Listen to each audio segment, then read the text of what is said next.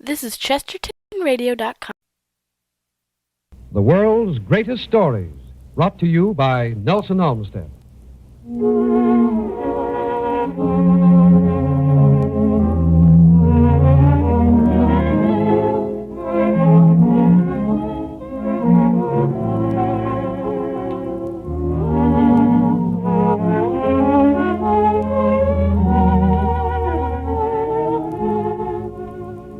From the master pens of the literary world have come stories which live, powerful in their tragedy, tenderness, or romance. These are the world's greatest stories. Such stories Nelson Olmsted brings you, and tonight the narrative is by one of the world's favorite authors, Robert Louis Stevenson, who wrote Markheim.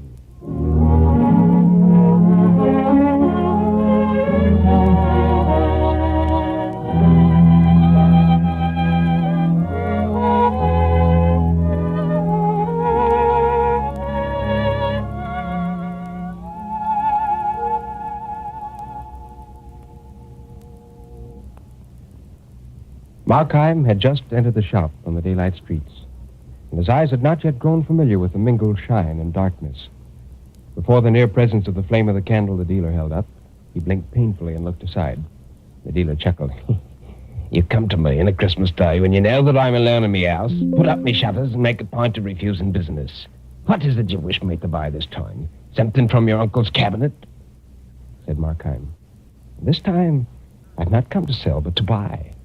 I have no curios to dispose of. My uncle's cabinet is bare to the wainscot, and even were it still intact, I've done well on the stock exchange, and should more likely add to it than otherwise. And my errand today is simplicity itself. I seek a Christmas present for a lady, and certainly I owe you every excuse for disturbing you upon so small a matter on Christmas Day. But the thing was neglected yesterday. I must produce my little compliment at dinner, and as you very well know, a rich marriage is not a thing to be neglected. Well, sir, be it so. You're an old customer after all. Now, I have a nice thing for a lady. That hand glass, 15th century warranted. Comes from a good collection, too. Just a moment, I'll get it for you. The old dealer turned around, searched in the lower shelves, against the wall. Then, as he began to rearise, Markheim bounded from behind upon his victim. The long skewer-like dagger flashed and fell. The dealer struggled like a hen, striking his temple on the shelf, and then tumbled on the floor in a heap. Dead. Time had a score of small voices in that shop, some stately and slow as was becoming to their great age, others garrulous and hurried. All these told out the seconds in an intricate chorus of tickings. These clocks sounded inordinately loud to Markheim as he looked around the shop. Time, now that the deed was accomplished, time, which had closed for its victim, had become instant and momentous for the slayer. This thought was yet in his mind when first one and then another, with every variety of pace and force, one deep as a bell from a cathedral turret, another ringing its treble notes the prelude of the waltz, the clocks began to strike the hour of 3 in the afternoon. The sudden outbreak of so many tongues in the dumb chamber staggered him.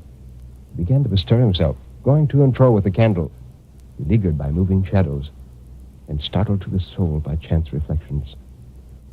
Here, within the house, was he alone?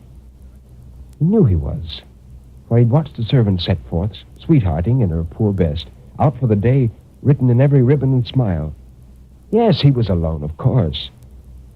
And yet, in the bulk of that empty house about him, he could surely hear the stir of delicate footing. He was surely conscious, inexplicably conscious, of some presence. Markheim reflected he was wasting precious time. The money, that was now Markheim's concern, and as a means, the keys. He shuddered as he took them from the murdered dealer and tiptoed stealthily up the stairs into the dealer's own room. The sense that he was not alone grew upon him to the verge of madness. He longed to be home, girt in by walls, buried among the bedclothes, and invisible to all but God. About God himself, he was at ease. His act was doubtless exceptional, but so were his excuses, which God knew. It was there, and not among men, that he felt sure of justice. Once in the room, he used the many keys to open the desks and cases. It was slow work, but he had to have the money that must be hidden there. Suddenly, he was startled. He seemed to feel a flash of ice, a flash of fire, a bursting gush of blood, and then he stood transfixed. A step mounted the stair slowly and steadily. and presently a hand was laid upon the knob, and the lock clicked, and the door opened. Fear held Markheim in a vice, but when a face was thrust into the aperture, glanced round the room, looked at him, nodded and smiled as if in friendly recognition, and then withdrew again, and the door closed behind it. His fear broke loose from his control in a hoarse cry. At the sound, the visitor returned. "Did you call me?" he asked pleasantly. And with that, he entered the room and closed the door behind him. Markheim stood and gazed at him with all his eyes. Perhaps there was a film upon his sight. But the outline of the newcomer seemed to change and waver like those of the idols in the wavering candlelight of the shop. And at times he thought he knew him. And at times he thought he bore a likeness to himself. And always, like a lump of living terror, there lay in his bosom the conviction that this thing was not of the earth and not of God. And yet the creature had a strange air of the commonplace as he stood looking on Markheim with a smile. And then he added, "You're looking for the money, I believe? Well, I should warn you that the maid has left her sweetheart earlier than usual and will soon be here. If Mr. Markheim be found in the house, I need not describe to him the consequences. You know me? Oh, you've long been a favorite of mine. I've long observed and often sought to help you. What are you? The devil? What I may be cannot affect the service I propose to render to you. It can. It does. Be helped by you? No. You don't know me yet. Thank God you don't know me. Oh, I know you. I know you to the soul. Know me? No one really knows me. My life is but a travesty and slander on myself. My excuse is known to me and God. But had I the time, I could disclose myself. To me. To you before all. You propose to judge me by my acts. Think of it, my acts. I was born, and I've lived in a land of giants. Giants have dragged me by the wrist since I was born out of my mother. The giants of circumstance. And you would judge me by my acts. But can't you look within? Can't you understand that evil is hateful to me? Can't you see within me the clear writing of conscience, never blurred by willful sophistry, although too often disregarded? Can't you read me for a thing that surely must be as common as humanity, the unwilling sinner? Oh, all this is very feelingly expressed, but it regards me not. These points of consistency are beyond my province. I care not in the least by what compulsion you may have been dragged away, so long as you are but carried in the right direction. But time flies. The servant delays, looking in the faces of the crowd, but still she keeps moving nearer. And remember, it is as if the gallows itself was striding toward you through the Christmas streets. Shall I help you? I, who know all. Shall I tell you where to find the money? For what price? I offer you the service for a Christmas gift. No, I'll take nothing at your hands. It may be credulous, but I'll do nothing to commit myself to evil. I have no objections to a deathbed repentance. Because you disbelieve in their efficacy. I do not say so. Murder is to me no special category. All sins are murder, even as all life is war. I behold your race, like starving mariners on a raft, plucking crusts out of the hands of famine and feeding on each other's lives. I follow sins beyond the moment of their acting. I find that in all, the last consequence is death. Do I say that I follow sins? I follow virtues also. They differ not by the thickness of a nail. They are both scythes for the reaping angel of death. Evil, for which I live, consists not in action, but in character. The bad man is dear to me, not the bad act, whose fruits, if we could follow them far enough down the hurtling cataract of the ages, might yet be found more blessed than those of the rarest virtues. And it is not because you've killed a dealer, but because you are Markheim, that I offer to forward your escape. I don't understand what you are, but I'll lay my heart open to you. Say the money that I get here today be lost, and I'm plunged again in poverty. Shall one part of me, and that the worst, continue until the end to override the better? Evil and good run strong in me, hailing me both ways. I don't love the one thing, I love all. Are my vices only to direct my life, and my virtues to lie without effect, like some passive lumber of the mind? Not so. Good also is a spring of acts. Oh, for 36 years that you've been in this world, through many changes of fortune and varieties of humor, I've watched you steadily fall. Downward, downward lies your way. Nor can anything but death avail to stop you. Content yourself with what you are, for you will never change, and the words of your part in this stage of life are irrevocably written down. At this moment, the sharp note of a doorbell rang through the house, and the visitant, as though this were some concerted signal for which he had been waiting, changed at once in his demeanor. The maid. She has returned as I forewarned you, and now you must get rid of her in the same manner you handled the dealer. Up, up, friend. Your life hangs trembling in the scales. Up and act. If I be condemned to evil acts, there's still one door of freedom open. I can cease from action. If my life be an ill thing, I can lay it down. My love of good is damned to barrenness, but I still have my hatred of evil. And from that to your galling disappointment, you shall see that I can draw both energy and courage. With these words, the features of the visitor began to undergo a wonderful and lovely change. They brightened and softened with a tender triumph. And even as they brightened, faded, and dislimbed. But Markheim did not pause to watch or understand the transformation. He opened the door, went downstairs, and confronted the maid on the threshold with something like a smile. He said, "You'd better go for the police. I've killed your master."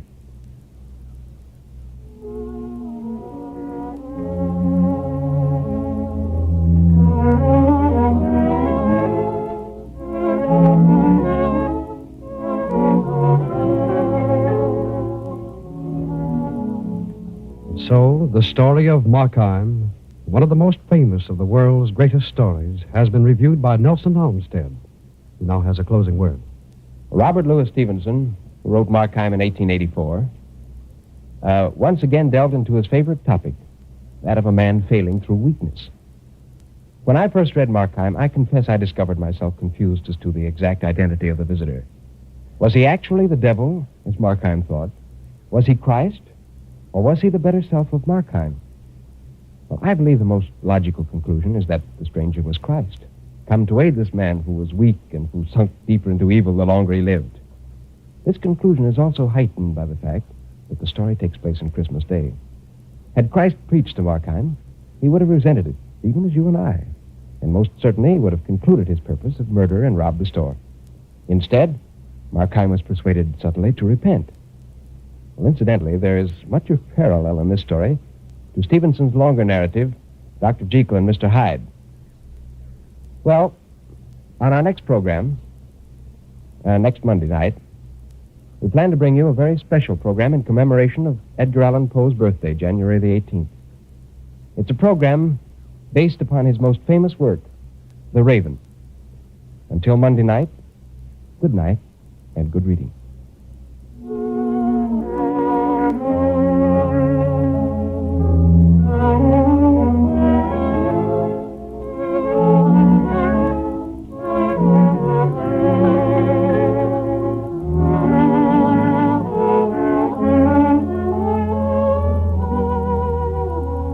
Three times each week, over these same stations, Nelson Olmsted brings you the world's greatest stories in review. Next Monday night, listen for The Raven by Edgar Allan Poe.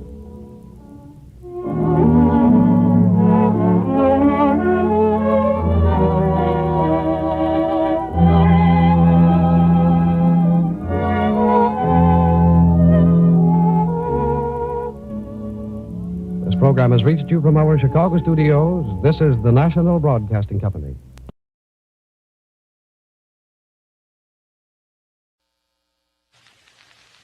This is Ronald Coleman, inviting you to radio's most dramatic half hour, Favorite Story.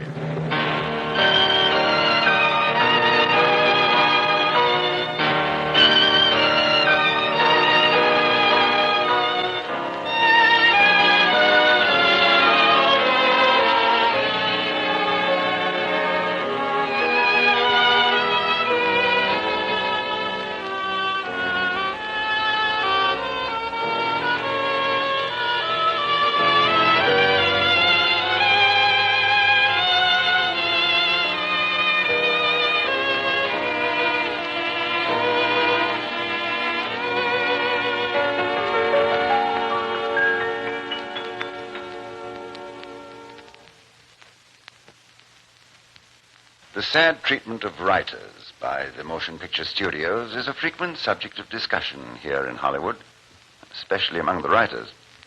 They will tell you that they slave and strain over their hot typewriters day in, day out, writing magnificent screenplays which are slashed and butchered before the cameras. And what does the poor writer have to show for all his work? Nothing but a miserable fortune. Well, frankly, there is some truth in the Hollywood writer's lament, for it has been said that even William Shakespeare himself couldn't get one of his plays on the screen without somebody in the front office rewriting his dialogue. Well, this gave a couple of writers an idea. Jerome Lawrence and Robert E. Lee decided to do a story about what might happen if the greatest of all playwrights could come back out of the past to work for a modern motion picture studio. They called their story Mr. Shakespeare, and it was broadcast around the world by the Armed Forces Radio Service. By vote, it was the favorite radio play of troops in every part of the globe. Spencer Tracy happened to hear it and named this amusing commentary on life in Hollywood as his favorite story. We're proud to bring you that splendid actor, Vincent Price, in the role of the Bard of Avon.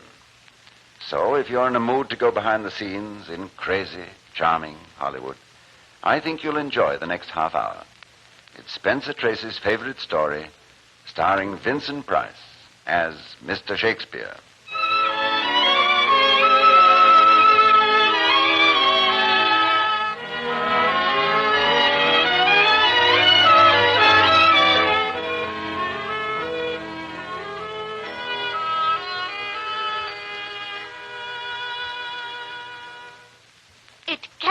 Done. It's the most absurd proposition. This is a gag. Nat Wolf sent you here. I don't know, Mr. Wolf. You have my references right there. I'm not a fanatic and I'm not a fake. I suppose you want money in advance. I wouldn't touch it. Mr. Green, I've come to you with a perfectly honest, straightforward proposition. If you're not interested, there are other studios in Hollywood. No. Wait a minute, Mrs. Tidball. Mrs. Tidball. What do you expect me to do when somebody walks into my office and asks me to put a ghost under contract? Mr. Green, I do not believe in ghosts. The individual I shall recreate from the past will differ from your other employees only in that he shall consist of ectoplasm instead of protoplasm. Yeah? When this individual has arrived, materialized, shall we say, and you are completely satisfied, then you may draw me a check for $10,000. Uh-huh. You must understand why I'm doing this. My young niece, to whom I'm very devoted, will be ready for college this fall. I want her to be amply provided for. That is the only reason that I would consent to this commercialization of my talent. How long does it take? Well, that depends on a number of factors. I should say several hours. It's a great physical strain. Uh-huh. And how many people could you bring back? Oh, just one. I wouldn't think of bringing back more than one. Oh, frankly, Mrs. Tidball. Frankly, I don't believe you. But I'm a gambler, a little bit crazy, and this is Hollywood. You got yourself a deal. Your niece is practically in Vassar.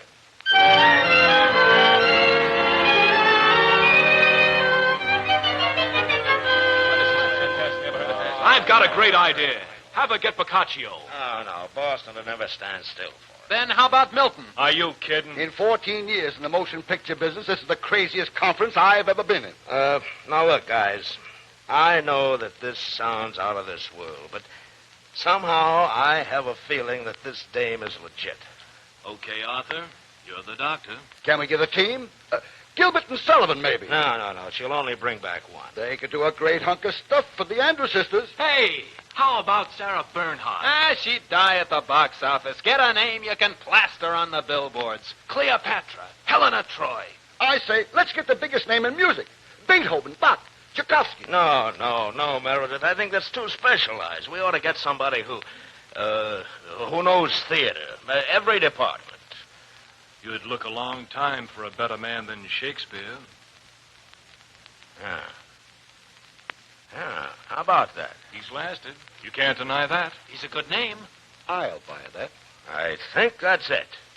Shakespeare. Hey, how about that? I know I'd come across Say, with a good idea. how old would he be? How old? Let's see. He was born in 15-something. That would make him about 400 years old. Man, I'd sure like to collect his back Social Security.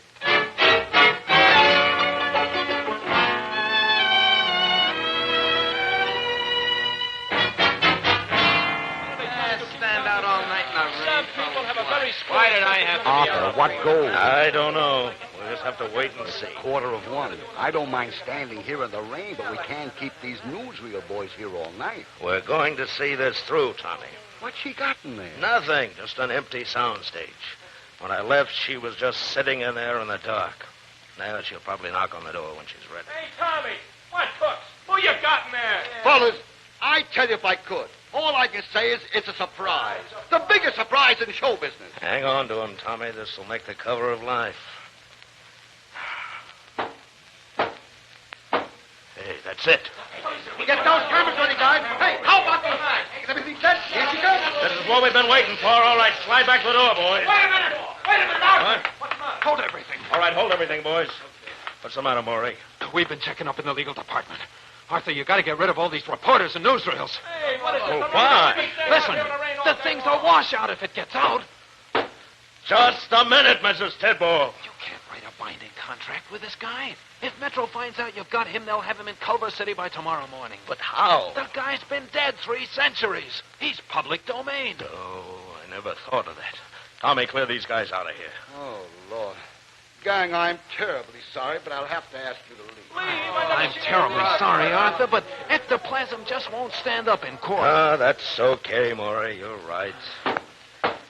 Well, I guess I'll be getting back to the legal department. Maury, don't go away. All right, I'm coming, Mrs. Tidball. Give me a hand, Maury. All right.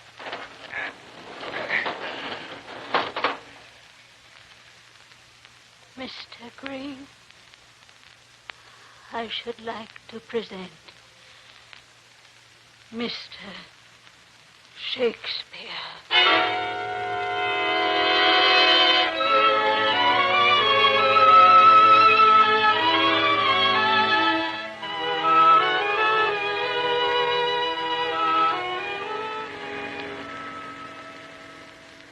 Hey, Arthur, Yes. where are we taking him? The Beverly Wilshire. I've reserved a suite for him. Hey, don't you think it's kind of strange? He hasn't said anything. Give the guy a chance, will you? Listen. Gentlemen, I beg your forgiveness. I've been through a most harrowing experience. It seemed almost that I had been dead. But you... Maury, how are you feeling, Mr. Shakespeare? Strange. Quite strange. What manner of conveyance is this? Why, this is an automobile. You didn't have these in Stratford-on-the-Avon, did you? This is not Stratford. What place is this? Wilshire Boulevard. Yes, we're in Beverly Hills. In England? Oh, no, in California, in the United States of America. I have never even heard of these places. In what direction do they lie from England? Why, west. Not Ireland. Oh, far to the west, across the ocean. The New World? Yes. But I thought there were only savages here. Do they know of this in England? Here we are. Now, you be very careful, sir. The sidewalk's very slippery. To what king does this palace belong? Come right inside. Why, it's like day. All right, go over to the desk and register. It's room 704. We don't want to attract any attention in the lobby. Don't worry about his clothes. Any place else in the country, yes. But in Hollywood, they'll just think he's another dress extra. I'll see you upstairs. This way, Mr. Shakespeare. The elevators are back here. Elevators? Yes. And now, I know that this is going to seem very confusing to you. I can offer no explanation, but this is the 20th century. 20th century? Well, somehow we've been able to bring you back from the past. I hope you're not angry or annoyed. Angry? Why, this is the greatest thing that ever happened to me. What an idea for a play. Going up. 7, please. What's happening? We're going up. Well, hey, nonny. 7 out. Does this contrivance also descend? Yes. I should like to descend. Descend, please. Okay. Oh, yes, this is That's very far pleasant. enough. Back to 7, Yes, please. I like this. Up now. Yes. This is our floor. This is where we get out. Oh, no, please. I want to elevate some more. Elevate and descend. Elevate and descend. All night.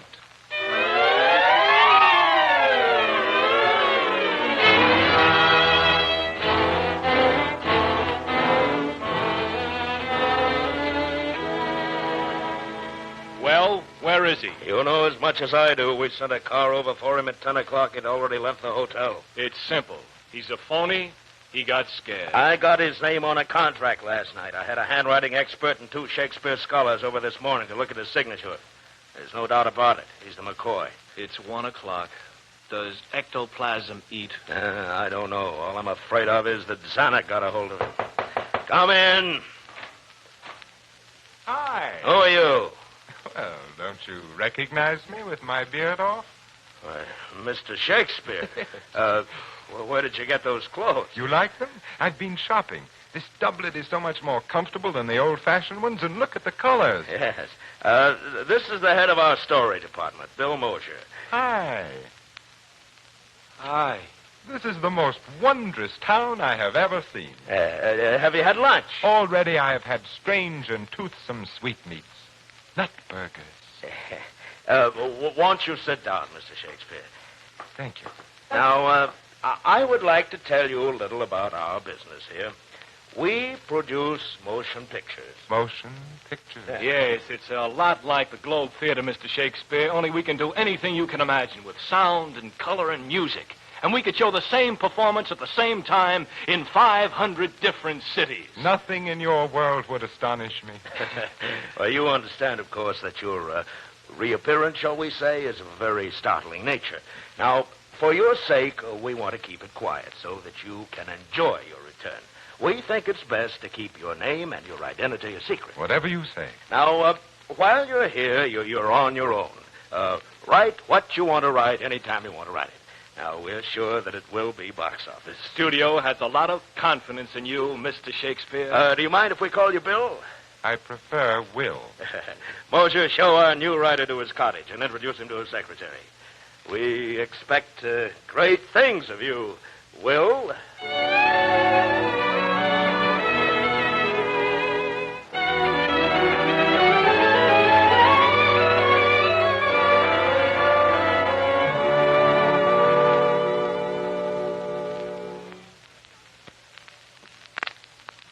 Here's Act 2 of Spencer Tracy's favorite story. We rejoin our star, Vincent Price, as he brings to life the somewhat confused author of the Comedy of Errors. A peculiarly talented woman named Mrs. Tidball has managed to bring William Shakespeare back from the past, and he finds himself under contract to a big motion picture studio. However, the Bard of Stratford-on-Avon seems to be causing the studio executives a great deal of trouble.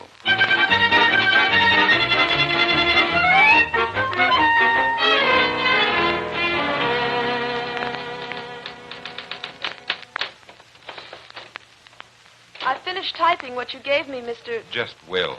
It's quite difficult working for someone when you don't even know his last name. Oh, last names are a nuisance. I wish your name were only Anne. It is. But nothing else.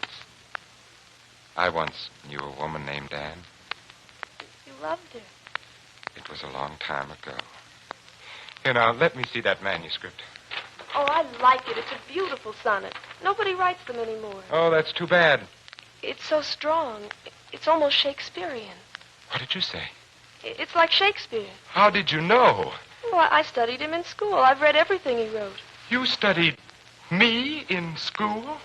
I beg your pardon. Where did you pick up that name, Shakespeare? Everybody knows Shakespeare. Do they? Certainly, right here in your own bookcase. Here, look at it. The complete works of William Shakespeare, illustrated and annotated. For the love of heaven, where did they ever dig up this stuff? The Tempest, Coriolanus. Measure for Measure, that old wheeze. Romeo and Juliet. Say, as I remember, that one wasn't so bad. Twelfth Night. Hamlet. I used to play the ghost in that. I was sensational. Now, where the devil did they get a hold of these folios? I never even had copies of some of these myself. Look, here, in As You Like It. I remember when I made up this scene. It sagged in rehearsal. I thought up these changes and gave them to Burbage, and he memorized them. I never even set them down on paper. Oh, no. This part they have wrong. This isn't the way we used to do it. What the deuce is this? Titus Andronicus, indeed? I never wrote that tripe. Oh, and you think I'm mad? No. I can't explain. You're crying. What would my mother back in Elyria, Ohio, say if she knew that I was secretary to... You see, the only other job I ever had in Hollywood was working for Stanley Roberts on an Abbott and Costello picture. Well, what's wrong with Abbott and Costello? I wish I had him at the Globe. May I come in? Oh, come on in, Mr. Green. How are you doing? I've just finished something for you. Oh, you have, huh? Yes, here it is. See what you think of it. But this is poetry. Great poetry. Well, it's very nice, but we have no use for poetry. You told me to write whatever I pleased. Well, what we need from you is plays, screenplays, something commercial. Plays? I never wanted to write plays. I'm a poet, a sonneteer. But it's not box office. We've got to have something to show in movie theaters. Oh. After 3 centuries, I thought maybe people would learn to appreciate beautiful words by themselves without having them strung on stale plots. I was wrong. Anne, take a tragedy.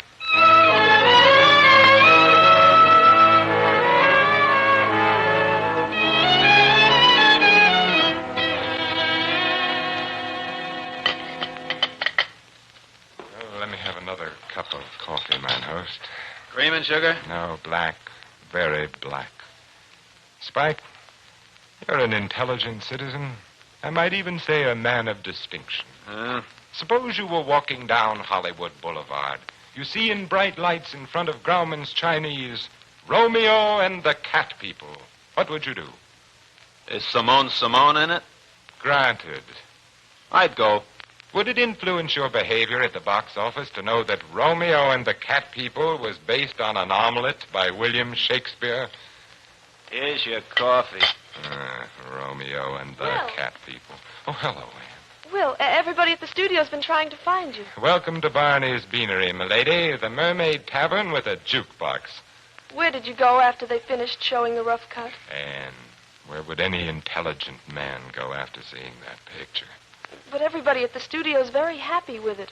All they want's a little rewrite on the ending. That's why I've been looking for you. Just a little rewrite on the ending. And you know better than that. They should throw the whole thing out and start afresh. Especially that title. The Capulet Family. I could take almost everything except the scene where Judge Capulet has a man-to-man talk with his son. They want a sequel. Oh, I'll give them sequels. Romeo's Blonde Trouble. Romeo and Juliet Haunt a House. Romeo's Swing Fever. Romeo and the Cobra Woman. Can I interest you in some black coffee? I liked your first script. It's a shame they brought in all those other writers. Have you seen today's Variety? The studio's dickering to sell my story on the radio as a summer replacement for Milton Berle. They want to call it A Date with Juliet. Will, don't give up. You know why they do things like this, because they're afraid. They know these things work, and they're afraid to try anything else. But you can show them how. Your lip rouge it's on crooked. Will, you're 400 years away. 300. Don't go back. Give me the script. I'll fix the ending. I'll see you in the morning. I'd better go. What's her trouble? She's in love. With you? No. No, she's in love with a state of mind. She hasn't found the body to go with it. She's lovely. She's the kind of gal you like to write about. She's alive, you know? You a writer? I think so. Hey, listen to this. I just wrote it down. The jukeboxes mourn us. You like it? Good line. You a writer, too? Yes. How old are you? 22. Oh, I don't know where I get off calling myself a writer. I never sold anything. But it's all there. As if I had it in my fist. Words and lines they want to sing. Do you put them down? I got a closet full of them. But there's no beginning and middle and ending. They just flow. Nobody buys that kind of stuff. Well, then give them what they want to buy. I don't know how to write plots. Stories, that's what they want, but I can't come up with any new storylines. You know why? There aren't any. Ever read any Shakespeare? Sure. That guy never had an original plot in his life. The Comedy of Errors is a steal from the Menachmi by Plautus. As You Like It is straight out of Rosalind by Tom Lodge. Hamlet's just a rewrite job. Romeo and Juliet was lifted title and all from a dull little dilly by Arthur Brooke called Romeos and Juliet. But do you know what he gave that old stuff? He gave it heat. And a few good lines. Yeah. You know what Shakespeare had when he was 22? The same thing you have. A fist full of words. My name's Jimmy O'Neill. What's yours? Me? Oh, call me Francis Bacon.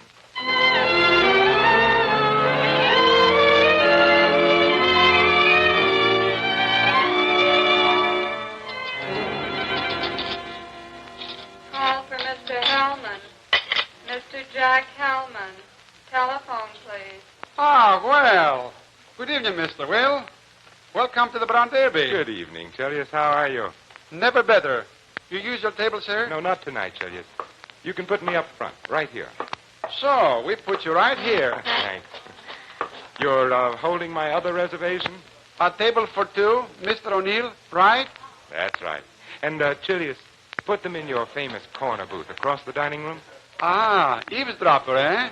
No, I'm playing puck tonight, and I want to hear what goes on. The way every word from that booth carries clear over here is one of the wonders of Hollywood. What a great acoustical accident. You think it was an accident? Oh, see, there's Jimmy and Ann now. Be sure they get the right table. Leave them to me. Thank you. Here we are, Mr. O'Neill. A table for you and the young lady. Thank you. Oh, thanks a lot. Waiter, a menu for Mr. O'Neill. Everything is set. How's the reception, sir? Fine. Ann, you know, the first time I saw you, you hit me smack between the eyes, you know? But, well, I never thought we'd ever have a date like this. You haven't told me yet how you got my phone number. Oh, that's a secret. Let's order. They have pot roast Can you on the see wagon them from with where potato you're standing, pancakes. Chelius? Yes. Are they sitting close to each other? Well, so. A foot and a half, maybe. I'd like to order from the wagon, too. Oh, we like the same kind of things. That's good. What else do you like, Jimmy? Oh, spaghetti, open cars, Joe Stafford, all kinds of things, lots of things, almost everything. Great Dane? Oh, love them. Chelius, how far apart are they now? Oh, 8, 9 inches, maybe. You've seen a lot of couples come and go, Chelius. To your expert eye, do those two look like star-crossed lovers? I don't know. This young lady still needs a little defrosting. Oh, I'm sorry to hear that. Chelius, I want to close my account as of tonight. Oh, you're going away? Yes. Yes, I'm going away. Flash, they're about 4 inches apart now. You know what kind of poetry I like? I'm a sonnet man myself. Well, what do you know? I like the real old sonnets best. Me too. This one's my favorite. Shall I compare thee to a summer's day? Hey. Thou art more lovely and more temperate. Rough winds do shake the darling buds of May, and summer's lease hath all too short a day. They're holding hands. No inches now.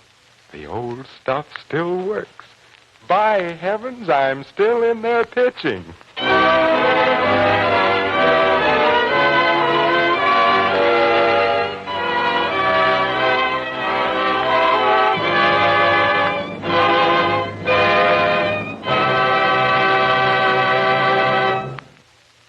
Well, there you have it. An approximate idea of what might happen if William Shakespeare had tried to write for the movies. Jerome Lawrence and Robert E. Lee imagined this fantasy called Mr. Shakespeare, and Spencer Tracy chose it as his favorite story. Vincent Price, who always gives such fine performances, gave us one more in the role of William Shakespeare. Vincent, we've really enjoyed having you with us on Favorite Story. Thank you, Ronnie. It was a pleasure to be with you here on Favorite Story. You know, a lot of actors have the opportunity to play Shakespearean roles, but it's not very often an actor has a chance to play Shakespeare. By the way, Vincent, our listeners may be interested to know that your secretary in this Favorite Story was Betsy Blair of the Broadway stage, known in these parts as Mrs. Jean Kelly. And the actor who played Chilius, the famous head waiter of the Hollywood Brown Derby, was Chilius, the famous head waiter of the Hollywood Brown Derby.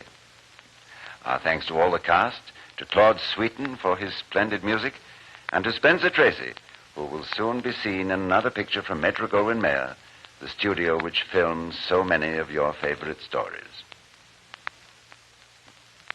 Next week, a special treat for all you baseball fans, Casey at the Bat. The exciting and nostalgic story about the good old days in the Bush Leagues. It's the favorite story of the baseball immortal Tris Speaker, and it will star Lionel Stander as the mighty Casey and sports commentator Hal Berger as the manager of the Mudville Nine. We hope you'll be listening.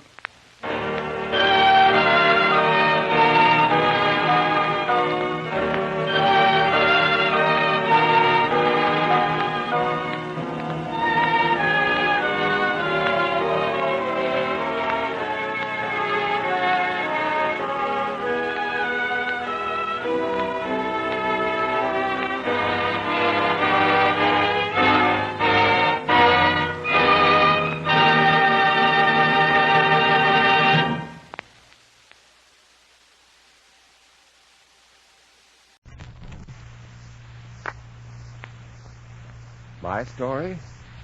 Well, it will take time, but if you wish it, I cannot gracefully refuse.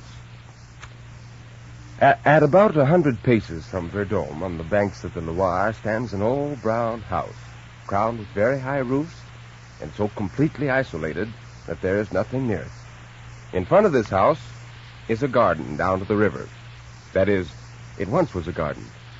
Now it is completely overrun with weeds, and the trees and shrubs have grown wild and ugly. The paths once graveled are overgrown with purslane, but to be accurate, there's really no longer a trace of a path unless you look very closely. At one time, this must have been a beautiful garden, setting off the house until it very probably looked like a castle. The roof of this house is dreadfully dilapidated, and the outside shutters are always closed. The balconies are hung with swallows' nests, and the doors are forever shut. The dreary silence is broken only by birds and cats, rats and mice free to scamper around and fight and eat each other. An invisible hand has written over it all, mystery. During my stay at Verdun, the sight of La Grande Bretèche, for that's what it was called, became one of my keenest pleasures. Its unrevealed secrets intrigued me, and many was the evening that I braved the scratches of the overgrown hedges and got into this ownerless garden, which was no longer public or private. I lingered there for hours, gazing at the disorder and wondering at the debauches which had brought its downfall. One evening in my room, a stranger was announced to me, a Monsieur Regnault, who was the essence of politeness, but who had the great displeasure, he said, to request that my visits to La Grande Bretèche cease. Naturally, I was curious as to why, and he elaborated by adding that he was the executor under the will of the late Comtesse de Marais, and that her last word had specifically instructed that the house was to be vacated, and no one was to enter, even the grounds, for 50 years. Well, more than ever, I wanted to know why such a strange will was left. Monsieur was a tacit man, but a glass of sherry warmed him sufficiently to relate that Monsieur le Comte de Marais was dead, and that Madame de Marais was on her deathbed when he visited La Grande Bretèche. She was a shrunken old woman who gave her last will and testament the moment before she clutched a very beautiful silver-mounted Spanish crucifix and died. From that time on, no one had entered the house, not even the madame's maid. In such a state of suspense, Monsieur Regnault left me. I, burning with desire to know the whole story, could think of no better person to tell it to me than the maid, who, I was surprised, was easily found, and after some bribing and a great deal of talking, was willing to relate what she knew of the story. Rosalie was eloquent in her reproduction, and in order not to fill volumes, I will relate what she told me as briefly as possible. The room at La Grande Bretèche in which Madame de Marais slept was on the ground floor. A little cupboard in the wall, about 4 feet deep, served to hang her dresses in. 3 months before the evening of which I have to relate the events, Madame de Marais had been seriously ailing, so much so that her husband had left her to herself and had his own bedroom on the 2nd floor. By one of those accidents which it is impossible to foresee, he came in that evening 2 hours later than usual from the club, where he went to read the papers. For some time past, Monsieur de Marais had been satisfied to ask Rosalie whether his wife was in bed, and on the girl's replying always in the affirmative, he at once went to his own room with the good faith that comes from habit and confidence. But this evening, on coming in, he took it into his head to go see Madame de Marais. Instead of calling Rosalie, who was in the kitchen at that moment, Monsieur de Marais made his way to his wife's room by the light of his lantern. At the instant when he turned the key to enter his wife's room, he fancied he heard the door shut of the closet of which I have spoken. But when he went in, Madame de Marais was alone, standing in front of the fireplace. The unsuspecting husband fancied that Rosalie was in the cupboard. Nevertheless, a doubt, ringing in his ears like the peal of bells, put him on his guard. He looked at his wife, read in her eyes an indescribably anxious and haunted expression. "You are very late," she said. Her voice, usually so clear and sweet, struck him as being slightly husky. At this moment, Rosalie came into the room. This was like a thunderclap. He walked up and down the room, going from one window to another at a regular pace, his arms folded. Finally, facing his wife, he said, "Madam, there is someone in your cupboard." She looked at him calmly and replied quite simply, "No, monsieur." This "no" wrung Monsieur de Marais' heart. He did not believe it, and yet his wife had never appeared purer or more saintly than she seemed at this moment. He rose to go and open that closet door. Madame took his hand, stopped him, looked at him sadly, and said in a voice of strange emotion, "Remember, if you should find no one there, everything must be at an end between you and me." "No, Josephine, I will not open it. In either event, we should be parted forever. Listen, I know all the purity of your soul. I know you lead a saintly life and would not commit a deadly sin to save your life. See, here is your crucifix. Swear to me before God that there is no one in there. I will believe you. I will never open that door. I swear it." Louder, and repeat. "I swear before God that there is nobody in that closet. I swear before God that there is nobody in that closet." That will do. Now, Rosalie, I know that Gorenflot wants to marry you, that poverty alone prevents your setting up house, and that you told him you would not be his wife till he found means to become a master mason. Well, go fetch him, and tell him to come here with his trowels and tools. His reward will be beyond your wishes, and above all, go out without saying a word or else. Rosalie left. Monsieur de Marais came quietly back to the fireside and began to tell her the details of the game of billiards and the discussion at the club that evening. When Rosalie returned, she found Monsieur and Madame de Marais conversing amiably. "Gorenflot is here, sir," said Rosalie. Tell him to come in." "Oh, Gorenflot. Go fetch some bricks from the coach house. Bring enough to wall up the door of this cupboard. You can use the plaster that is left for cement." "Rosalie," said Madame de Marais, "come and brush my hair." Her husband quietly walked up and down the room, keeping an eye on the door, on the mason who was bringing in the bricks, and on his wife, but without any insulting display of suspicion. Gorenflot could not help making some noise. Madame de Marais seized a moment when he was unloading some bricks, and when her husband was at the other end of the room, to say to Rosalie, "My dear child, I will give you 1,000 francs a year if you'll only tell Gorenflot to leave a crack at the bottom." And then she added aloud, quite coolly, You had better help him. Monsieur and Madame de Marais were silent all the time while Gorenflot was walling up the door. This silence was intentional on the husband's part. He did not wish to give his wife the opportunity of saying anything with a double meaning. On Madame de Marais' side, it was pride and prudence. When the wall was half built up, the cunning mason took advantage of his master's back being turned to break one of the 2 panes at the top of the door with his pick.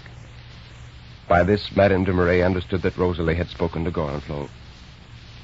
They all 3 then saw the face of a dark, gloomy-looking man with black hair and flaming eyes, a Spaniard, a handsome Spaniard. Before her husband turned around, the poor woman had nodded to the stranger, to whom the signal was meant to convey hope. At 4 o'clock in the morning, as the day was dawning, the work was done. Monsieur de Marais slept in his wife's room. The next morning, when he got up, he said with apparent carelessness, "Oh, by the way, I must go to the mayor for a passport." He put on his hat and left. Madame de Marais rang for Rosalie, and then in a terrible voice she cried, "The pick! Bring the pick and set to work. I saw how Gorenflot did it yesterday. We shall have time to make a gap and build it up again." In an instant, Rosalie had brought her mistress a sort of cleaver. She, with a vehemence in which no words can give an idea, set to work to demolish the wall. She had already got out a few bricks when, turning to deal a stronger blow than before, she saw behind her Monsieur de Marais. She fainted away. "Lay Madame on her bed," said Monsieur de Marais. Foreseeing what would certainly happen in his absence, he had laid this trap for his wife. He had taken the beautiful silver-encrusted Spanish crucifix of his wife, which he had seen for the first time, and had asked questions until he shortly heard the name of its owner, a Spanish soldier in Verdun for the summer. "Rosalie, you may serve my meals here in Madame's room. She is ill. I shall not leave her till she recovers." The cruel man remained in his wife's room for 20 days.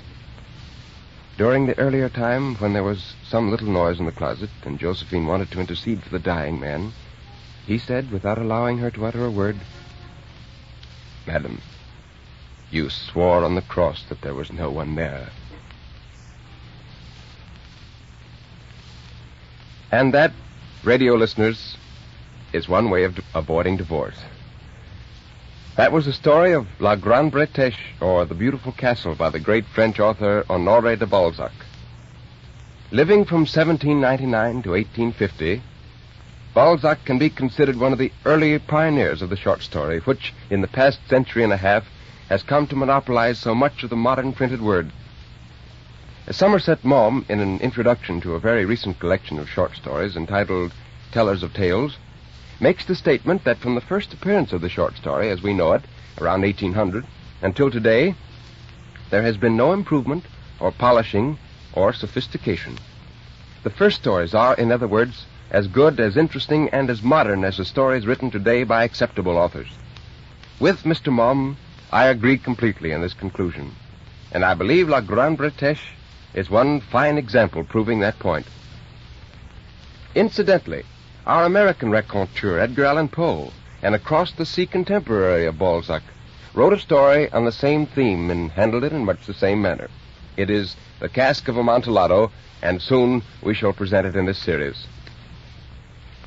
Now, next week we turn to Guy de Maupassant once again for one of his most subtly clever stories. Be with us for The False Gems by de Maupassant. I can guarantee that you will like it. Until then, this is Nelson Armstead bidding you good night and good reading.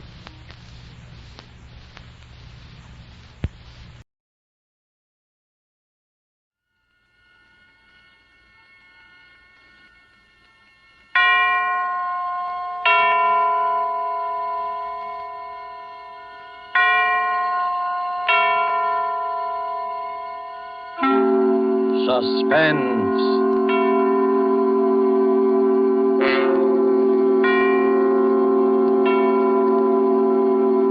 This is the Man in Black, here again to introduce Columbia's program, Suspense. In our starring Hollywood cast tonight are Mr. John Sutton, who appears as a young English doctor, Jim Norwood, who knew a great deal more than he admitted concerning the strange events which we are about to relate, and Mr. George Zucco, who plays the village curate, the Reverend Arthur Morley. Our story, and it bears none but a coincidental resemblance to H.G. Wells' famous short novel, The Invisible Man, is by John Dixon Carr and is called The Man Without a Body, tonight's tale of suspense. If you have been with us on these Tuesday nights, you will know that suspense is compounded of mystery and suspicion and dangerous adventure. In this series are tales calculated to intrigue you. And so it is with The Man Without a Body and the performances of John Sutton and George Zuko. We again hope to keep you in suspense.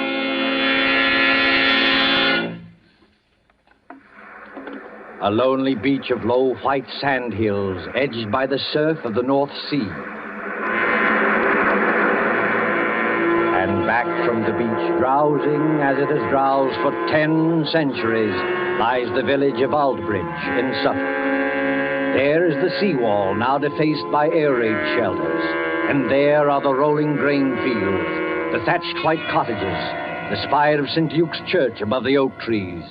Ancient and bell-haunted, lost among hedgerows, this village could never cause consternation in London newspaper offices. And yet, on that warm night nearly 4 years ago... This time it's really happened. A man without a body, completely invisible.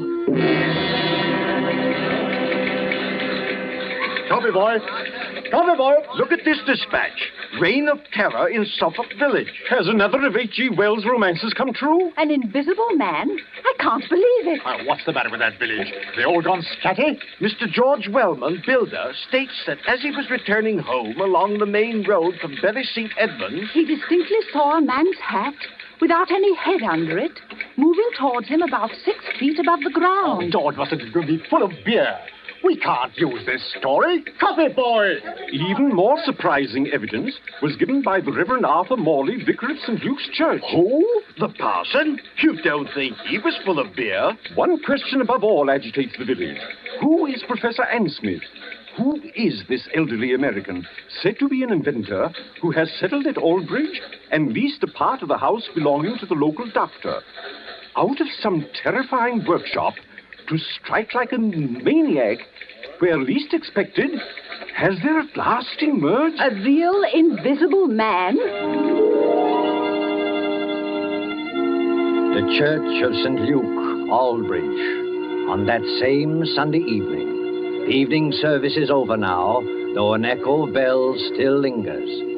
In the vestry at the rear of the church, where white surplices hang like ghosts, the Reverend Arthur Morley sits with his daughter Janice. It is a stone room of painted windows, now many-colored in the sunset. And here, as the drowsy summer light turns to dusk... Janice, I don't believe it. I know, Father. I saw it with my own eyes, yet I don't believe it. You don't think we were dreaming, do you? No, Father. We weren't dreaming. If this goes on, the whole village will be in a frenzy.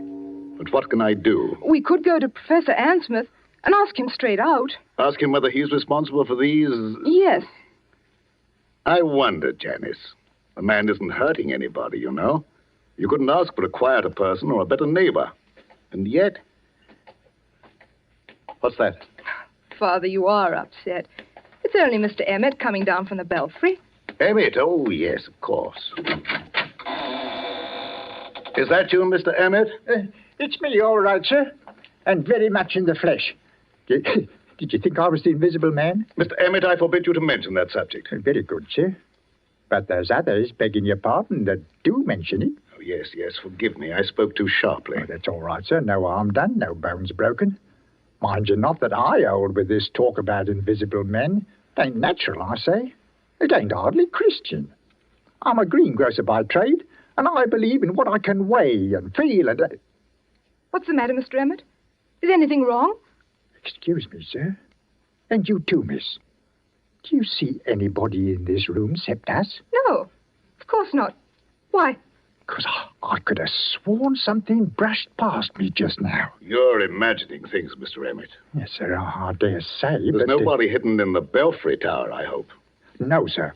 I had a look-see. And what's more, there's not going to be anybody up there once I've locked the door. Now, Let the blighter try and get in. Oh, please, Mr. Emmett. And you too, Father. You're talking about this invisible man as though he actually existed. There's something funny going on, miss. You can't deny that. No, none of us can deny it. And what's more, sir, it's getting pretty dark in here.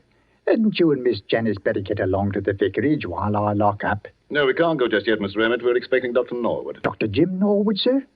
What does he say about all this? Oh, you might ask him yourself, Mr. Emmett. I think that's probably him now. Come in. The vestry door's not locked. Oh, hello, Padre. Hello, Janice. I'm sorry I'm late. Hello, Jim. You seem a good deal out of breath. I am out of breath, Janice, because there's blue blazes to pay down in the village. Not more trouble. Yes, I'm afraid so. They're holding a mass meeting at the Coach and Horses, and they're ready to murder Professor Ansmith. If this invisible man cuts any more capers, we may see a real old-fashioned lynching in an English village. Now, look here, my boy. This has got to stop. I know that, Padre, but how are we going to stop it? Sit down there, Jim, across the table from me. Yes, sir. First of all, what do you know about this Professor Ansmith? Nothing, sir. Nothing at all. But you rent part of your house to him. Oh, my dear Padre, that house is twice as big as I can possibly manage. I was only too glad to get a tenant. He gave you references, I imagine? Yes, but I didn't bother to check him. He's a quiet old boy. Pays his rent on the dot. Never does anything except read and go for long walks. Are you quite sure of that, Jim? The village has war nerves, that's all. With the camouflage aerodrome in the neighborhood, they're apt to imagine anything. True, perhaps, but... That talk about dynamos humming in the old boy's room and blue lights flashing is rubbish out of a sensational film. They imagine the whole thing. Finally, this crazy story about an invisible man playing the gramophone. Why, It's not a crazy story, Jim. Janice and I saw it happen. You what? Last night, about 9:30, Janice and I were out for a walk in the lane that runs past your house. On the way, we met Willie Kendrick, and he joined us. Well, sir? Listen, Jim. On that side of the house, there's a little square room with 2 windows and no furniture except a round table and a couple of chairs. Do you know the one we mean? Yes, of course. Professor Ansmith uses it. What about the room? It wasn't quite blackout time. The windows were up, the curtains weren't drawn, and the room was brightly lighted. On the table stood an old-fashioned gramophone with a horn and a crank handle. Beside it lay a pair of white cotton gloves, like gardener's gloves. The gramophone was playing away for dear life, but there was nobody in the room. Janice thought that was a bit odd, a gramophone going full tilt with nobody there, and called my attention to it. Just then, the gramophone started to run down. We could hear the record slow and go off key. As it did so... Well, sir, go on.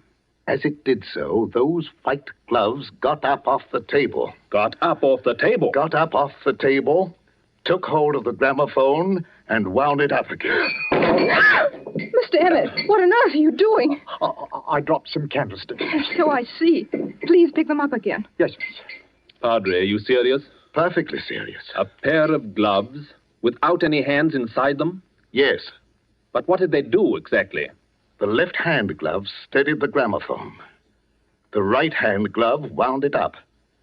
Then they both hung in the air, beating time to the music. It should have been funny. I can only assure you it was not funny. Oh, what happened then? Oh, Jim, it was horrible.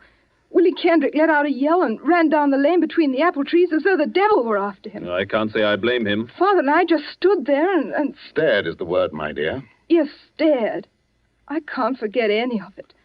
The 3-legged table and the whirling record and the blue flowers on the wallpaper. But there was nobody there. We could see past the table and under the table and all over the room. And there was nobody there. Except the man without any body. Confound the man without any body. Father, suppose it is true. As a clergyman, my dear, I prefer to remain agnostic. This thing's a trick. Yes, but how's it done, and why? That's the whole point, Jim. What worries me is the effect on our people here. We call ourselves intelligent, and yet, look at us. Even Mr. Emmett there. Hey, what's that about me, sir? A few minutes ago, you thought something brushed past you when you were coming down the stairs from the bell tower. Now, didn't you? Well, yes, sir. You see what I mean, Jim? But I didn't really think so, sir. Not really. It was imagination, just like the doctor said. Because I searched that tower. I locked the door afterwards. Exactly. But the mere force of suggestion, nothing more, might lead you to believe.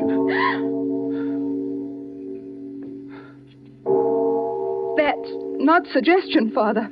Sir. Oh, take my Bible oath. There's nobody in that belfry. Bells can't ring by themselves, old man. There's somebody pulling the rope up there, and we're going to find out who it is. Now, one moment, all of you. What's wrong, Padre? You're as white as a ghost. This blasphemous mockery, it seems, extends even to the church. Very well. You will stay with Janice, my boy. Emmett and I will collar this invisible man. Why can't I go too? I don't believe in this, but I should prefer to have someone with Janice. You're not afraid, Mr. Emmett? If it's alive, sir, I'm not afraid of it. And if it's dead, well, you're not afraid of it. The tower door's open, sir. I'm ready. Don't do it, Father. Don't go. You can't help them, Janice. Sit down here. Take it easy. Jim Norwood, what's wrong with you? Wrong with me? You've got an odd look, too. And the light's fading. And the surplices look like ghosts. And in another minute, that bell would drive me mad. Suppose he has got in. Who? The invisible man. Oh, don't talk rot. As there are sounds that the ear cannot hear, so there are colors that the eye cannot see. I read that somewhere. He hasn't hurt anybody yet. But suppose he turns nasty and does hurt somebody. He can't hurt anybody. How do you know? Janice, listen to me. Take my hand. Oh, but Jim... I want to tell you a few things you won't understand. I don't ask you to understand. I just ask you to remember. Well, what is it? The first is a question. If you were a government official and wanted to find an expert on camouflage, where would you go? An expert on camouflage? Yes. And the second point is this. I studied medicine in Germany. Oh, I know that, but that's One night on a bet, I hid backstage at the Winter Garden Theater in Berlin. I saw the whole show from backstage, and I learned a great deal. Jim Norwood, what on earth are you talking George about? Wellman and I have talked the whole thing over. In a way, Janice, there is an invisible man. I can tell you who he is and how he works. But there's no danger, do you understand? There's no danger at all. Jim, what was that? I don't know. You do know. I can see it in your face. You do know. I think somebody's fallen Fallen? from the top of the belfry. Oh, Father! Stay here, Janice. You can't do any good. Let go of my arm. I'm going up there. No, you're not. I didn't think what the danger might be. Besides, there's somebody coming down the stairs now. Stay just where you are and don't move until... Oh, Father. Father, are you all right? Steady, sir. Take it easy now. I'm perfectly all right, yes. But you'd better go into the churchyard and see to Emmett. He fell? No, Janice, he did not fall. He was thrown. Oh. Thrown? By whom? There's no time to argue now. You're a doctor. Go out and see to him. Well, is he in... I don't know. Go. Yes, sir. For I will work a deed in your days which ye will not believe, though it be told you. Janice, this is incredible. Why? You heard the bell ring. I saw it ring. Without anybody there? I was as close to that bell as I am to you now. No hand held the rope. There were no strings or wires or any tricks to make it move. Yet it clanged back and forth alone in the tower. And I thought I heard someone laugh. Laugh? Oh, don't take that too seriously. We were both overwrought, and the noise of the bell was deafening. What about Mr. Emmett? Emmett yelled some words I couldn't hear and lunged for the bell. Then something caught him. Something caught him and gave him a sledgehammer blow in the back. That belfry is nothing but open arches. You heard him scream. I saw his face just before he went over. Lock the door to the tower, Father. Lock it. I can't lock it. Emmett has the key. But why should I lock it? Because he's still in there. He? He hadn't done any harm before, but he's done harm now. There's no telling what might happen if he gets loose. You mean? I mean Professor Ann Smith's protege, whoever he is. The man without a body.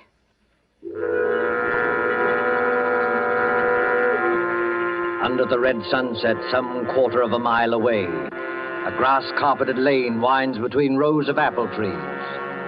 The lane is dusky, though lights shine into it from the windows of a large stone house, Dr. Norwood's house beyond the apple trees.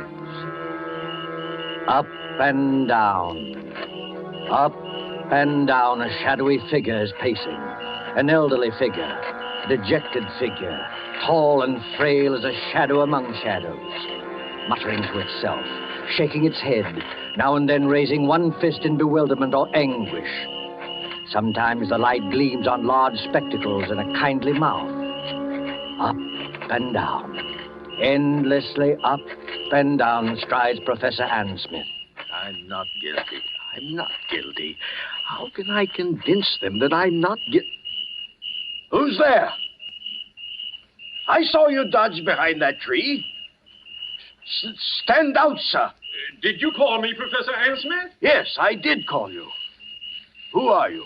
You probably won't recognize me, Professor Ansmith. Nevertheless, my friend, may I ask what your name is? My name is Wellman, Professor. George Wellman. Wellman. I've heard that name. Maybe you have. I'm a builder by trade, and a great friend of Dr. Norwood's. Wait one moment. Aren't you the young man whose firm is putting up these air-raid shelters along the seawall and making such an unholy din with your riveting machines? That's me. And come to think of it, aren't you the one who first started this alarm about an invisible man? Yes, because I met him. You did not meet him, sir. This whole thesis is scientific nonsense, and I won't have it. You won't have what? I'm an old man, Mr. Wellman. I never did anybody the least harm. As God is my judge, I know nothing whatever about this... What's that? It looks like the vicar's car, Professor. You'd better stand back. This is a pretty narrow lane. Ansmith! Professor Ansmith! Yes, Mr. Morley, I hear you. Well, we thought you'd better drive over here straight away. I think you've met my daughter. And, of course, you know Dr. Norwood. Yes, but there's no time for any social formalities. Get into your house, Professor Ansmith. Get in quickly and close the shutters. But why should I do that? Because there's a mob coming, sir, and we can't stop them. Hurry, do hurry. A mob coming here? Why? Haven't you heard the news? I've heard nothing, my friend. The only person I've seen has been that young man there who chews a toothpick and hides behind the trees. George Wellman? What on earth are you doing here? Watching, Janice. Watching and waiting, just as usual. Listen to me, Professor Ansmith.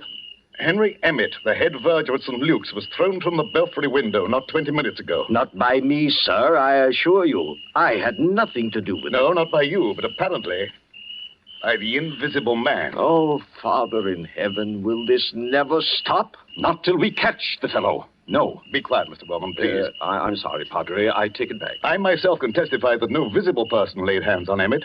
He was struck as though with a gigantic fist. What's the matter, Professor Ansmith? Is anything wrong? No. I was just thinking.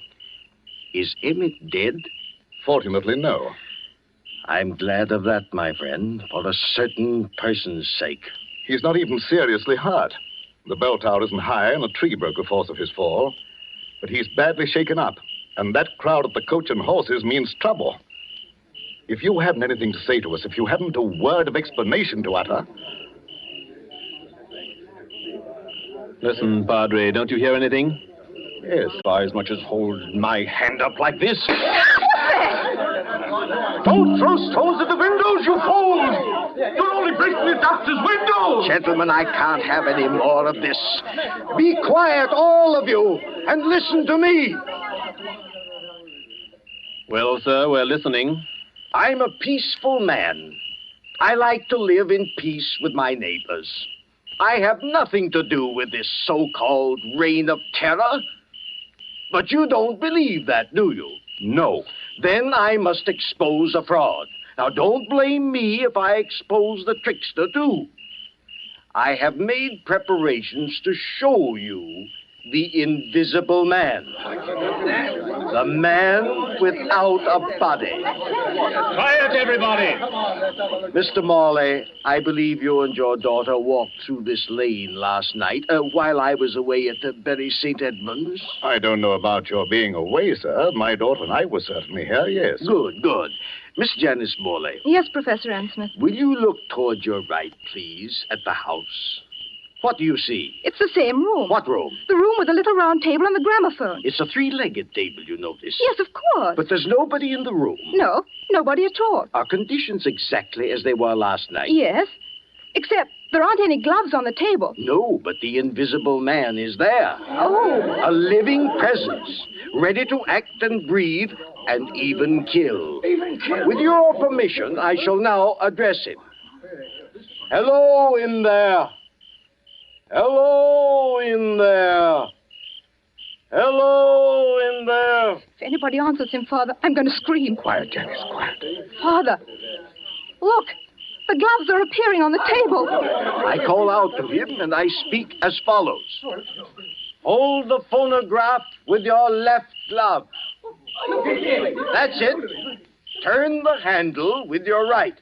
1 turn, 2, 3, 4. That's enough. Touch the spring with your left hand. Push the record. Lower the needle with your right and...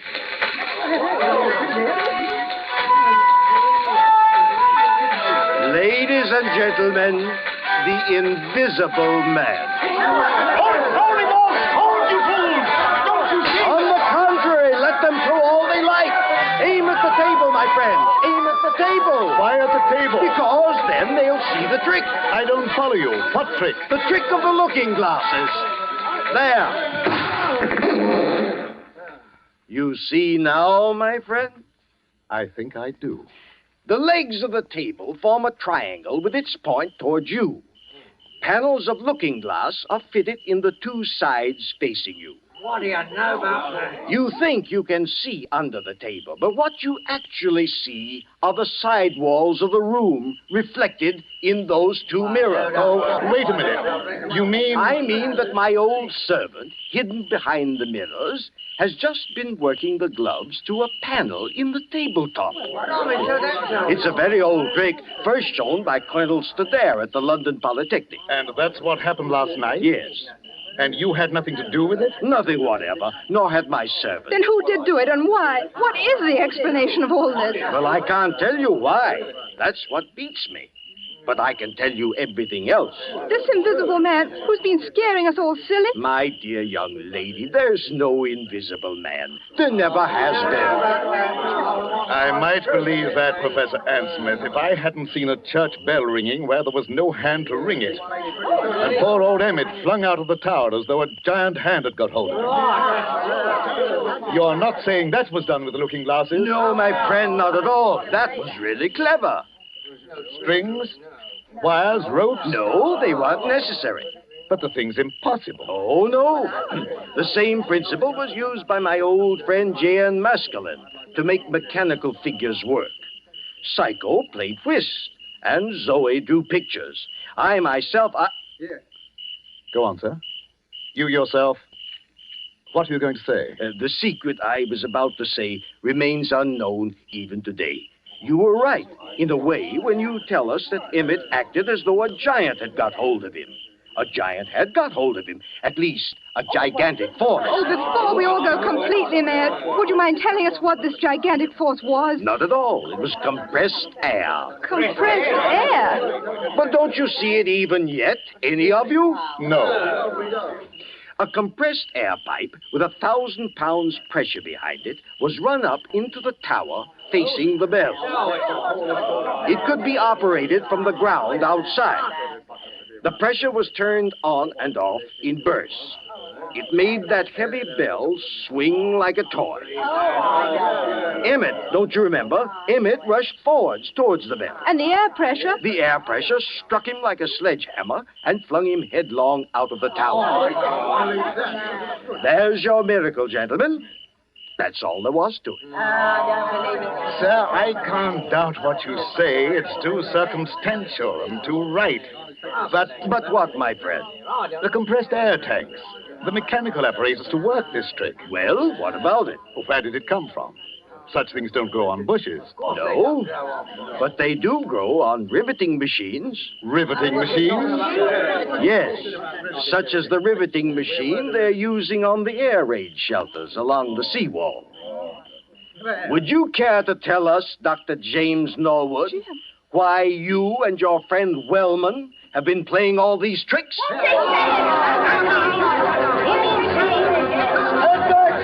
All of you. Jim Norwood, is this true? Why, of course it's true, Mr. Morley. Don't be so gullible. Jim and George Wellman doing all this? I don't believe it. Take a look at their faces, young lady. Did you ever see a guiltier-looking pair? So we look guilty, do we? Frankly, you do. We played the whole game and convinced the village there was an invisible man. Is that it? Yes. You worked the glove trick in your own house, and Wellman worked the air trick with his own equipment. Everything else was nothing but a pack of lies and a lot of atmosphere. Playing conjurers and making a blasted hash of it. Is that all, Professor Ann Smith? Well, remember, you brought this on yourself. I didn't want to expose you. No, Professor. I bet you didn't. Easy, George. Take it easy. Jim, is this true? Before you start pitching into me, Janice, let me have my word first. Do you remember what I said to you at the church tonight? At the church? Yes, I asked you to remember something, even if you didn't understand it. All right. Can you remember what it was? Oh, Jim, please. You're only trying to evade this. Oh, I'm so confused now, I don't remember anything. All I can think of is this horrible business and what's behind it. Father can't believe his ears, and I'm not much better. We've practically idolized you. All we want you to do is answer a straight question. Jim, are these accusations true? Yes, they are true.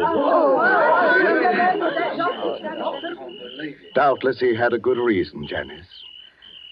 Doubtless he had a good reason. Yes, we had a good reason. The very best reason in the world. You had a good reason for scaring people half to death and trying to kill poor old Henry Emmett? We didn't mean any harm against Emmett. That was an accident. But you dare to defend yourself now? Yes, just that. Before we go home, Father, shall we apologize to Professor Ann Smith? I hope he'll try to think better of English hospitality. Good, Janice, good. I hope he will, too. You hope he will. Listen, Janice, before you act on any belief, you have to be absolutely sure in your own mind. George and I had to prove something, and now I'm glad to say we have proved it. Oh, I can't stand this any longer. If you have anything to say, go on and say it straight out. What was it you had to prove? We had to prove to our own satisfaction that this pretended American who calls himself Professor Ann Smith... Pretended American? Who calls himself Professor Ann Smith? We had to prove that this pretended American was no other than Karl Heinrich von Keist, the celebrated stage magician from the Winter Garden Theater in Berlin. What? Whose real job is to find the camouflage aerodrome near Bury St. Edmunds. No. He explained his own tricks very nicely, George. We'll swear out a warrant in the morning.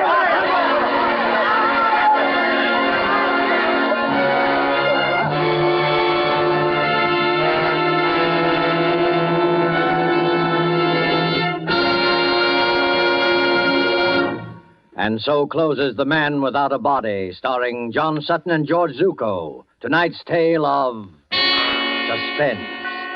This is your narrator, the Man in Black, who conveys to you Columbia's invitation to spend this half hour in suspense with us again next Tuesday, when the distinguished actress, Miss Agnes Moorehead, will be heard in one of her many brilliant characterizations. Starring with Miss Moorehead will be Miss Ellen Drew, who as Carol Linden tells the amazing story of Uncle Henry's Rosebush. The producer of these broadcasts is William Spear, with Ted Bliss, the director, Bernard Herrmann and Lucian Mahowick, conductor and composer, and John Dixon Carr, the author, collaborated on tonight's Suspense. This is the Columbia Broadcasting System.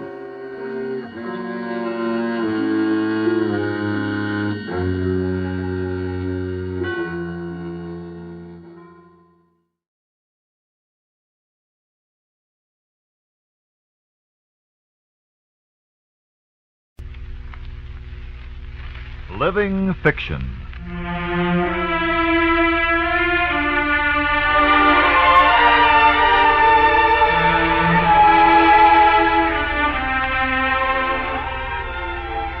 Northwestern University, in cooperation with the National Broadcasting Company, brings you a radio dramatization of another timeless story. Today, James Fenimore Cooper's sea adventure, The Pilot, another in a series of living fiction.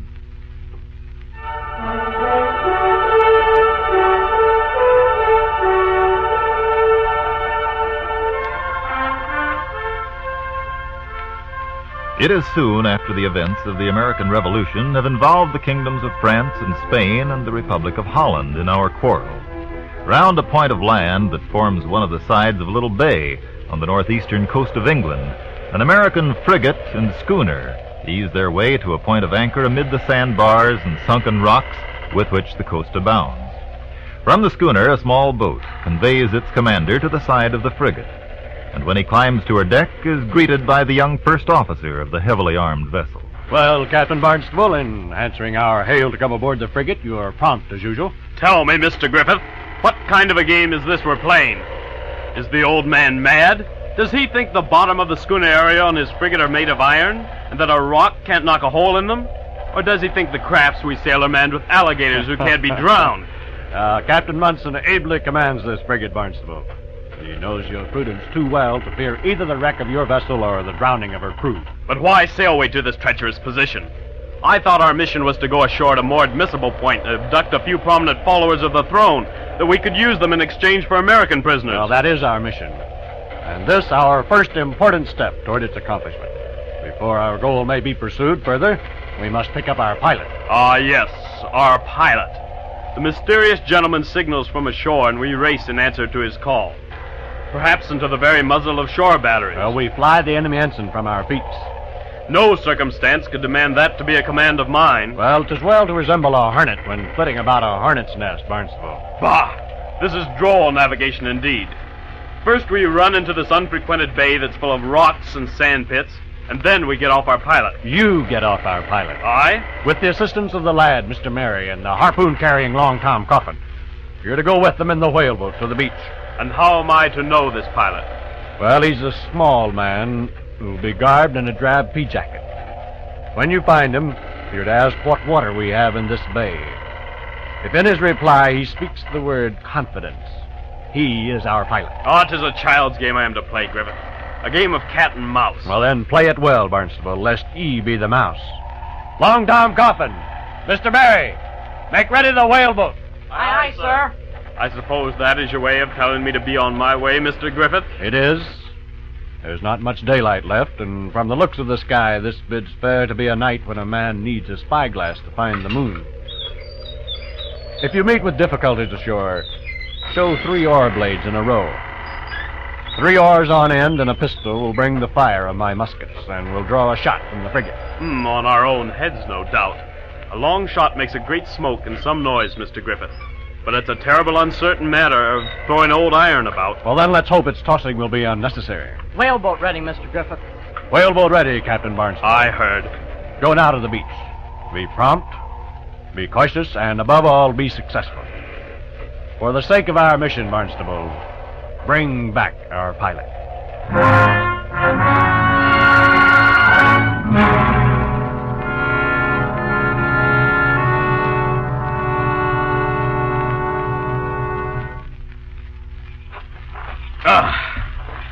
Beach, he called this shore on which we landed. Hear me, Mr. Mary. Hear me, Long Tom. Beach, Mr. Griffith called this perpendicular mountain of rock and sand and brush. A bad place to be for a retreat, this clearing, should we happen to fall in with the enemies. It is that indeed, Mr. Coffin. Where are we to find this pilot, sir? The answer to that is little known to me as to you, Mr. Mary. And so, the answer to the question of whether or not the unknown man will betray us. The pilot has the confidence of Captain Munson. Has he now, Mr. Mary? What a pleasant thing for the pilot. Look, someone comes this way, and he is small. I should hardly call that wrapping of his a pea jacket. Stand you here, men, while I go and hail him.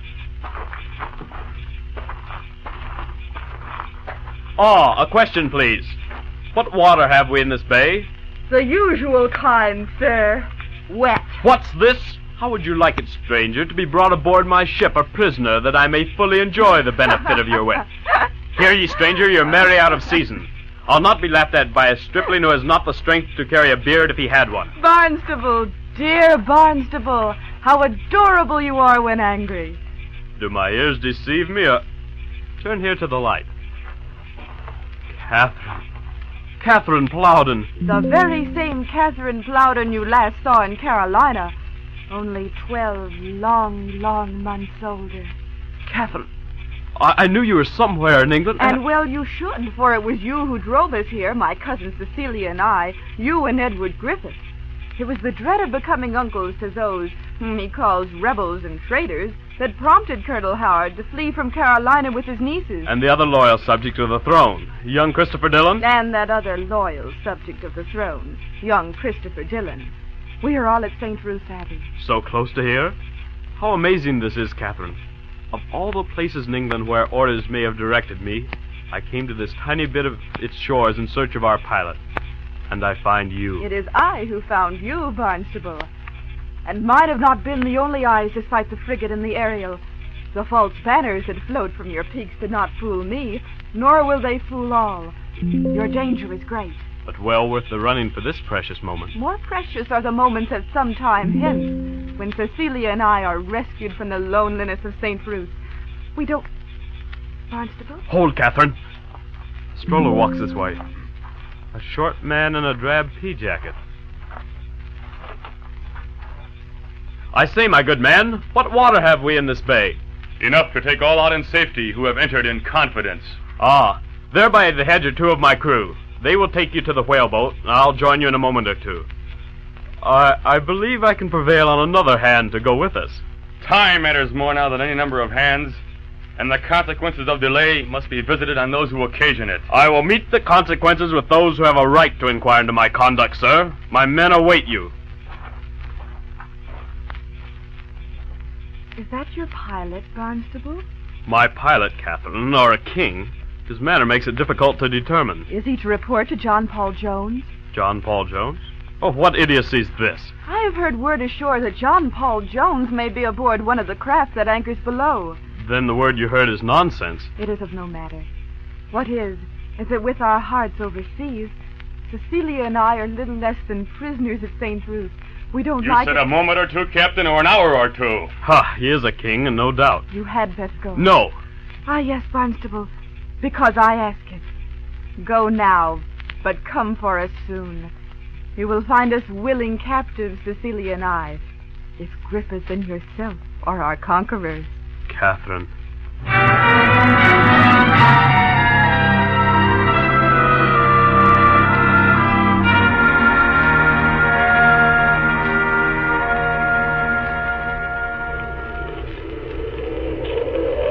And you'll never believe what occurred on that shore, Griffith.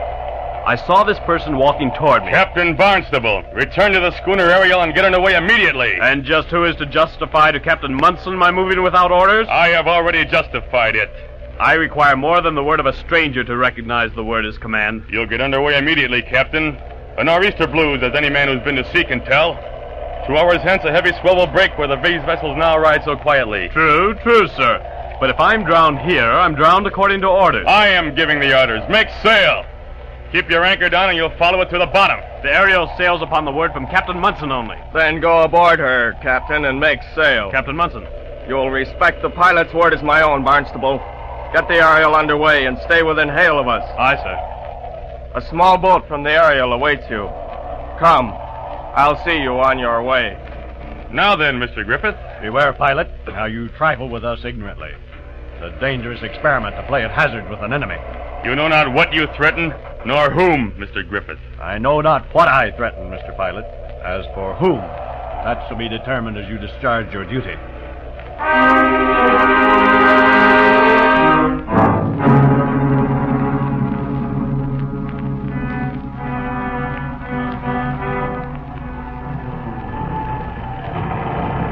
All canvas is furled but the 3 topsails, Mr. Pilot, and we appear to hold our course well. Yet I would give 5 years for my life I knew will be short if the ship lay 1 mile further seaward.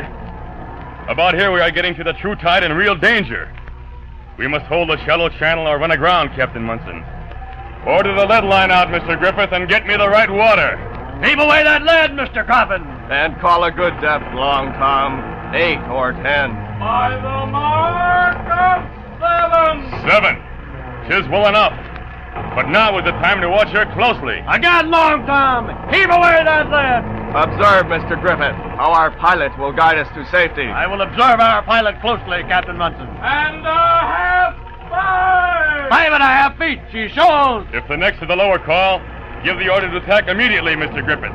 Use the speaking trumpet that you may be heard. And a half 4! Helm to leeward! Hey! Breakers, set ahead! If she responds to her helm, we'll clear. Breakers, set ahead! We must be in the bight of shoals. She won't respond now. But lose her way. This is a situation. We'll be scraping bottom in a moment. An anchor might hold her, Mr. Griffith. An anchor might, Captain Munson. Clear away the bow anchor! No, give me that trumpet. Hold on, you men. Stay to your stations. Who is it that dares countermand my orders? Is it not enough that you run the ship into danger? You must interfere to keep her there? He is our pilot, Mr. Griffith. Then all is lost indeed. and among all the rest, the foolish hopes with which I visited this coast.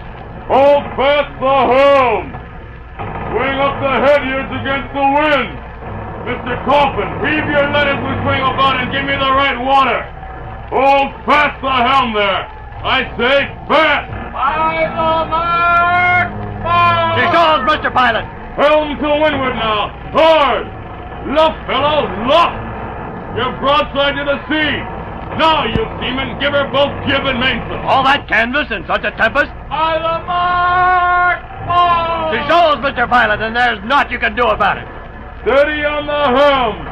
She'll soon feel the shock of the wind on her green canvas! Hold her helm! Look there! It's the jib, blown from the belt ropes. Did I not say it was perilous to loosen all that canvas? The anchor, Mr. Pilot, it's our only chance. Mr. Coffin, are you sleeping? Let me hear you! By the mark! The anchor! The anchor! Where were the yards? In mainsail! Ah, the frigate lies her proud bones in a hard bed this night. Steady your course now! Hold fast the helm! And ahead! A deeper call. She may be swinging to the channel. She is, Captain Munson, and to the sea beyond. What think you the next call from Long Tom, Mr. Griffith? And a half 5, or perhaps only 4. To be nearer the call, you do best to add the two together. By the mark! 10! The trumpet wit, Mr. Griffith. We are in safety now. By the mark! 50! Silence, Mr. Coffin! You've established the worth of our pilot. The deeper you call now, only the deeper my chagrin.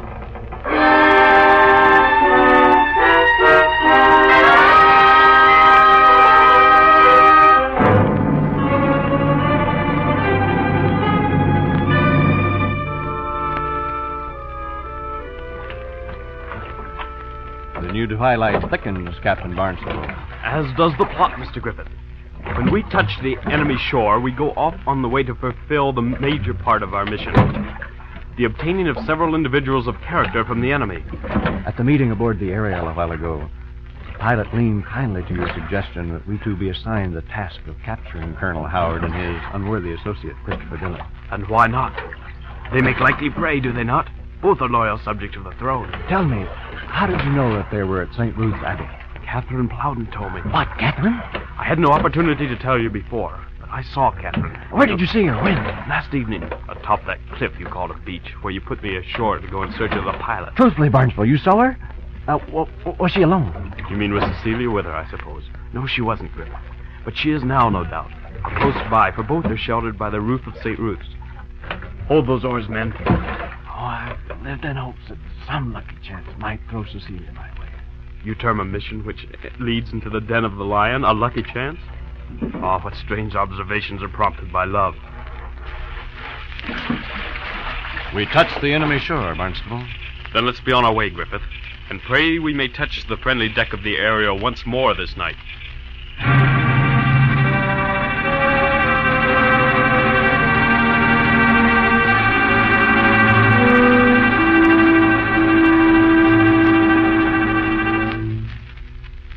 What are you doing at the window, Mr. Dillon? I told you, Colonel Howard. I thought I heard some sort of commotion outside. Nonsense. I heard none, and Catherine heard none. Did you hear any, Captain Burrowcliffe? I heard none, Colonel. You hear, Mr. Dillon? Sit down. You make me nervous, and unnecessarily. The captain has the Abbey well guarded against any attack by my rebellious and misguided countrymen. But if that was a commotion I heard... It wasn't, I'm sure, Mr. Dillon. Your nerves are on edge. Your own are not what they should be, my dear Catherine, judging by the way you tug at that handkerchief. Cecilia, my dear, how beautiful you look. Here, sit here by me. I'll be quite comfortable here by my cousin, Catherine, Mr. Dillon. Yes, of course. You really should sit by Mr. Dillon, Cecilia. Or better still, by the military might of Captain Burrowcliffe. Little good I could do to protect you from the ruffians who caused the commotion Mr. Dillon thinks he heard. Catherine, did that... I mean... Yes, what do you mean, Cecilia? I mean that... Well. Yes, orderly. I have been instructed to advise you, sir, that our sentinels are detaining two suspicious-looking men who by their dress appear to be seamen. Oh, no. Shh. Ha, silly talk, was it, Colonel Howard? Nonsense, eh? Did I say I heard a commotion outside, or did I not? You said it, Mr. Dillon, in quite enough times. Orderly, have we nothing better to do than stop foot passengers on the King's Highway? Let the men pass. I beg your honor's pardon, but these men seemed lurking about the grounds for no good, and Downing thought it best to detain them. Downing is a fool. Downing is at least alert, Colonel. Then he's an alert fool. Where are the men? Outside this door, sir. Downing thought they might Downing thinks too much. Send the men in here. Very good, sir. I beg to be excused, Uncle. Now, Cecilia, there's no need for you to become unduly alarmed. These men won't harm you. Perhaps Cecilia begs to be excused for another reason, Colonel Howard. Perhaps these men... Here they are. You understand, of course, gentlemen, self-preservation requires of us that you be detained, but only to clear yourselves of any doubt on our part, which I'm sure you'll have no trouble doing. I am not of that opinion, Colonel. Did I ask if you were, Mr. Dillon? Seamen you look to be, gentlemen, so I'll ask a question or two in your own nautical phrases. From whence came ye, pray, and whither are you bound? From Sunderland last, and bound overland to Whitehaven. That voice. Where have I heard that voice? Carolina, perhaps? He sounds just like Henry Fletcher. Yes, doesn't he, Cecilia? No, Catherine. No, Cecilia. You both know very well who he sounds like, don't you? No doubt because he is. Eh, Mr. Griffith? Griffith? Are you mad, Mr. Dillon? This unkempt, unshaven, slovenly-looking man, forgive me, sir, you take him to be Edward Griffith? And who be the other? Regardless of whom they may be, Colonel Howard, I demand their further detention. You demand? That justice will be done, and enemies be treated as such. But we have no proof they are enemies. I think it proper that the men be detained. Captain Burrowcliffe adds his wise word to mine. As to proof that they are enemies, Colonel, just wait. Where are you going, Mr. Dillon? That you climb into your wraps and spurs? I ride to attend to some important business, Colonel Howard. And if what I believe is true, it will be some very important business indeed.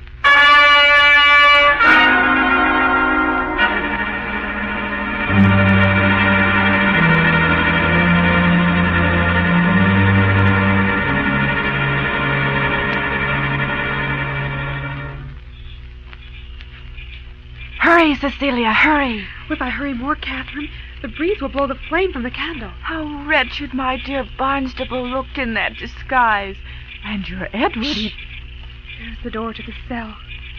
Oh, I trust the orderly won't suspect we have not given this key to Captain Burrowcliffe, and that he truly believes his commanding officer requested it. Ah, there. Griffith? Cecilia, is that you? Oh, my darling. After all these lonesome months since Caroline. Where's my Barnstable? Catherine? Ah, there he is. The gallant gentleman who calls to release me from within these walls, and instead becomes entrapped within them himself. Listen! Oh, that's Mr. Christopher Dillon, tending to his important business. He was certain of my identity, and knew a ship of ours must be near at hand. He departed from the Abbey some hours ago, was to locate the vessel and have it fired upon by shore batteries. I think, Mr. Griffith, you hear the guns of the cutter Alacrity. Cutter? Mr. Dillon ordered it to this vicinity at the first report of American vessels sailing off our shore. Griffith, we've got to get aboard the Ariel and give our boys a hand. Well, getting aboard's no simple matter, Barnstable.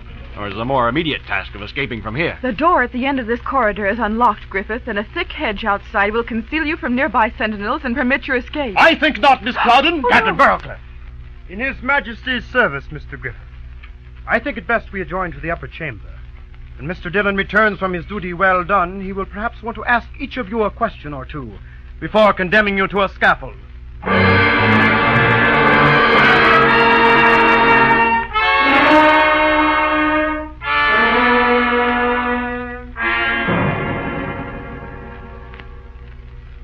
Yes, Mr. Dillon, you were right. This gentleman is the rebel Griffith. And the traitor Barnstable, as I also suspected. And both in disguise, Mr. Dillon. I suppose you scoundrels know what this means, Griffith. This being war in which we are engaged. We are well aware, Captain Burrowcliffe.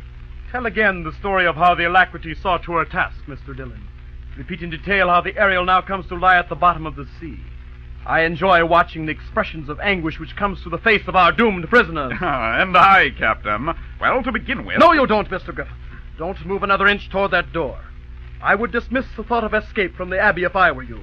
This little whistle in my hand, if circumstances should prompt me to use it, I think you should find a sufficient number of my men behind these doors and about these grounds to detain you. Do I make myself clear, gentlemen?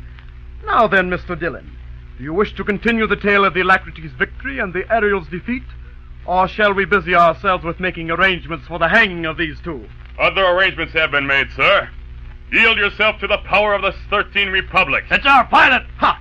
And who is this man you call pilot? A Samson that his single arm can change the face of things so suddenly? Down with your own weapons, masquerader, or at the report of this pistol your body shall be made a target for another 20 bullets. And thine for 100, Captain. Without there. Enter and let this confident gentleman feel his weakness. The crew of our frigate! By what authority, sir, is it that you dare thus to invade the castle while a subject of this realm? Do you come back by the commission of the Lord Lieutenant of this country? I bear no commission from any quarter, but rank only a humble follower of the Friends of America. Having permitted Mr. Griffith and Captain Barnstable to enter into danger, I thought it my duty to see them extricated. Mr. Dillon, did you not tell us that after the Ariel went down, the victorious Alacrity guarded these shores? She did that, Captain. Right up to the moment our men boarded her and relieved her of that duty. We've lost the Alacrity? And we the Ariel. So I think it time now we brought the unhappy tidings of this day to a quick close. The dwellers of St. Ruth will be escorted aboard the frigate immediately, and our bow will be turned toward friendlier shore.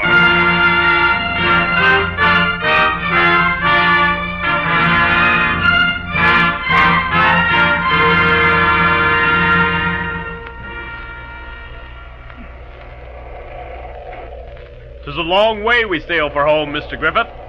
The rising sun shows our bow pointed to the Holland coast. We drop our pilot there and then head for home, Barnstable. Oh? Are we to lose the man who came from nowhere to assume such high command among us? And how disappointed is he in the smallness of the success of our mission? The pilot was encouraged rather than disappointed by the results of our mission. Encouraged?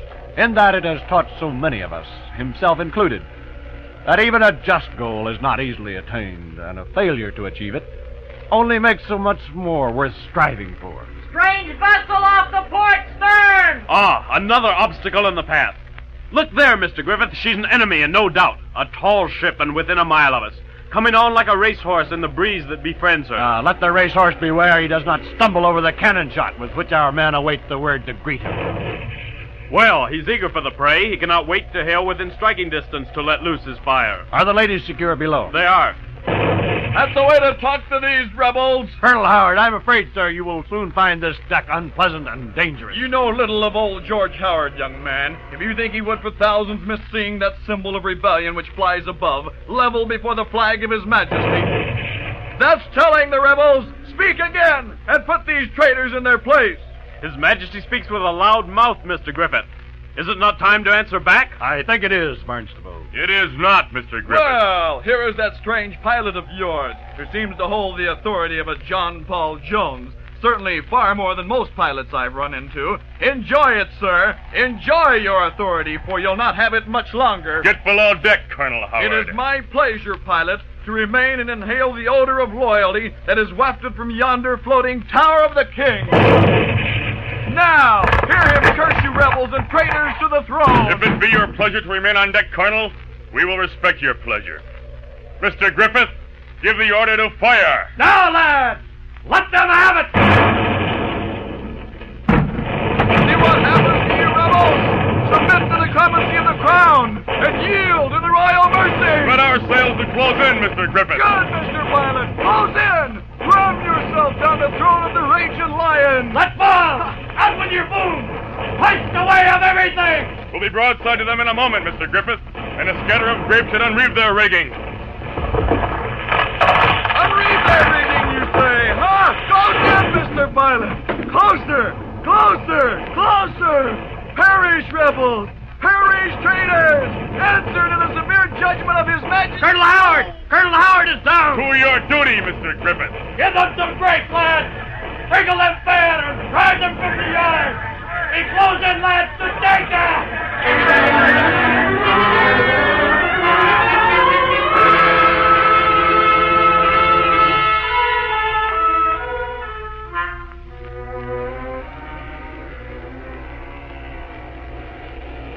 We rest off the Holland coast, Mr. Pilot. Very good, Mr. Griffith. The claws of that enemy lion were sharp and true before we trimmed him for him. But more damage he did to his own cause than ours. For his own blow felled a very strong friend in Colonel Howard, and his mere presence brought about the loss of another. Christopher Dillon was a fool to attempt escape by swimming to the enemy vessel under that terrible crossfire. Whaleboat ready, Mr. Griffith. 'Tis a time for parting, sir. I extend my hand to a faithful pilot and a very great seaman. I accept your hand most graciously, Mr. Griffith. At times we did not see eye to eye, but how little you may have realized it, though we traveled different roads, we headed toward the same destination. I truly regret this separation demanded by duty, but you will be quite content, I am sure, in the company of another, one more charming and personable than I. Farewell, sir. Edward? Oh, Cecilia, my darling, and Catherine. Does our pilot depart with no word of farewell? When duty calls, Catherine, there is little time for social niceties. What an utterly strange man he is, Edward. I have never known anyone quite like him. Nor I, Cecilia. He's a man of consummate knowledge of his profession. A man of cool, deliberate, and even desperate courage. But who is he? I cannot recall that I ever once heard his name called. He's a just man, Cecilia. Just the man who is ready to lay down his life for a cause in which he believes. There he goes, answering his call to duty. Will the pilot report now to John Paul Jones? No, Catherine. It isn't necessary for the pilot to report to John Paul Jones. In fact, it isn't possible.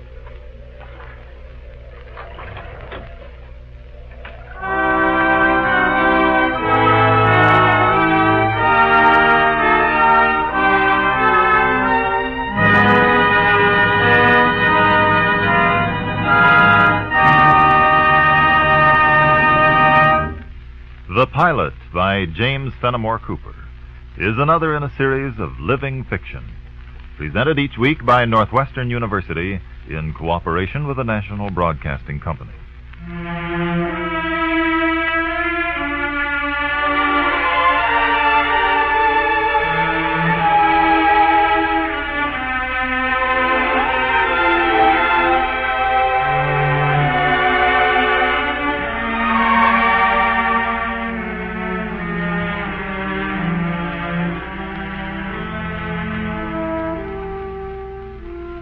The Pilot was adapted for radio by Bob Maley. The cast and directors were students of Northwestern University. Mr. Griffith was played by Lowell Perry, Captain Barnstable by Don Staples, and Catherine Plowden by Pauline Pierce. The pilot was played by Jack Lanning.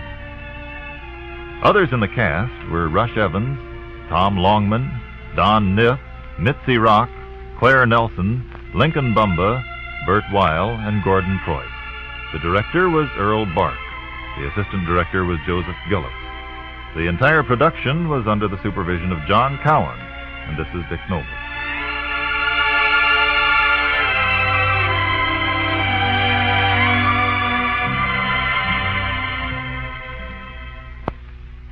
This is the NBC Radio Network.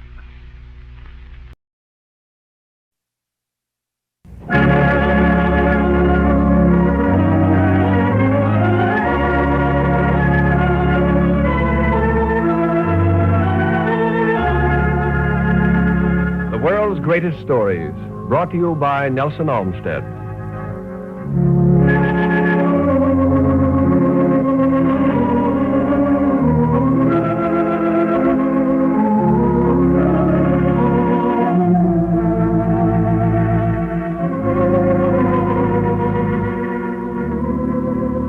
Millions of stories have been told, but some of them, by virtue of their intense dramatic power, will live forever.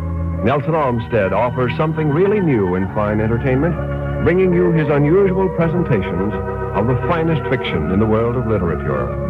Tonight, you will hear such a story as Nelson Olmsted brings us The Occurrence at Owl Creek Bridge, a vivid picture of an incident from the stormy days of the Civil War by Ambrose Bierce. And now, the world's greatest stories and Nelson Olmsted.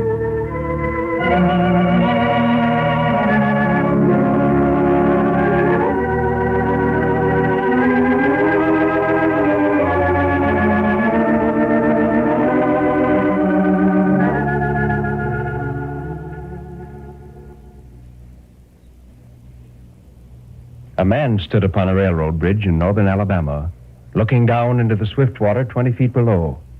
The man's hands were behind his back, the wrists bound with a cord. A rope closely encircled his neck. It was attached to a stout cross timber above his head, and a slack fell to the level of his knees. Some loose boards laid upon the sleepers supporting the metals of the railway supplied a footing for him and his executioners, 2 private soldiers of the Federal Army, directed by a sergeant who in civil life may have been a deputy sheriff. The man who was engaged in being hanged was apparently about 35 years of age. He was a civilian, if one might judge from his habit, which was that of a planter. His features were good, a straight nose, firm mouth, broad forehead from which his long dark hair was combed straight back, falling behind his ears to the collar of his well-fitting frock coat. He wore a mustache and pointed beard, but no whiskers. His eyes were large and dark gray and had a kindly expression which one would hardly have expected in one whose neck was in the hemp. Evidently, this was no vulgar assassin. The liberal military code makes provisions for hanging many kinds of persons, and gentlemen are not excluded. The arrangement for his hanging commended itself to his judgment as simple and effective. His face had not been covered, nor his eyes bandaged. He looked a moment at his unsteadfast footing, and then let his gaze wander to the swirling waters of the stream racing madly beneath his feet. A piece of dancing driftwood caught his attention, and his eyes followed it down the current. How slowly it appeared to move.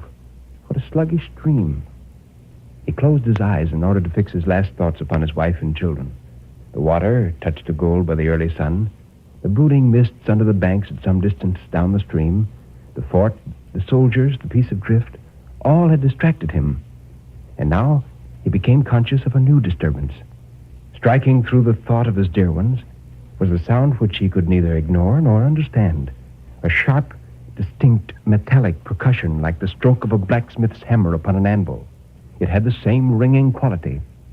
He wondered what it was, and whether immeasurably distant or nearby. It seemed both. Its recurrence was regular, but as slow as the tolling of a death knell. He awaited each stroke with impatience and, he knew not why, with apprehension. The intervals of silence grew progressively longer. The delays became maddening. With their greater infrequency, the sounds increased in strength and sharpness. They hurt his ear like the thrust of a knife. He feared he would shriek. What he heard was the ticking of his watch. He unclosed his eyes and saw again the water below him.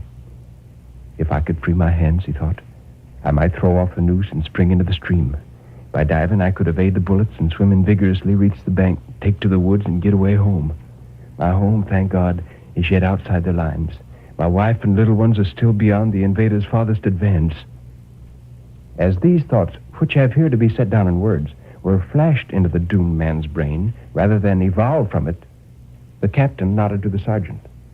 The sergeant stepped aside.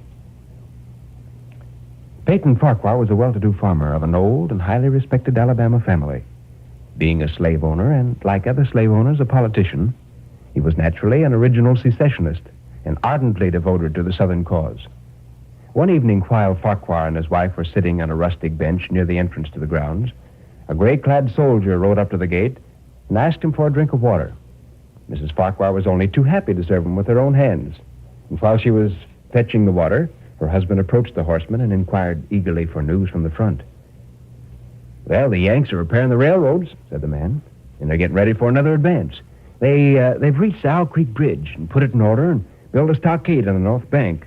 The commandant has issued an order, which is posted everywhere, declaring that any civilian caught interfering with the railroad, its bridges, or tunnels or trains will be summarily hanged. I saw the order. Huh. How far is it to the Owl Creek Bridge? Oh, about 30 miles. Is there no force on this side of the creek? Only a picket post about a half-mile out on the railroad and a single sentinel on this end of the bridge. Suppose a man, a civilian and a student of hanging, should elude the picket post and perhaps get the better of the sentinel. What could he accomplish? Well, I was there about a month ago, and I observed that the flood last winter lodged a great quantity of driftwood against a wooden pier at this end of the bridge. It's now dry, and it is burned like tow. The lady had now brought the water, which the soldier drank. He thanked her ceremoniously, bowed to the husband, and rode away.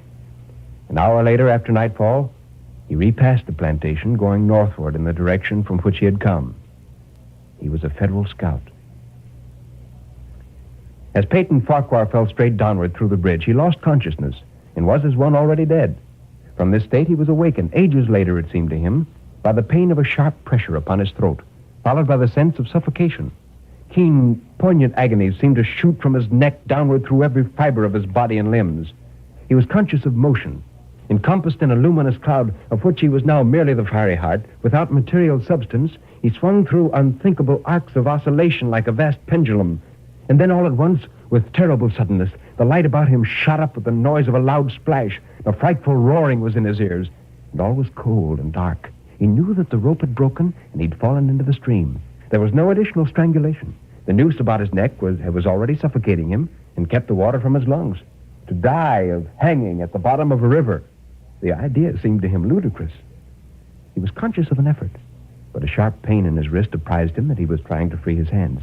He gave the struggle his attention, as an idler might observe the feat of a juggler, without interest in the outcome. What magnificent, what superhuman strength! The cord fell away.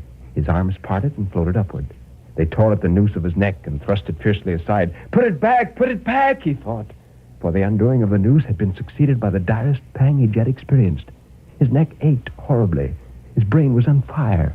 His heart, which had been fluttering faintly, gave a great leap, trying to force itself out of his mouth. His whole body was racked and wrenched with an insupportable anguish. He felt his head emerge.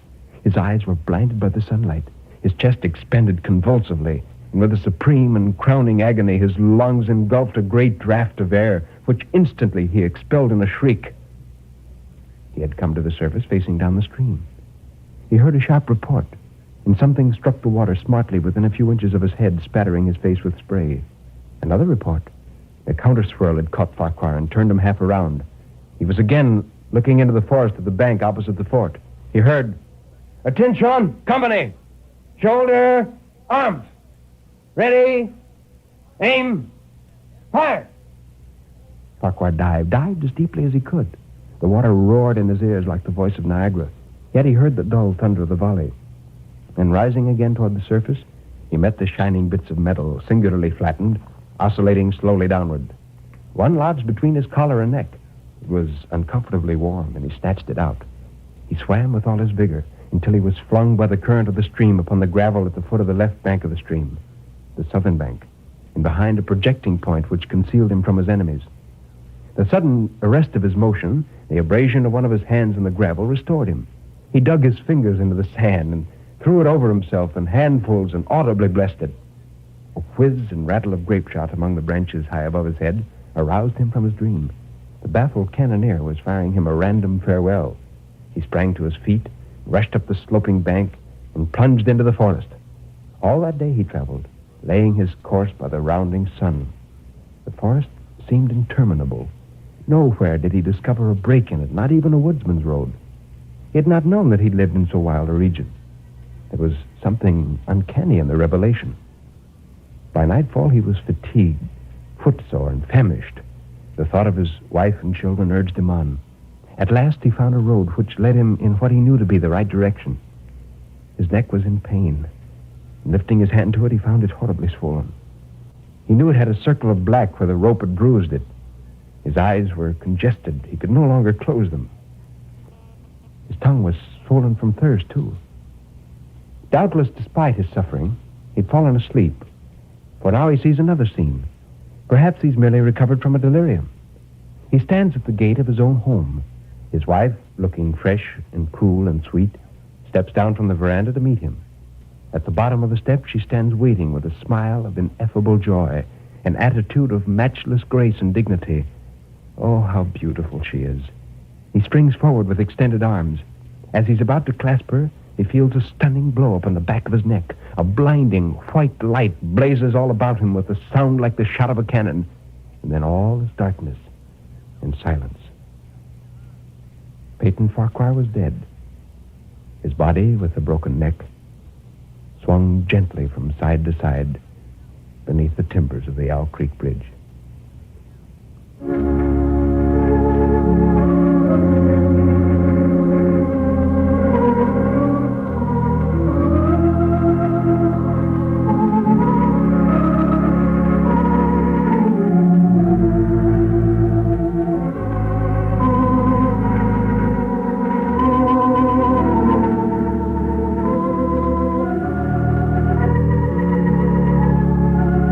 heard the story of Peyton Farquhar entitled An Occurrence at the Owl Creek Bridge. Now for a few closing comments. Here again is Nelson Olmsted. Ambrose Bierce, a hardy American journalist, wrote An Occurrence at Owl Creek Bridge soon after the Civil War. We've all heard the theory expressed that just before a person dies, his mind is violently active, being able to recount an entire life or run at incredible speed over any number of topics. Well, that, of course, is the theme that Ambrose Bierce points up in this masterful story that we've reviewed tonight. Early in the narrative, Mr. Bierce indicates the mental acuteness of Peyton Farquhar by indicating how ponderously loud the ticking of his watch sounded in his ears. A moment later, he is allowed to drop from the bridge with the noose tightening on his neck with tremendous force. His last thought as he dropped was of his family. Consequently, his mind constructed his complete escape in detail in the infinitely short period before the noose actually broke his neck. Seldom do we find such a completely fine story as An Occurrence at Owl Creek Bridge. Ambrose Bierce served with distinction throughout the Civil War. He was a famous journalist and met a mysterious death when he disappeared with Pancho Villa in Mexico. Next time, we have another great short story for you by Saki, entitled The Open Window. So make a date to meet us on the air. Until then, good night and good reading.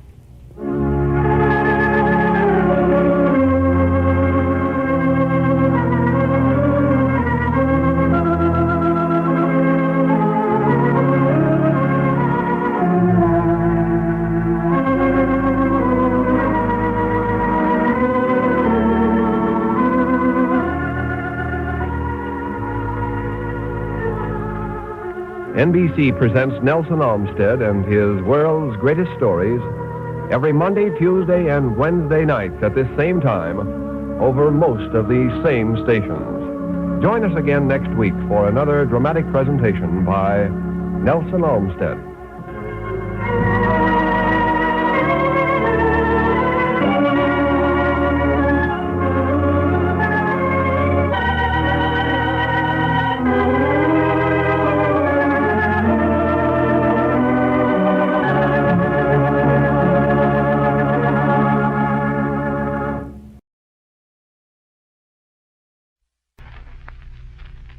Living Fiction.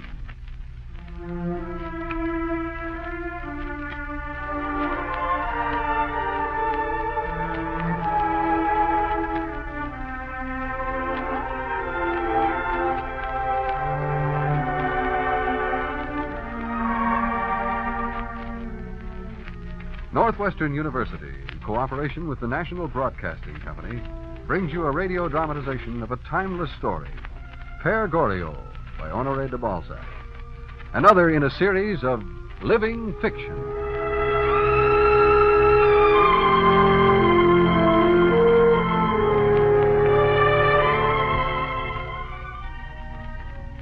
We are in the Maison Vauquer, a third-class boarding house on the left bank of the Seine in Paris. It is the breakfast hour, and around the meanly set table sit a group of people who are alike only in that they are hungry and that they detest one another. Monsieur Goriot. Yes, Madame Vaquet. Why do you always smell the bread before you taste it? I smell the bread, Madame, so that I can tell of what flour it is made. You forget Papa Goriot was once a flour merchant. Oh, that is true, isn't it, Monsieur de Rastignac? Well, take your nose off the bread, old fellow. You'll get a corn on it. Oh! You've knocked his face right into his soup, Monsieur Vautrin. Was that necessary? Vautrin is dripping. You are a disagreeable fellow, sir. If you take any liberties with What'll happen, old chap? Well, you shall pay for it someday. Down below, eh? Down where the naughty boys go? Excuse me. I am not hungry. Now you see what you've done, Vautrin? He's gone and without his breakfast, too. Oh, the devil take him, Rastignac. The world would be a pleasanter place without the old fool. Yes, indeed. When a man can't pay his rent... You wouldn't say that if you knew what I know. Oh, what do you know? Monsieur Goriot is the father of a comtesse. What? What's that? I knew it all the time, the Rastignac. And what's more, he has another daughter who's a baroness. But where did you learn it? I called upon the comtesse yesterday, Vautrin, if you must know. Ah, you have been stepping into the world of luxury again, Rastignac. That's quite a venture for a penniless law student. It will take money, my boy, if you intend to jump from this hovel to the Boulevard Saint-Germain. This is no hovel, Monsieur Vautrin. Pigsty, then. Monsieur Vautrin.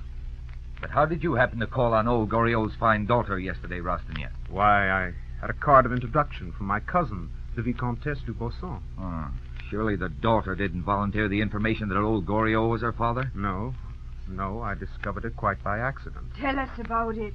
Well, you must know it happened this way. You will wait here in the hall, monsieur. Madame la Comtesse is engaged for the moment. Thank you. Goodbye, my dear. Hurry, Father. I hear my husband coming down the front stairs now. Yes, I'll go out the back way. I can find it. Hurry, then. Goodbye. Good Lord, old Goriot. Yes? How do you do? Oh, you are Monsieur Eugene de Rastignac? Yes, madame. The cousin of the Vicomtesse de Bosson. Come in, please. This way. I'm very glad to see you. Please, sit down. Thank you, madame. I'm afraid the dear Vicomtesse quite forgot me when she entertained last week. You must help her to recover her memory. And now that you're here, why, See, did I hear that old beggar? Oh, excuse me. My dear, here is Monsieur de Rastignac. It is de, isn't it? Yes. Oh, yes. Yes, of course. Monsieur de what? He is a cousin to the Vicomtesse de Bosson. Oh, really? Well, will you have a glass of wine, monsieur? Oh, no, thank you. I called merely to pay my respects. The Vicomtesse de Bosson. I'm delighted to find that we have acquaintances in common. More than you think, perhaps. What do you mean, Monsieur de Rastignac? Why, only just now I saw a gentleman go out the door. Old Goriot, my next-door neighbor in the house where I'm lodging. Oh. I hope I haven't said anything wrong. Oh, why, of course not. You might have called him Monsieur Goriot. You could not know anyone who was dearer to us both. No, indeed. As a matter of fact, Monsieur Goriot is Madame's father. It is a rather painful... Her father? There is nothing strange in Madame having a father, is there? Well, no. Oh, heavens, Yes, madame. I'm so sorry. I'm afraid I feel one of my headaches. Oh, madame, I'm so sorry. I didn't mean to stay more than a minute. If you'll excuse me. Certainly. And you will come again, won't you? Yes, Monsieur de Rastignac. We shall be desolate if you do not come again. Marcel will show you to the door. It isn't necessary. Goodbye. Goodbye. Goodbye. Marcel, neither your mistress nor I are at home to that gentleman when he calls. There you are. Monsieur Goriot is the father of a comtesse. So you heard where the count through the door, eh? Telling the servant not to let you in again? Yes, but that doesn't worry me with my connection. All the same. You mustn't go around rattling the skeletons in other people's closets. But one's father... Bah! Shocked are you that they're ashamed of the old fogey? You are still a child, Rastignac. Look here. I can give you some advice. You are determined to succeed? Then be hard. The more cold-blooded your calculations, the further you will go. Strike ruthlessly. You will be feared. Men and women for you must be post horses. Take a fresh relay and leave the last to drop by the roadside. But men and women aren't post horses. They'd better be if you want to reach the goal of your ambition. I know. If you have a heart, lock it carefully away like a treasure. Don't let anyone suspect it or you're lost. I don't believe a word of it. Oh, wait, my boy. Wait and see. You're too soft now. Now here comes Bianchon, our fledgling sawbones. Take a look at him. Did I hear my name taken in vain? Not in vain, but as an illustration. I'm trying to convince Rastignac that he's too soft, too sentimental. In my profession, there is no room for sentimentality. If a withered limb must be cut off so that a man may live, then we cut it off. Perhaps old Goriot is the withered limb that keeps his daughters from living as they should. As you want, you mean. But all this is ridiculous. Do you think so? I suppose you are going to the ball at the Italian tonight? With my cousin, the Vicomtesse de Bosson? I know. Well, Goriot's other daughter is bound to be there. Take a good look at her. Study her. And you'll see how hard you must be if you're going to conquer this corrupt world we call society.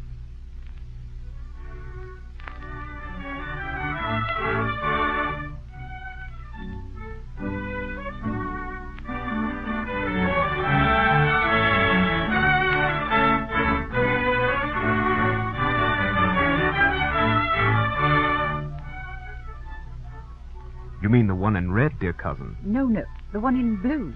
The one with the light blonde hair. See, she's glancing our way now. So that's Goriot's other daughter. She's charming. She has white eyelashes. Yes, but she has such a pretty, slender figure. And her hands are large. Such beautiful eyes. Her face is long. Yes, but Link gives distinction. It's lucky for her she has some distinction in her face. Just see how she fidgets with her fan. The Goriot blood shows itself in every movement. What did you say her name was? She's the Baroness de Nucingen now. But she was plain Delphine Goriot. Oh, never plain, cousin. I believe you're losing your heart to her, Eugene. Don't do that. She'll devour it and look about for another. There, she's glancing at us again. I'll smile and bow. And then you can go and ask her to dance with you. Oh, she's laughing. What lovely teeth. Oh, Eugene, what a moth you are. Well, go to your flame.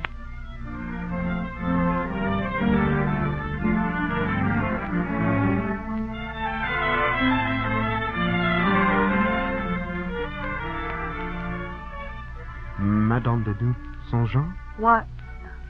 Yes. Ah, you're the young man who is sitting in the Vicomtesse de Beausson's bar. I'm a cousin, Eugene de Rastignac. Really? How do you do? Madame, if you would care to dance. Monsieur, I love to dance.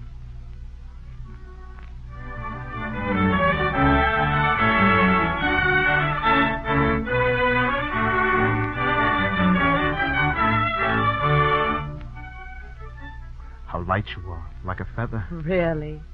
There are so many other dancers better than I am here. I wonder you sought me out. Madame, I will be honest and confide a secret in you. I'm your father's neighbor. Oh. Perhaps you can help me. I had no idea that Madame de Restaud was his daughter, and I was rash enough to mention his name. I meant no harm, but I'm afraid I annoyed your sister and her husband very much. Anastasie is rather heartless at times. Between you and me, my cousin, the Vicomtesse, made some comparison between you and your sister, speaking in high terms of you and saying how fond you were of my neighbor, Monsieur Goriot. Did she? How very nice. Really, I think that you and I are going to be great friends. Although friendship with you could not be like an ordinary friendship, I should never wish to be your friend. Monsieur, you've been reading novels. Yes, it is very wrong of my sister to treat our poor father as she does. He's been a providence to us. Such a good man. You must see him often. Well, it was not until Monsieur de Nucingen positively ordered me only to receive him in the mornings that I yielded to the point. Oh? But I've been unhappy about it for a long time. I've shed many tears over it. I can understand that. This violence to my feelings, my husband's brutal treatment, they've made my married life an unhappy one, monsieur. Oh, madame. Yes, it's true.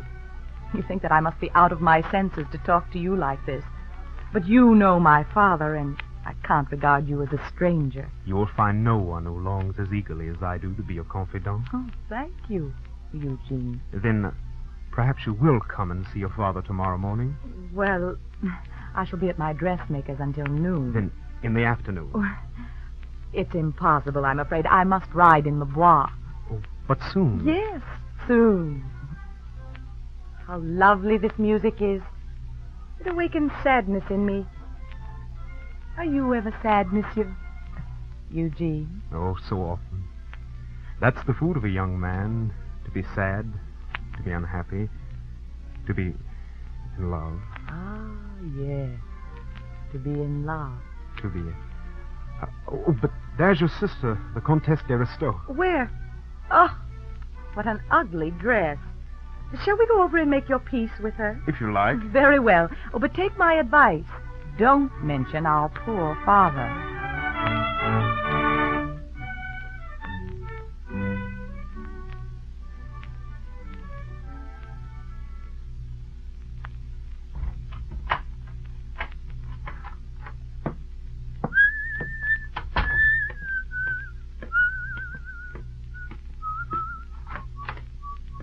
Monsieur Eugene.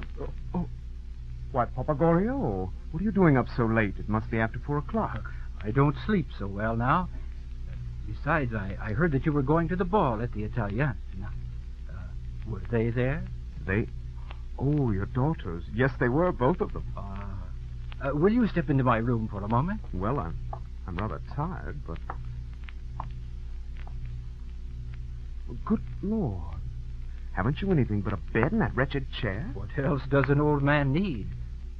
But look on the shelf there. Huh? Why, silver forks and spoons. Why, they're beautiful. They're antiques. Did you... My wife gave those to me on our wedding day nearly 40 years ago. Oh, they're lovely. Every time I look at them, I think of her, and the good old days come back. But I didn't bring you here to look at my silver. Did you speak to my daughters at the ball? I spoke to both of them. Oh, yes. How lucky you were. And which one do you like the best? Why, I like Madame Delphine the best. Because she loves you the best. Thank you, thank you. What did she say about me? Well, she... Yes? She inquired about your health. Did she? The dear child. Yes, she is very fond of me. And Anastasia is very fond of me, too. Yes, but, Monsieur Goriot, how is it your daughters have such fine houses while you live in such a den as this? Dear me, why should I want anything better? My real life is in my 2 girls, you see. I shall never feel cold as long as they are warm. I shall never feel dull if they are laughing. I have no trouble but theirs. I believe you. I live in my daughters. Everywhere I hear their voices sounding in my ears. I see. Oh, but what nonsense I've been talking, monsieur. It's cold. You ought not to stay here. But tell me once more what message my daughter sent to me. Well, she told me to tell you that your daughter sends you a good kiss. Oh. Good night, neighbor. Sleep well and pleasant dreams to you. I have mine already made for me by that message from her. Good night, Papa Goriot. Poor old fellow. His daughters had no more concern for him than for the Grand Turk.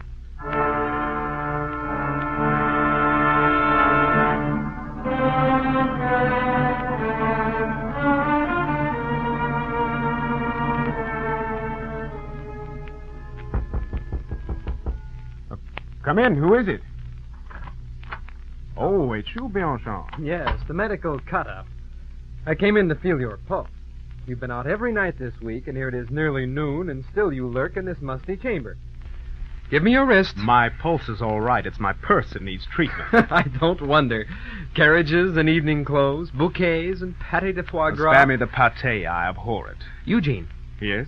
I dropped in to tell you that Papa Goriot is entertaining an extremely handsome woman in his dirty little chamber. What? It must be his daughter Delphine. She hath promised it. His door was ajar, and I couldn't avoid hearing a few words. They're talking about money. Oh, the poor old boy. Open the door slightly, Bianchon. I have no shame in eavesdropping, and what we learn may aid him. Quiet, then. God forgive you, child, but this is a staggering blow. You can't know how much I love you, or you wouldn't have burst in on me like this with such news. Does one think what one's doing after a catastrophe? Delphine, I just don't understand. It's simple enough. My husband has invested all his capital and mine in business speculations. At least that's what he calls them. If I made him refund my dowry now, it would bankrupt him. Do you really believe that silly rubbish? I must. There's nothing I can do. If I try to get my money back, he's just the man to abscond with everything and leave me in the lurch. Why, then the fellow's a crook. Of course he's a crook. I wanted to keep it from you to spare your feelings. I didn't want you to know that you had married me to such a man. But there is such a thing as the law. Oh, Father, the law can't touch Great him. Heavens, what have I done to you? Bound my daughter to a scoundrel. Oh, my child, forgive me, forgive me. There's nothing to forgive. I'm at my wit's end, that's all. The bills pile up so, and I... Shh. There's someone coming up the stairs. Someone? What? It's Anastasia. What on earth? Father, Oh, Delphine. What is there so extraordinary in my being here? I see our father every day. Since when? If you came yourself, you might know. Children. Don't tease, Delphine. I'm very miserable. I'm lost. Oh, my poor father, it's hopeless this time. What is it, Anastasia? How white you are. Tell us about it, child. Well, then, my husband knows everything. Everything? Do you remember, Father, that bill of Maxime's some time ago? Well, that was not the first. I'd paid ever so many before that. Well? Well, now there's another one. How much? 100,000 francs. Good heaven! Father, I found the money by selling what was not mine to sell. Go on. I shall always love you and never judge you, Anastasia. Well, I took all the family diamonds that my husband is so proud of and Sold them, Anastasia? sold them. Oh, my poor daughter. Yesterday my husband came to me and asked me where they were. In my room I started to say no. He shouted, "They're in my pocket." And he drew them out and showed them to me. "Do you want me to tell you where I found them?" he demanded. Father, I fell on my knees and besought him to tell me the death he wished me to die. You said that? By heaven, whoever lays a hand on either of you so long as I'm alive may reckon on being roasted by slow fire. Oh, now he's ordered me to make over all my property to him. Or he'll disgrace me in public. Do nothing of the kind. I will bring Ristow to terms. The monster. Father, help me. I need 12,000 francs. Yes, and Father, I need 6,000. Anastasia, Delphine, I haven't the money. I have nothing. Nothing? Not a sou. But what became of your government savings? Yes, and your annuity. I sold out. Kept only a trifle for myself, and that too is gone. Into Anastasia's pocket, I suppose. Thank you, Delphine. You never did love me. Yes. Yes, she loves you, Anastasia. She was saying so only just now. We were talking about you, and she insisted that you were beautiful and that she herself was only pretty. Pretty? Why, she's as hard as a marble statue. Please, Anastasia. Delphine, you are nothing to me any longer. I detest you. Never mind her, Father. She's mad just now. Mad, am I? And what are you? Children, I shall die if you go on like this. You're killing me. Goodbye, Father. Help! Help, my father! Oh, he's fainted. Help! Father, what's the matter? Nothing. It will go off. There is something heavy pressing on my forehead. A little headache. Oh, poor Anastasia. What a life lies before her. There now. Be quiet and try to rest. Madame, if you will be... Oh, I'm going. I was just about to go anyway. Oh, Eugene? Yes? I'll see you at the ball tonight, and you'll tell me how my father is. Good morning, gentlemen. At the ball. Well. I was going to suggest that she spend a little time at her father's bedside. I don't like the looks of his face. Is there anything I can do? No, Eugene. Go to your law studies for a change, and then go to the ball. There must be people dancing, or what's society for?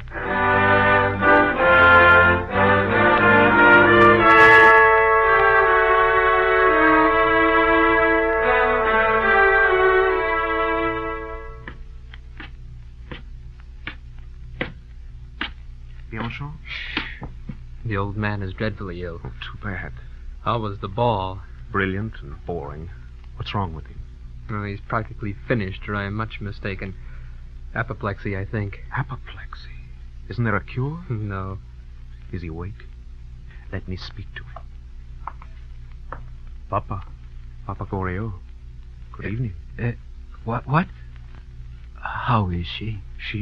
Oh, you mean Delphine. She's all right, but how are you? There's nothing the matter with me, dear boy. Don't tire him. Eugene, I want a word with you. Come over here. What is it? Nothing but a miracle can save him. Eugene, the other one has been here again. Anastasia? Yes, this afternoon.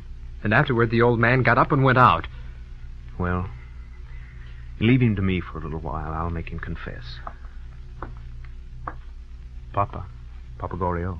Yes, my boy? Did Anastasia come to see you again? Oh, yes. My dear Anastasia. What did she want? Oh, she was very miserable. Since that affair of the diamond, she hasn't a sou of her own. Well? The poor girl, she's ordered a golden gown for the ball. But the dressmaker wouldn't give it to her unless she paid down 1,000 francs. So? So I went to the pawnbroker. Sold my silver, my forks and spoons. You see the shelf? It's empty. But under the pillow I have 1,000 franc note. Oh, Papa Goriot. It warms me to have it lying under my head. Anastasia is coming for it tomorrow. I see. We'll try to sleep now, Papa Goriot. Bianchon? What is it, Eugene? Go ahead. Get some rest. I'll watch for the rest of the night.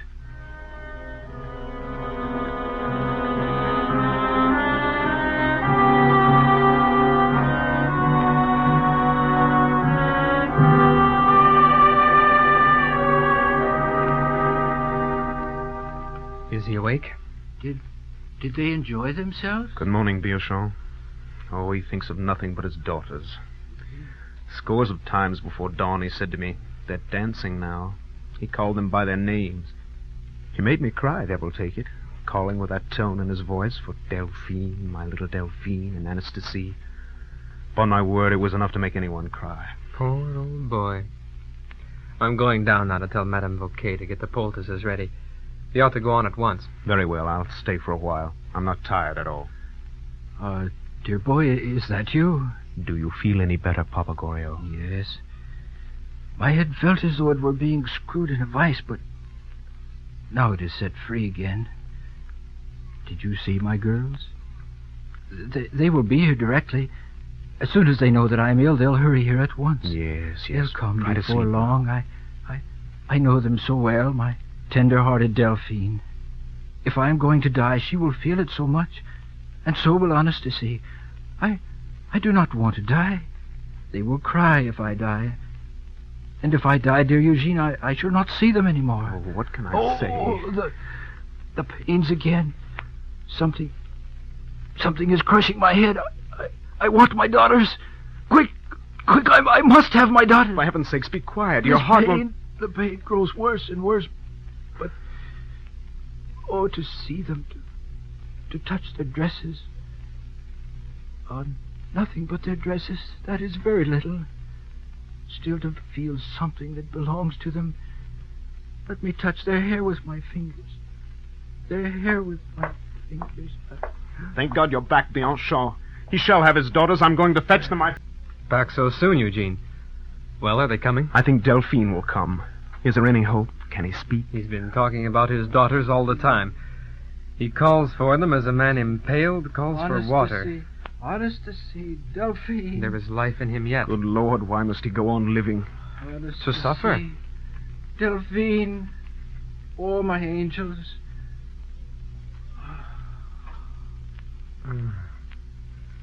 Well, I was afraid of this. He will lie like this for a short time and die so quietly that we shan't know when he goes. She's come too late. It is not Delphine. It is the Comtesse de Restaud. I could not escape soon enough. So I see. Oh, forgive me, Father. You used to say my voice could call you back from the grave.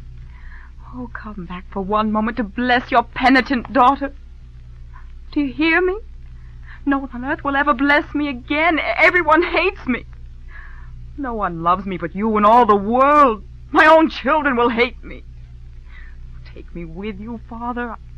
I love you. I'll take care of you. He doesn't hear me. Madame? Why doesn't he move? Oh, my God. Is he? Yes, he is dead. Oh. What a strange look you have on your face, Eugene. What are you thinking? I'm thinking of another world. A world of luxury, of mansions, of shining carriages. A world of faults and greed. A world between the Place Vendôme and the Invalides. From now on, there's war between us.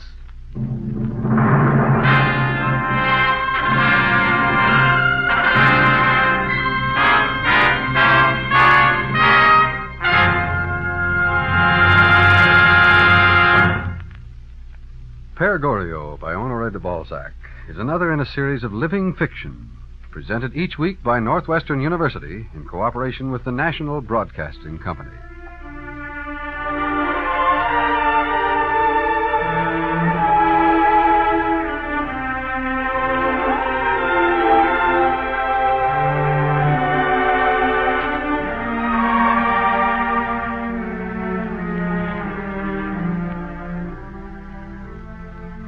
Père Goriot was adapted for radio by Herbert Gorman. The cast and directors were students of Northwestern University. Père Goriot was played by Ansel Ressler. Eugene by Tam Spiva. Anastasie by Millette Alexander. Delphine by Nancy Cafestian. Dr. Bianchon by Toby Carlson. Vautrin by Bob Tack. Madame Beaucaire by Vivian Newberg.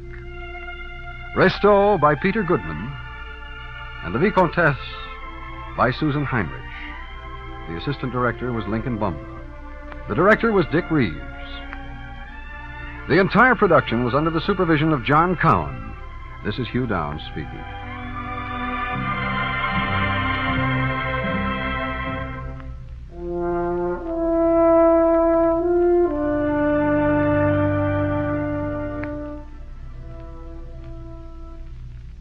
This is the NBC Radio Network.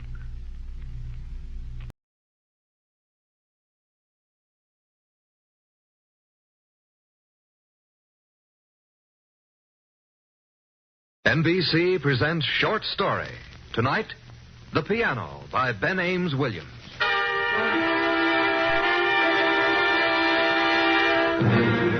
You may remember Strange Woman, the Ben Ames Williams novel, a powerful, brooding tale with a strong, dramatic line. He's that kind of a writer, always at grips with the major passions. Best of all, he's never dull. This same quality of excitement comes through in his short stories in a book entitled Fraternity Village. Our favorite was one called The Piano. You'll hear it transcribed immediately following this message from the United States Marine Corps. In the official records, Parris Island, South Carolina, and San Diego, California, are known as Marine Corps recruit depots. But to Marines and Marine veterans, these two places represent an unforgettable part of their lives known as boot camp. The Marine Corps has trained its recruits at Parris Island on the eastern seaboard since 1915. The recruit depot on the west coast was established in 1923 at San Diego. Through war and peace, these boot camps have set Marines out into the world with a background of thorough training, leadership, and rich tradition. When a man has completed his recruit training, he is... With money, she'd skim milk at both ends. What you suppose Brad'll do now? Well, his sister Amanda's out there till day after tomorrow. Then I reckon he'll just go on farming his peace. Him and May always kept pretty much themselves anyways. I hear she left him $5,000. Oh, I wouldn't take stock in everything I hear, Will. You suppose Brad ever really cared for May, Doc? I never seen him pass a word of love in 20 years together. The way I always figured it, Brad Miller is a man who ain't got the gift of speech. Now, there's a good many folks find it easy to talk blame, but can't get out a word of caring for fear they'll be took for sentimental. Sure ain't my way, Doc. I always figured it couldn't do no harm to say to my Ellen, may she rest in peace, you're a decent sort, and I love you dearly. Tain't that easy for everybody. I knew Brad pretty close. I always suspected he had deep feelings for May. But by the time he got ready to say 'em, she was beyond listening. Yeah. I remember once, about 8 years ago, I drove by Brad's farm, and I... Clam up, Doc. Here he comes. Why, what do you suppose he's doing in town the night his wife was put to rest? I don't know, but he sure looks bluer than a whetstone. Evening, Brad. I'm mighty sorry. Evening, Brad. Well, Doc? How are you making it, Brad? I'm all right, Doc. I'm truly sorry. You done what you could, Doc. Yeah, well, I got a call to make out to the Turners. I'll be scooching along. Good night, Brad. If you need anything... I'll manage, Doc. Good night.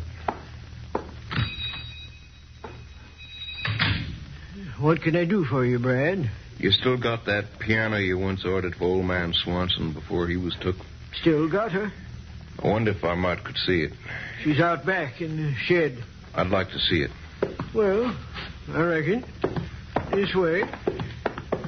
It's a player piano, ain't it? That's right. My May, she mentioned it to me. There she is. Trifle dusty. Good yellow oak, though. Stoutest piano you ever did see. You got some rolls of music to fit it? I got some. Beautiful Ohio. Well, let's see now. Bells of St. Mary's. Missouri Waltz.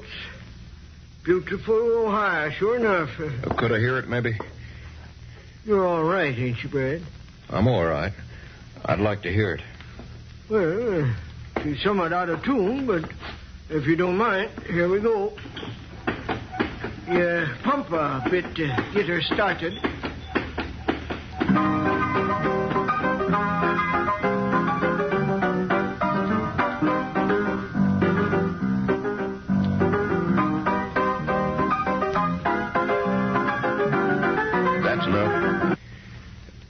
much? 75 cents a roll. Well, the piano, I mean. Now, you ain't figuring on buying a piano. I am. But you don't play the piano, Brad. My wife, May, can play. Brad, your May's dead. It's all in a manner of looking at it. She always wanted a piano. But she's dead, Brad.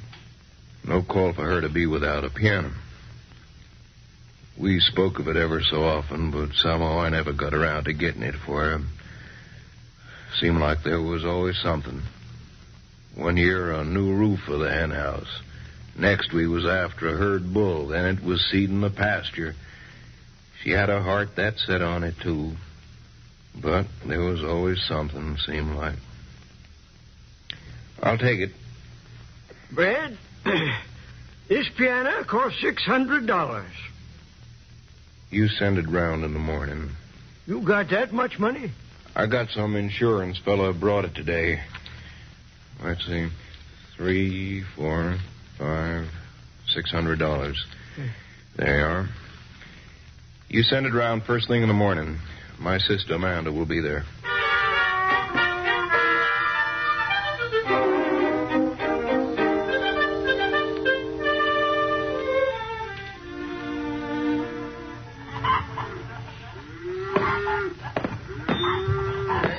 Don't pump it to the jam there. All right now, boys. Hold her up a minute. Hold her up. Where do you want this piano set down, Amanda? Set it against the parlor wall. Such foolishness as I never seed. All right now, boys. Set it down easy. Easy. That's it. Now, you boys wait out in the truck. I'll be a minute. You sign this receipt for the merchandise, Amanda? Why don't you get Brad to sign it? Ain't you and Brad on good terms? Tain't that. Oh, what's wrong? Well, What is it? Something wrong with Brad? Well, you know how Brad's all about killing God's critters. I recollect he wouldn't be took in the last war. Said he'd rather rot than kill a man. He wouldn't harm a hair on anyone, Brad wouldn't. Till now, that is. What's he done now? Well, he ain't done it yet. But just before you come, Brad went up to the attic and come down with his pa's old shotgun. Wouldn't say a word. Just loaded it up and went back toward the hen house. That's why I wanted you to go down there. I'd have gone myself, but I've been crazy afeard of what I'd find. Amanda, you don't think Brad Oh, I don't know. I never seen him so strange.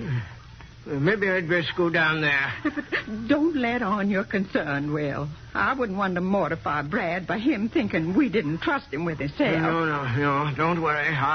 I'll make up some story about the piano needing to be tuned. He won't... Oh, God. You stay here. I'll go down there.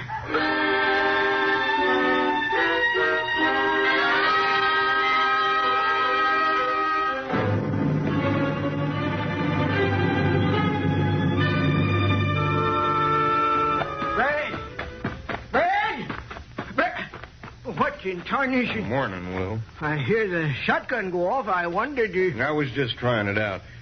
You got the piano delivered? Just now. What you doing, Brad? How come you got that shotgun rigged up like that? Did Amanda put it in the parlor like I told her? Yes. Brad, what you figuring on doing? Oh, don't get yourself all puffed up in a gale, Will.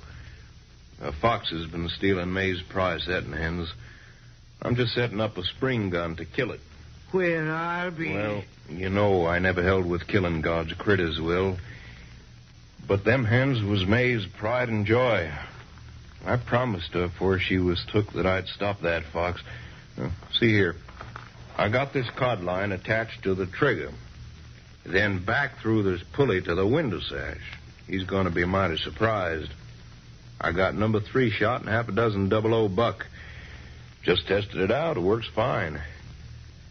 Well, you understand, don't you, Will? I can't let any critter kill May's hens. You understand that? Sure, Brad. I understand. Just be careful with that rig. Man, get his head blowed off of that.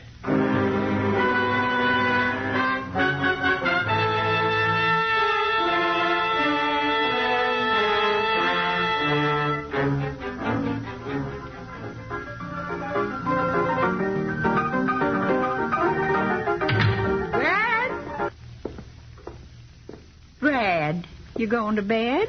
It's past 9. We got to catch my train at 6 tomorrow morning. You go ahead, Amanda. It pleasures me to sit in the dark and hear the music. Well, I left some milk and corn muffins on the sideboard. Thank you kindly, Amanda. Good night, Brad. Amanda, Yeah? when we was young'uns, do you ever recollect Pa and Ma putting their arms around us and saying that they loved us? Oh, Pa and Ma didn't have time for no such nonsense. What was trying to find them rocks we lived on. I wonder what happened to us. What? Oh, nothing. Oh. Well, don't stay up too late. Good night, Brad. Night, Amanda.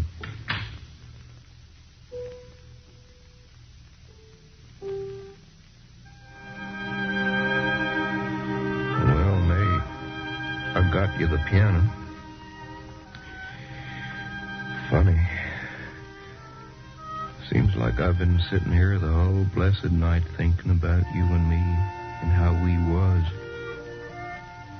I've been remembering the first time we met over at the church social when I spilled the ice cream on you. You remember?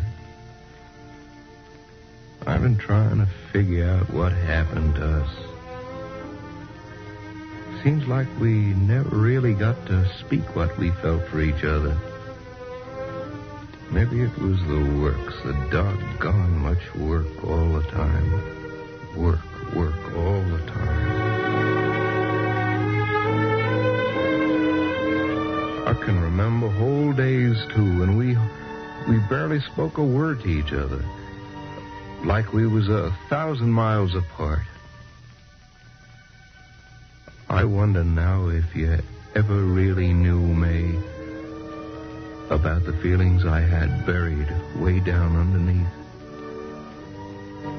They was there, May. Times I wanted to tell you. Times I felt like crying just looking at you them first years. I guess you never knowed. Seems a pity now. I wish you was here, May. It's lonesome. Mind yourself now, Brad. I'll be back tomorrow morning early. I'll be all right, ma'am. You best stop at Will Bissell's and pick up some flour and sugar. Oh, and one of them new dry dusters. I'll give the place a good spandying up. I'll do that. Oh, bye, Brad. Bye, Amanda. Say, mister. Yep? I'm new in town. I wonder if you could help me out. Well, that depends. Is there a hotel around? No hotel, but if you're looking for a room, you might inquire over at the general store. Will Bissell generally knows about them things. Thanks. If you're looking for some work, I might could use a hand for a day or two. No, thanks. I'm just passing through. Suit yourself. I'm out on Roxbury Road if you change your mind. Miller, Brad Miller.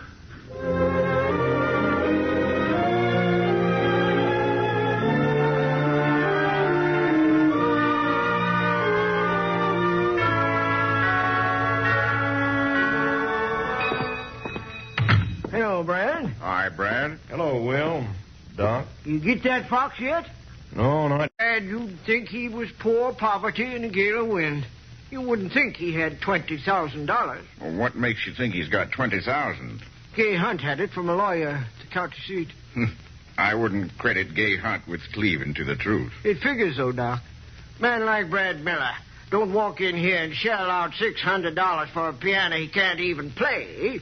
Listen, he's got plenty to spare. He don't keep it in no bank either. How do you know? Sarah Phillips over at the bank. She told me Brad don't even keep an account there. Well, if Brad Miller'd keep $20,000 hid around his house, he's a bigger fool than most. Here's the money for the pop. Eh? I guess I'll be pushing along. Well, ain't you going to wait for Miss Tunkett? I think I'll move on. Suit yourself. Say, though, ain't I met you somewhere before? Me? Yeah. I don't think so, friend. I swear I've seen your face before. Was it over at the county seat? Stop guessing, Elmer. I don't know you from Adam. You sure? Positive. Ain't that a stumper? You sure look like somebody I seen. If you're smart, you won't lose any sleep. Feel me in every room.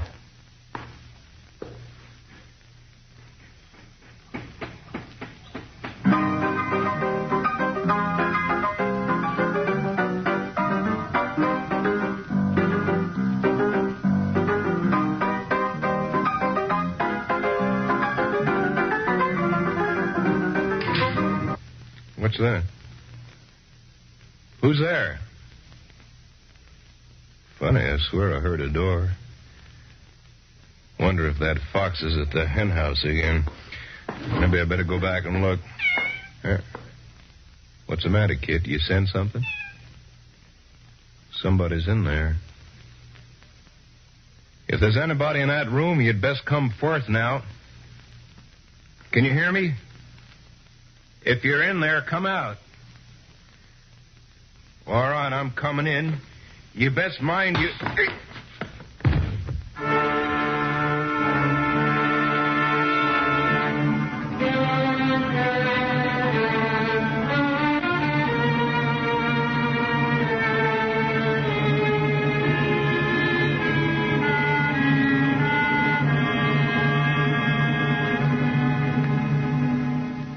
Oh, my head. Tied up. How'd I get tied to this chair? Oh. Gotta think now. There was somebody in there. There he is upstairs. Must be a sneak thief. I gotta get out of this. What a dang fool I'd be without even a gun in the house. He's coming down. I sure did a good job of tying me. You. Well, so you come too. I thought maybe that chop on the head croaked you. What do you want with me? You know darn well what I want, Homer. I hear you got 20 grand stashed away in this house. You're crazy, Am mister. Now listen, Homer. My name is Brad. It'll be mud if you don't smarten up, Homer. I ain't kidding one little bit, and you don't fool me one little bit. Now, you gonna talk? I got nothing to say. Okay. We're gonna argue this out between us, just you and me. Where is it? I ought to bust your haslet coming in here like this. I'm gonna find that dough if I have to take this place apart board by board. You might as well tell me. All the money I got is underneath that clock on the mantelpiece. 22 bucks. You don't think I'm going to fall for that, do you, Homer? That's it. I told you, old man, I got the dope on you. I know you got a pile of lettuce someplace around here. I can dig it out if I want, but I'm lazy, see? Folks been lying to you, mister. What about this piano, Homer? The guy at the store said you paid him $600 cash for it. That was all the money I got for the insurance, $600. You play the piano, Homer? No. So you took your last $600 and bought a piano you can't play? My wife always wanted one. Where's she? Dead. You think I'm kidding, don't you, Jocko? We'll try this for laughs. All right, where is it? I told you. Okay, Junior. You want to play rough.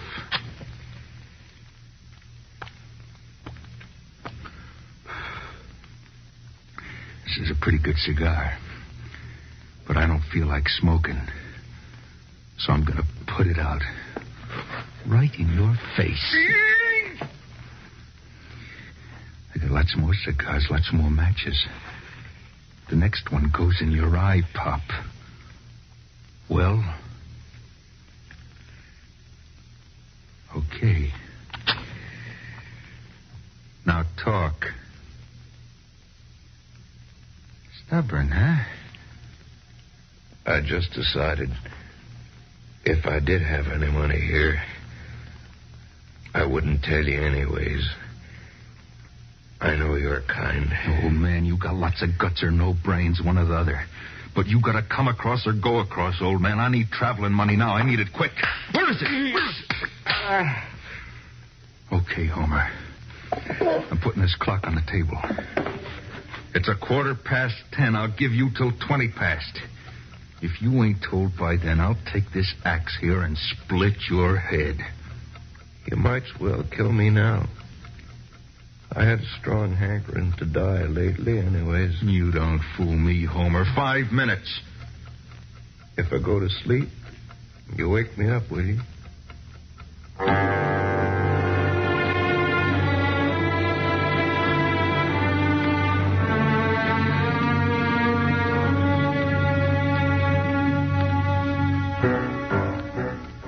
You got 2 minutes. You woke me up. Come on, old man. Where is it? The cellar? Is it in the house somewhere? How about this sewing machine? No. Okay, Homer. I guess you and me wasted enough time. How about a little music, just so the screams don't bother any neighbors? Keep off that piano. I always say there ain't anything like music to soothe the savage beast. You get your dirty paws off that piano. Well, you sure think a lot of this piano, don't you? A little too much, maybe. It ain't natural. So maybe the money is in here, huh? Listen, don't bust that piano. I got it 'cause my wife wanted one. Don't monkey with it. Please, mister, monkey with it. I'll monkey with you. Now, stop it. Please, stop it! Stop it, you pig! Stop it, you dirty pig!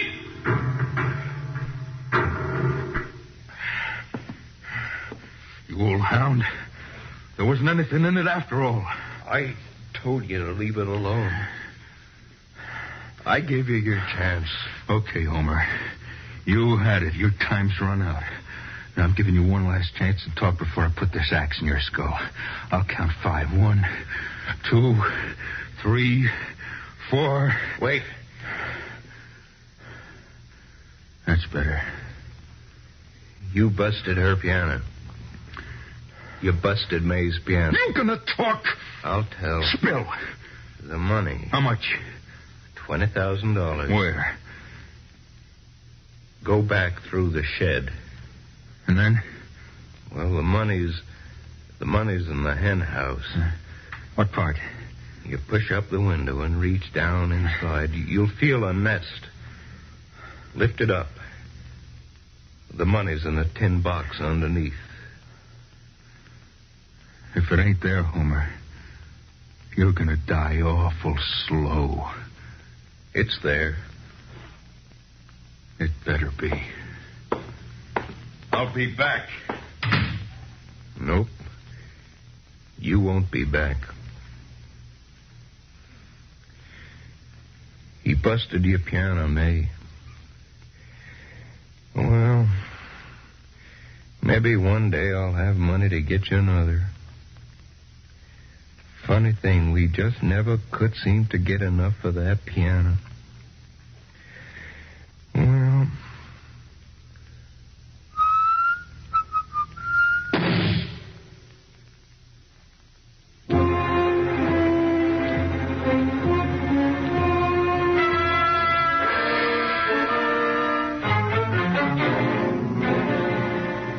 You have heard The Piano by Ben Ames Williams. The dramatization for radio was by George Lefferts of NBC. In tonight's cast, Will was Junius Matthews, Doc was Ted Von Eltz, Brad was Jeff Corey, Amanda was Gail Bonney, the stranger was Shep Mencken. The animal sounds were by Earl Keane. Your announcer, Don Stanley. The director of NBC Presents Short Story is Andrew C. Love.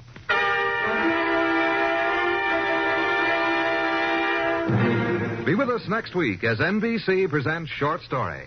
At that time, a story with an unusual setting, America's vaudeville circuit. The story, 52 Weeks by Florette by Elizabeth Alexander. Join us next week. And in the meantime, bear in mind this message from the United States Marine Corps. One of the primary reasons Marines develop their spirit, confidence, and ability is the thorough training they receive at boot camp. The Marines have earned the respect of the entire world because they have always been ready for action whenever and wherever they were needed. And that kind of readiness and fighting ability results from superior training. Marine training is rugged training, It helps to make every man a part of the team and every man a leader. Marines say it's a good feeling to have the confidence to handle a fighting man's job. And also, it's important to his family and to our country. For it's this very training that gives the United States Marine the ability and confidence to expect and attain victory.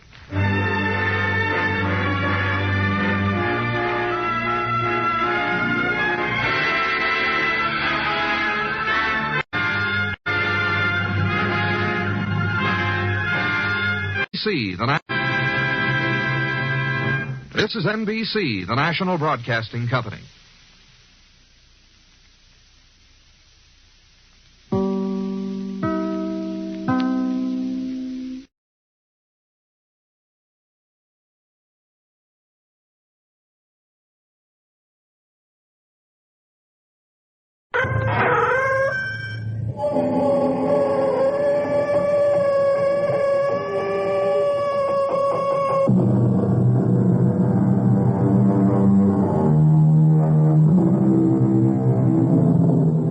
Come in. Welcome. I'm E.G. Marshall.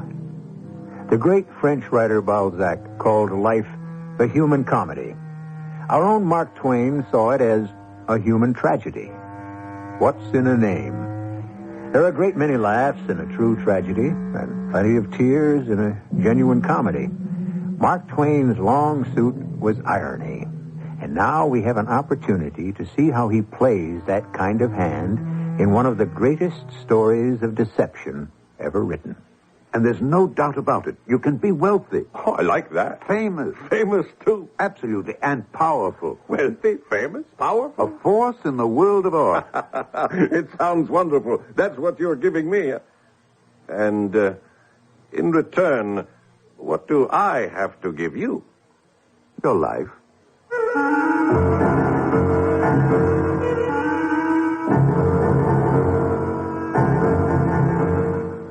Our mystery drama, Is He Living or Is He Dead?, was adapted from the Mark Twain classic especially for the Mystery Theater by Sam Dan and stars Alexander Scourby.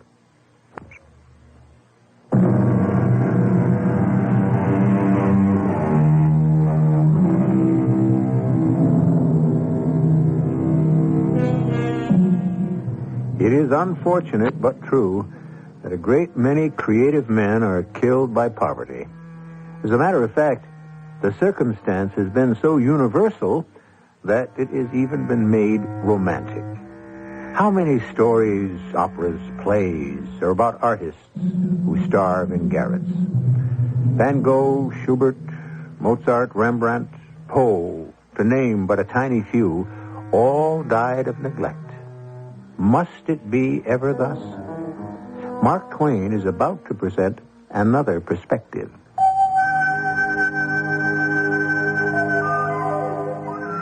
I was spending the month of March, 1892, at Mentone on the Riviera, fully enjoying the flooding sunshine, the balmy air, and the brilliant blue sea, without the marring additions of human fuss and display, which one encounters a few miles away at Nice and Monte Carlo.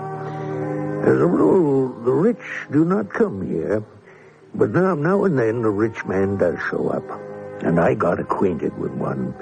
Partially to disguise him, I shall call him Smith.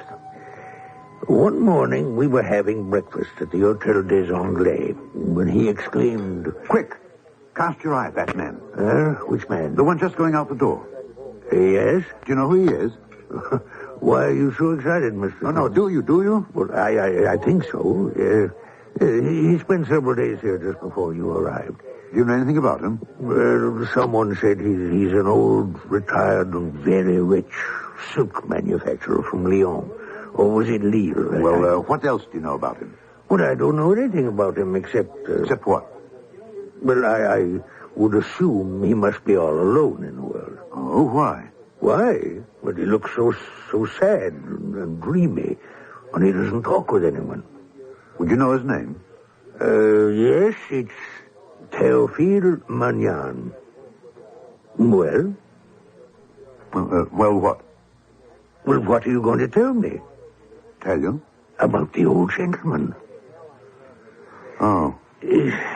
Smith, taking you by and large, you're quite a character. Here, the mere sight of a person sends you into a perfect fit. One might have thought the man was Jack the Ripper, the way you seem to take on about him. And now you simply cannot say, oh, and just haul down the flag. Smith? Smith, are you awake? I'm trying to think. About what? It's one of Hans Andersen's beautiful little stories. Well, how did he get into the discussion? I remember only one part of it. Do you remember the old man who just left? Seems a child has a caged bird, which it loves, but thoughtlessly neglects. And the bird pours out its sweet song, unheard and unheeded. You follow this? Well, yes. In time, hunger and thirst assail the poor bird. Its song grows feeble and plaintive, and finally ceases, and the bird dies. Well, the child comes by, and you know what happens, don't you? Well, I would say the child sees the poor dead bird and is smitten to the heart with remorse. And then with bitter tears, the child calls his mates, and they bury the bird with elaborate pomp and the tenderest grief. Well, then you have read the story. Oh, it's an old story. The children don't know that they're only aping their elders, who also starve poets to death, and then spend enough on their funerals and monuments to have kept them alive and made them easy and comfortable. Yeah. And now, how about the old gentleman? Twain, can you keep a secret? No better than you. You look like a man who's bursting to break one. Well, it's been a secret for many years between me and two others, but I'm going to break the seal now. You know, a long time ago, I was a young artist. You? Mm-hmm. You, Smith, were an artist? And I wandered around the French countryside, just sketching, you know. Were you successful? Oh, bless you, no. I was starving. Well, how did you live? A typically American question. Why not? I'm a typical American. The answer is I pawned my way across France. One by one, I sold all my belongings till I was reduced to the clothes on my back. And even they started to go one by one. Finally, almost naked and down and out, I found myself in a small Breton village. And there I was taken in and literally saved by a fellow artist named Francois Millet. Who? Francois Millet. Was a great Francois Millet? Oh, great. He wasn't any greater than I was. He hadn't any fame at all, even in his own village. Oh, the great Francois Millet. Let me tell you about the great Francois Millet. He made me welcome. What a generous, great-hearted fellow he was. I'll never forget that first day. Smith. Are all Englishmen named Smith? Sometimes it seems that way. Now, where can you sleep? Well, sleep anywhere. There are no soft places on the floor, so one is as good as another. Now, for dinner. I feel badly. I can see there isn't very much, Monsieur Millet. You cannot call a French painter monsieur till he's received the Legion of Honor. And I have a better chance of being struck by lightning. You must call me Francois. Now, dinner. All we have are turnips. Unless, of course, Carl can scare up something. Carl? Carl Boulanger. He's also a painter, and he lives here, too. Speak of the devil. How shall we prepare the turnips tonight, Francois? That tells me everything. Well, how about turnips remoulade? We have no egg yolks. I have it, Carl. Sautéed with mushrooms. We have no butter. I don't trust your judgment when it comes to picking wild mushrooms. Then I suppose we'll have to boil them as usual. Who is this? Oh, Smith. An Englishman. Smith, this madcap is Carl Boulanger. How do you do? He doesn't look like an Englishman. All Englishmen are supposed to be rich. Smith is a painter. Poor devil. Why didn't you arrange to be born in France, and then you would have learned to starve properly? I can starve as decently as any Frenchman. Oh, what's that? What? That canvas against the wall. I just noticed it. No, that. I call it the Angelus. It isn't too bad, eh, Smith? I've never seen anything like it. It's a masterpiece. There's a feeling of oneness with God. Carl, I have a confession to make. Yes, Francois? I was offered 5 francs for it. When? Last week. Yes, a week ago, Thursday. And what happened? I turned it down.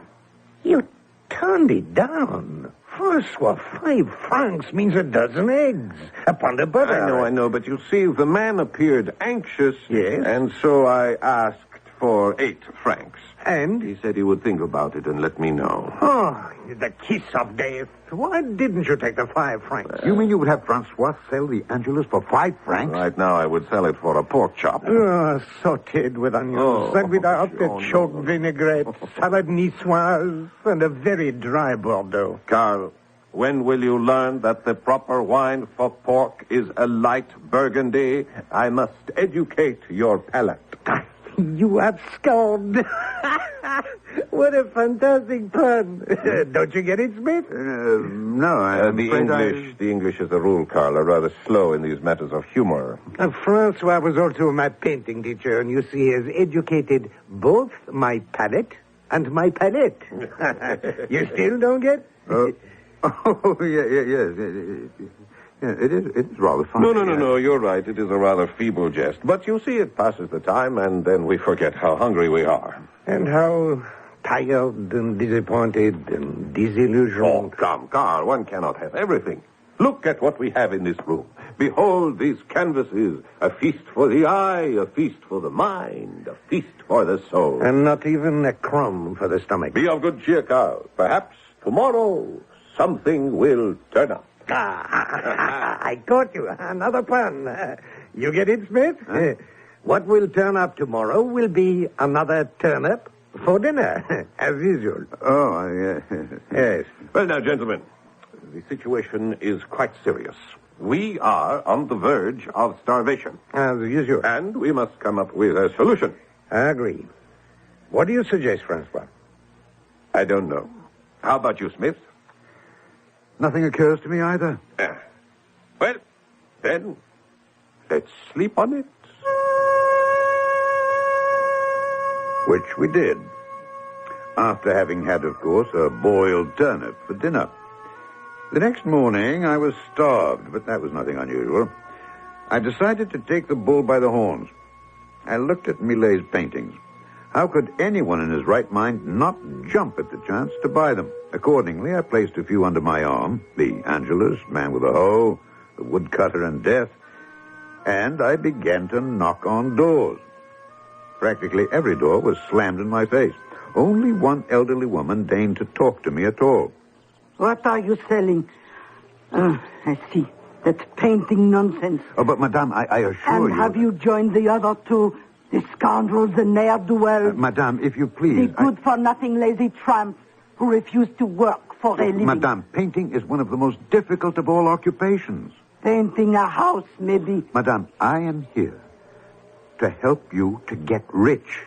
You must admit that there are paintings which are worth millions, yes? Now, admit it. Well... But here is your golden opportunity. A few pennies invested today will bring fabulous dividends tomorrow. How do I know? Because these are the paintings of the great Francois Millet. The great Francois Millet? Yes, madame. These paintings will increase 100-fold, 1,000-fold in value, because Francois Millet is a genius. He is? There's no doubt about it. Who says so? She slammed the door in my face. And at that moment, a great light exploded in my brain. Who says so? I raced home. I couldn't wait to share this flash of sudden insight with my companions. Hunger creates great divisions, Francois. Continue, Smith. She and everyone else in this town. They don't make up their own minds. They don't decide things for themselves. Oh, but that's how people are everywhere. And so she looks at you, Francois, and at me, and at Carl. How's she to know that the paintings have merit? It should be obvious. Of course. The colors, the figures, why, it's all over the canvas. But unfortunately, no one has told her that as yet. What do you mean, no one? I've been trying to sell these paintings for months, years. I patiently try to explain. But who are you? Who am I? I'm Carl Boulanger, a painter. No, you're Carl Boulanger, a shiftless good-for-nothing who would prefer to beg for his bread sooner than work for it. Who has perpetrated this infamous falsehood? And so am I, and so is Francois. What he says is true, Carl. And yet, if someone in authority were to say, Francois Millet, truly a great master. Why, overnight, Francois would be the toast of the town. Yes, authority. That's what the people look for. No one wants to make up his own mind. Therefore, Francois, we shall have an authority to authenticate your greatness. An authority? Of course. A great Parisian authority. I know Professor Louis de Courbet. Who? He's the most respected professor of art at the university. No, he won't do, Francois. But he's the most learned. We don't want learned people. We want famous people. Oh. I have it. Madame Lucerne. She runs the most talked about salon in Paris. You mean the most notorious? If she says a painting is great, it'll be hailed as a masterpiece. Yes, but does she know anything at all about painting? Probably not. Well, then how? Well, the question is, who should go? You are the smoothest talker, Carl. No, I nominate Smith to be our envoy. Me? Why? Because you're the handsomest. Oh, but what does that have to do with... Do you recall the legend of the Golden Fleece? Oh, yeah. And the legendary band of ancient Greek heroes who went after it. Whom did they choose as their leader? Not Hercules, the strongest, or Ulysses, the wisest, but Jason, the handsomest. Because they knew it would be necessary to seduce a woman in order to win the prize. Oh, but I no. You may not have to go that far. And what if he does? We must all make sacrifices for art. Yes, and some of us must make heavier sacrifices than others. But, as you can see, there's more to becoming a famous artist than merely painting a great or even a good picture. Sometimes one must play the game of love and even the game of death. However, all that is the affair of the second act, which I shall bring you in just a few moments.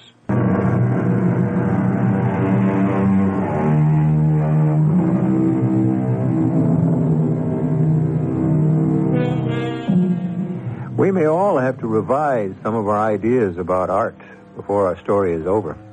At any rate, we're back in the year 1892, and Mark Twain is chatting with a wealthy elderly Englishman in a hotel on the sun-washed shores of the French Riviera. Now, Smith, what are you telling me? That some 25 or 30 years ago, you and the painter Francois Millet and... Carl Boulanger. Yes. And yourself were starving artists in a provincial French town? Exactly. And that you concocted some mad scheme to get Millet recognized? But you haven't heard the scheme yet. You see, if you're a creative artist, people don't know you're good unless somebody who speaks with authority says so. You get no argument from me on that score, Smith. Well, they had the idea to send me to the salon of Madame Lucerne in Paris. She was a former mistress of King Louis Napoleon himself. Which made her an eminent critic, connoisseur, and authority on the art. Exactly. Well, how did you propose to gain admission to Madame's salon? You were, after all, ragged, unknown. Well, I did the only thing any sensible man would do under the circumstances. I broke into her bedroom. Don't be alarmed, madame. I'm not a burglar. You are not a burglar? And please don't pull on that bell cord. Allow me to give you 2 reasons why you are a burglar. First, you break into my room. But, madame... Second, under your arm, I see some paintings, which you have obviously stolen from my house. No, madame. I haven't come here to steal paintings, but to present you with some. Present me? Yes, madame, because you are the supreme and sublime authority on art. Look at these, madame. Isn't each a masterpiece? Frankly, monsieur, I wouldn't have the faintest idea. Now, what is this game you wish to play with me? A game? All men have one game or another in mind where I am concerned. And since you are not half bad looking... It is for a friend. Ah. The man is a genius. One word from you... One word from me. How simple you make it all sound. Oh, but it is simple for you. You've turned unknown men into great writers, composers overnight. Oh, it's not a simple matter. And it doesn't happen overnight. The man must have something. Francois Millet has everything. He's a genius. Oh, the woods are filled with genius. Oh, but surely, just look at these paintings. Now, I could make a great painter out of you. Me? You are the love bandit.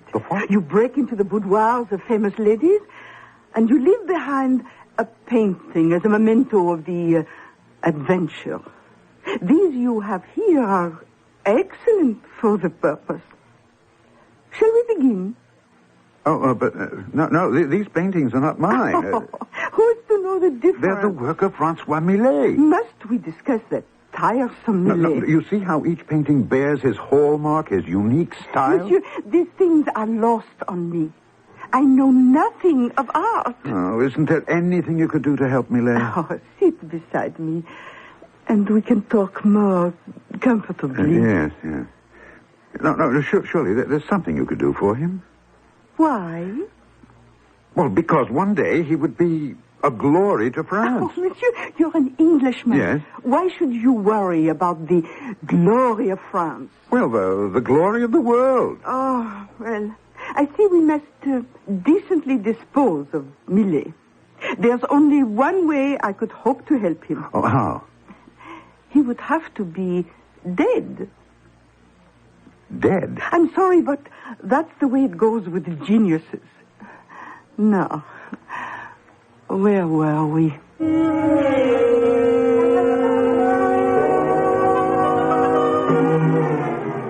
Dead? Dead? The woman is crazy. Gentlemen, the woman is right. But Smith... It's a matter of history. She convinced me. Do you mean Francois is to die? That is rather extreme. Look, an artist has to be starved and dead before he's acknowledged.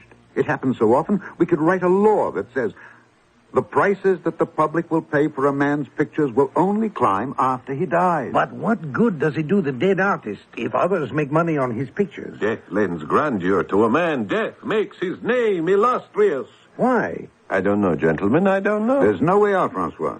You simply have to die. Oh, now, look here. No, let us hear him out first, Carl. Now, take several weeks, better several months to die. And in the meantime, paint. Paint day and night. Enlarge your stock of paintings. Leave behind a ton of work. And Carl and I will make a fortune. A fortune? On the works of the late, great Francois Millet. No, I'll have no part of this. Wait. What Smith says is not devoid of merit. Francois. Look at us. How we live. How far are we from death? How much longer can we starve like this? Freeze. Do without. In a few years, we will be young no longer. And we'll be dead in any event. This way. This way is madness. I won't let you die to make me rich, Francois. No, but listen. And that would be enough out of you too, Smith. You didn't let me finish. I said Carl and I would make a fortune selling your paintings, Francois, which we would then split 3 ways.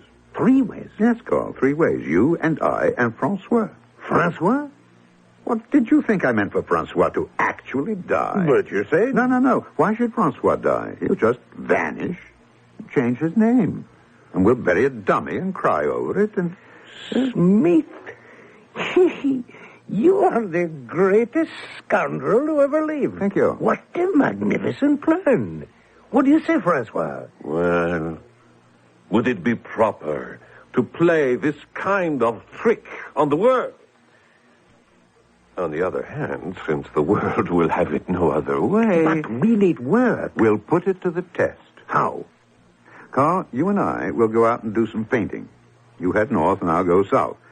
Choose a villa or a business establishment of some sort. Make sure the owner notices you. He'll come over out of curiosity, and the rest will be easy. So I chose a large country house and set up my easel and began to sketch. I saw the proprietor standing on an altar. Hey, that's not bad. Not bad at all. Yes. I think you captured that pretty well. Hey, you're good. You know that. Well, thank you, monsieur. Well, I ought to be good. Look who taught me. No, let me see if I have one of his works with me. Oh, here we are, in my satchel. I suppose you recognize that signature down to the right there? I beg your pardon? He was my teacher. Oh. You mean you don't know the signature of Francois Millet? What have you been spending your life? It's Millet. Francois Millet. Millet. Yes. Of course. What could I have been thinking about? Of course, Millet. I recognize that now. Millet, the greatest painter in France. Yes, Millet. This little sketch is genuine, Millet. Well, how can you fail to see the brushstroke? Oh, of course. Is it for sale? For sale? I may not be rich, but I'm not that poor. You know, I really would like to buy it. Well, I don't know. It's a genuine. No, I'd like to sell it to you because I can see you really do appreciate great art. I do. But, well, there's a practical consideration. Huh? Yes, I'd be a fool to sell it now. Why? Why? You mean you don't know? No. Millet is on his deathbed. The doctors say he can't live 3 months. Oh. And once he dies, his pictures can't be had for love or money. Monsieur, I'll give you 800 francs for that little sketch of his, huh? Oh. You really do love it, don't you? It's a genuine Millet. Oh, dear. Oh, I am a fool. All right, take it.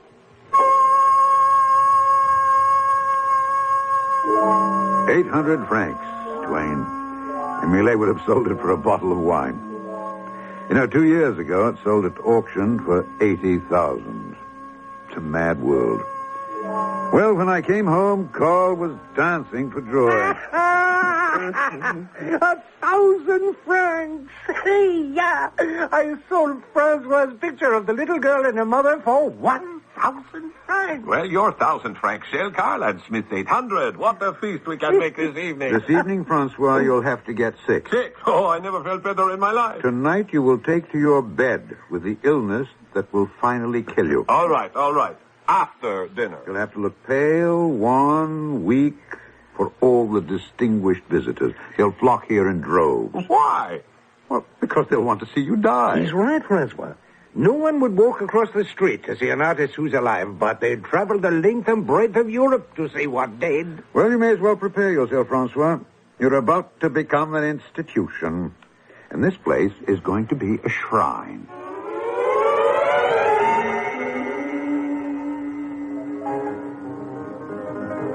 Oh, you wish to see me? I see, madame, you've forgotten me. Which one are you? Oh, Mr. Smith. I'm sorry to intrude. Oh, well, I am just listening to Mr. Schumann here. He's a composer. Oh, excuse us, please, for just a moment, Monsieur Schumann. Well, now, Mr. Smith, how have you been? Where have you been keeping yourself? I wonder, madame, if you remember your promise. Oh, I never forget a promise. To help my friend? Your friend? Yes, Francois Millet. Millet. Oh, yes, of course, I recall now. But, Mr. Smith, I also remember telling you there was only one way I could help him. He would have to be dead. Yes. Well, madame, he's getting there. Oh, Mr. Smith, we're all getting there. I know, but he should arrive there in less than a month. Eh? What are you saying? Madame, he's on his deathbed. Oh, this is tragic. Oh, here, sit by me. Now, what is he dying of? I believe a broken heart. A broken heart? Wonderful. Yes, his heart has been broken because the world has failed to recognize his genius. Oh, this Monsieur Millet, he's on his deathbed, actually? Actually. Oh, what a cooperative gentleman. Oh, he certainly deserves to become famous. I brought you some of his paintings. Oh, yes, I see. Oh, the unmistakable stamp of genius. His name shall become a household word.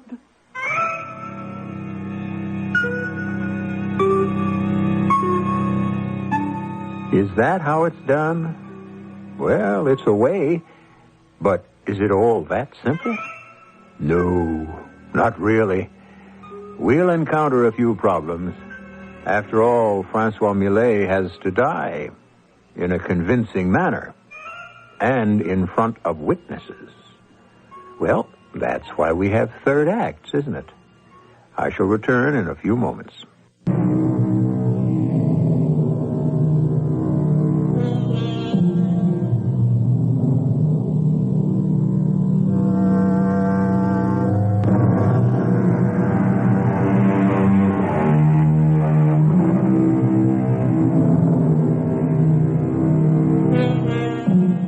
Today, our entertainments are dominated by something known as the caper. This is usually an elaborate scheme to swindle something from somebody. Money from a bank, secrets from a spy ring, anything, anywhere, anytime. Like most art forms, this one is hardly new. We're listening to one right now. It was inspired by a short story by Mark Twain. And if the word had existed in Twain's day, he might very well have named this piece the Francois Millet Caper. I don't understand at all, Smith. Why did you need this Madame Lucerne? After all, you proved you could make money by using Millet's name.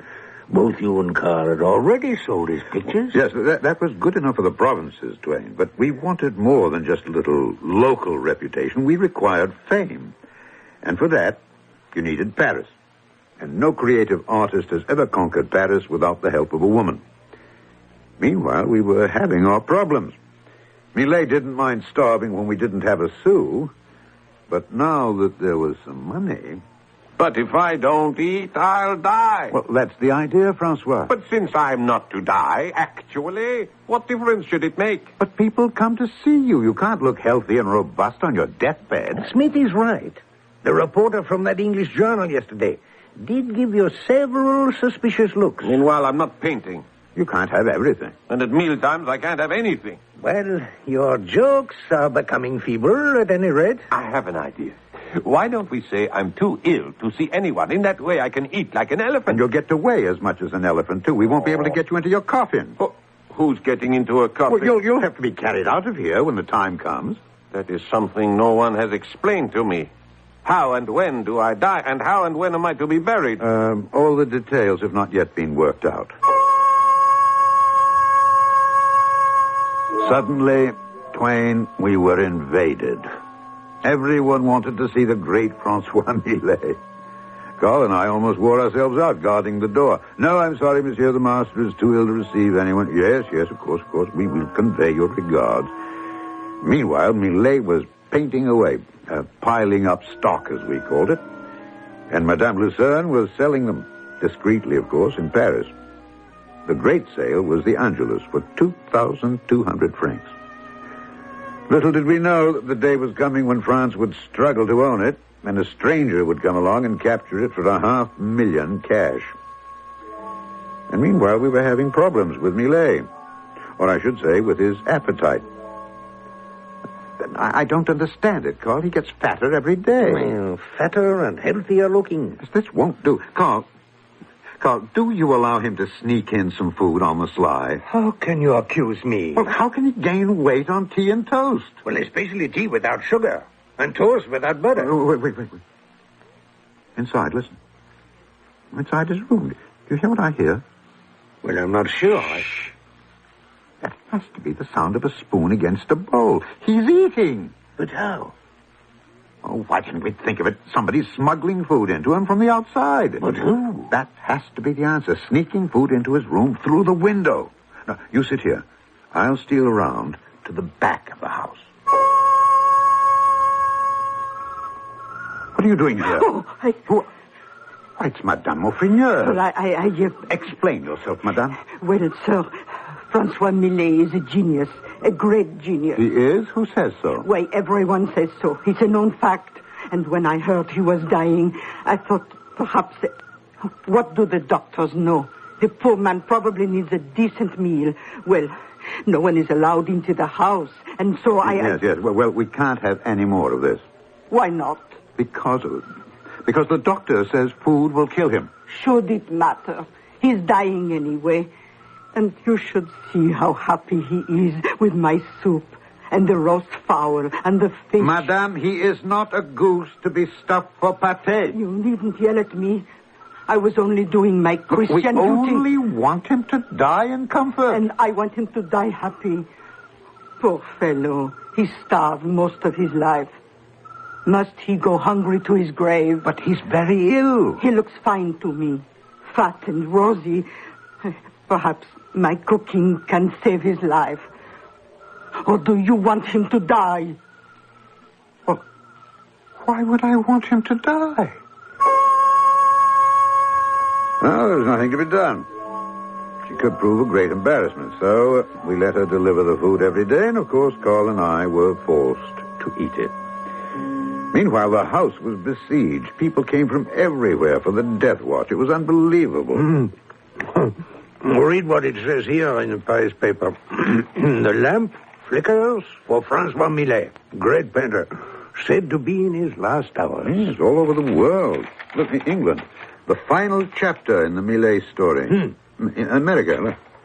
Curtains for Francois. I shall die in earnest if I am not fed. Oh, what are you doing here, Francois? Why aren't you in bed? Wasting away. Look at me. Nothing but skin and bones while you two gorge yourself on Madame Muffineux's heavenly cuisine. It's not fair. This is the thanks we get for making the man a genius. Hang being a genius. When can I get a decent meal? Ah, really, Smith? We should hire a butler. Francois, back into bed. Quickly. Just the wing of the chicken? No. Not even the neck? Into your room. Quickly, Francois. I might as well die and be done with it. Now, let me see who that is. Oh, let me in quickly. Oh, Madame Lucerne, please. You know the whole world is talking about the great Francois Millet. Yes, Madame. A tragedy. The demand for his paintings rises by the hour. We have plenty, stacks of them, which Madame can take back to Paris and sell. Oh, no, monsieur. They will sell better after he dies. The poor man. He's at death's door, is he not? Yes, Madame. Standing on the threshold, as it were. Oh, may I pay my respect? Well, Madame, you Mr. see... Smith, please tell your friend I am so attached to the master that I shall be desolated if I cannot see him at least once before...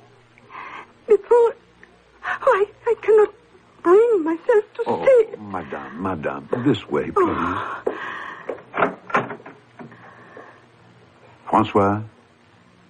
Francois, a beautiful lady to see you. Oh, poor Francois, he seems to be in a coma. Monsieur, he looks remarkably healthy for one who is supposed to be terribly ravaged by illness. Oh, well, looks are deceptive, you know. I thought you said he was at death's door. Oh, he is. Oh, well, timing, you realize, is everything in life, as well as death. This would be an excellent week. Oh, it would? Next week, everyone will be talking about a new opera by Wagner, and we expect some stunt or other from Alexandre Dumas the Younger. But this is a very quiet week. Oh, I see. Of course, I realize that man goes when he is summoned to the divine presence, and not a minute before. How true. However, there is always the possibility that one is too busy to... hear the summons. Yes. Well, as you can see, Madame, he is failing before our very eyes. Oh, poor man. Well, I must return to Paris, where I shall say, of course, that he died in my arms. How tragic. Yes. Well, I must hurry back there to speak with all the journalists. Of course. I had taken the liberty to order a coffin. A coffin? Yes. It should be at your doorstep at any moment. Oh. A most splendid final home for a man of such magnificence. Thank you, Madame. Well, I felt it was the least I could do. And now, if you will excuse me, I must return. Of course.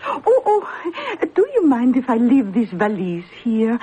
It might be too much trouble to carry back. Of course not, Madame. I thought I would stay longer, and I had brought a change of costume, but... That dress bores me. Why not give it to some deserving charity? As you wish, madame. A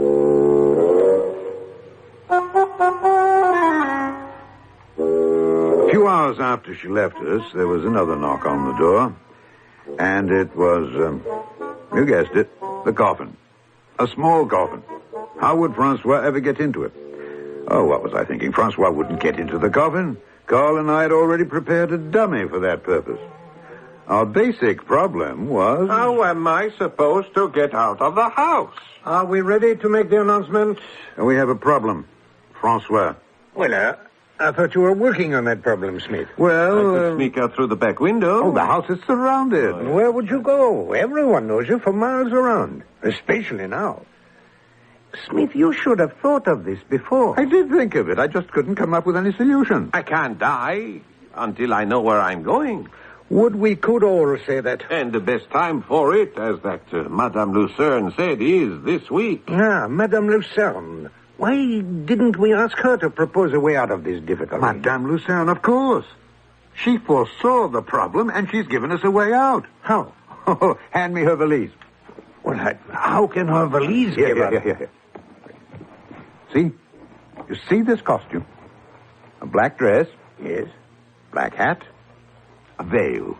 These are for the lady in black. Who is the lady in black? Oh, a mysterious mourner. A woman who loved you deeply, passionately. But who is she? Oh, no one knows. Put on the dress. Oh, but come on, hurry, Francois. Come on, I feel ridiculous. You'd better start feeling sad. Oh.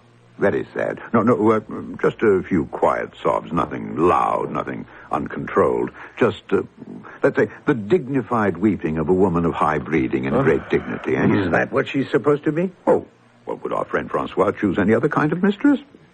Oh, by the way, is the coffin sealed? Coffin is ready. Fix your veil, Francois.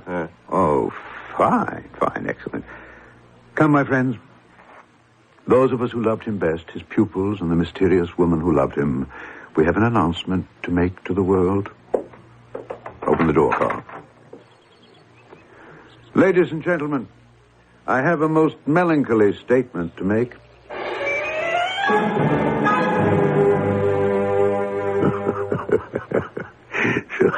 So you buried Francois Millet, eh, Smith? Yes, Twain, we buried the dummy in the coffin. There was a great funeral. Oh, yes. And Millet, disguised as the woman, escaped detection. The world was convinced Millet had died. What happened to him? Oh, can you keep a secret? I can only try. You remember that elderly gentleman I pointed out to you earlier this morning? That was Francois Millet? That was Francois Millet. For once, a great artist was not starved and killed by indifference and neglect and then given the vain and empty pomp of a loud and meaningless funeral. No, we saw to that. Francois Millet has never known and will never know another hungry day.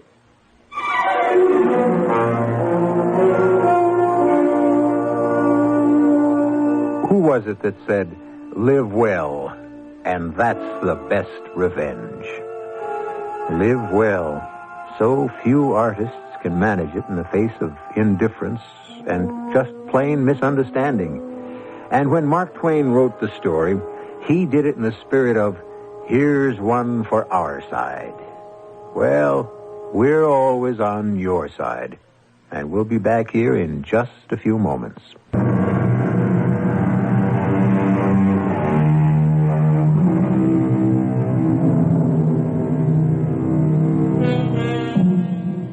Is he living? Or is he dead? Well, of course, he's dead today, but was he living back in 1892, the date of the story? Was Mark Twain playing a gentle hoax on all of us? Or was the old practical joker himself the victim of a practical joke? We'll never know.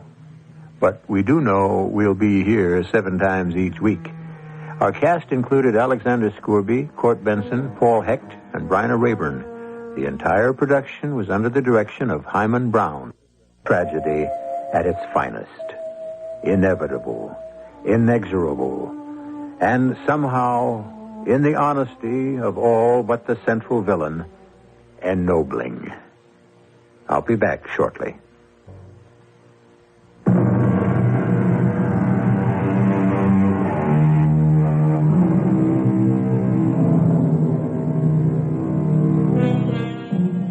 It would be unfair, of course, to leave our tragedy just as it resolved itself, for only one reason.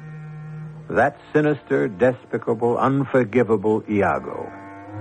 I'm glad to report that for those of you who might not know in advance, his punishment well fitted the crime. Since Cassio was governor, and in a sense, dictator of Cyprus, it was left to him to dispose of Iago. When all the facts came out, how kind would you have been? Our cast included Arnold Moss, Marion Seldes, Joan Arliss, Court Benson, Ralph Bell, and Ian Martin. The entire production was under the direction of Hyman Brown.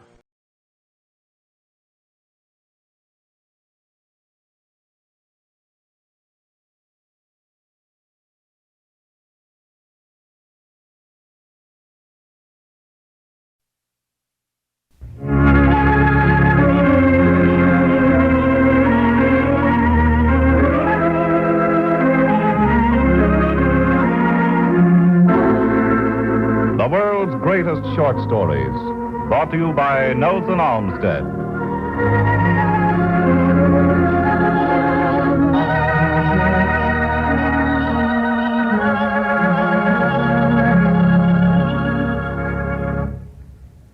From the master pens of the literary world have come stories which live, powerful in their tragedy, tenderness, or romance.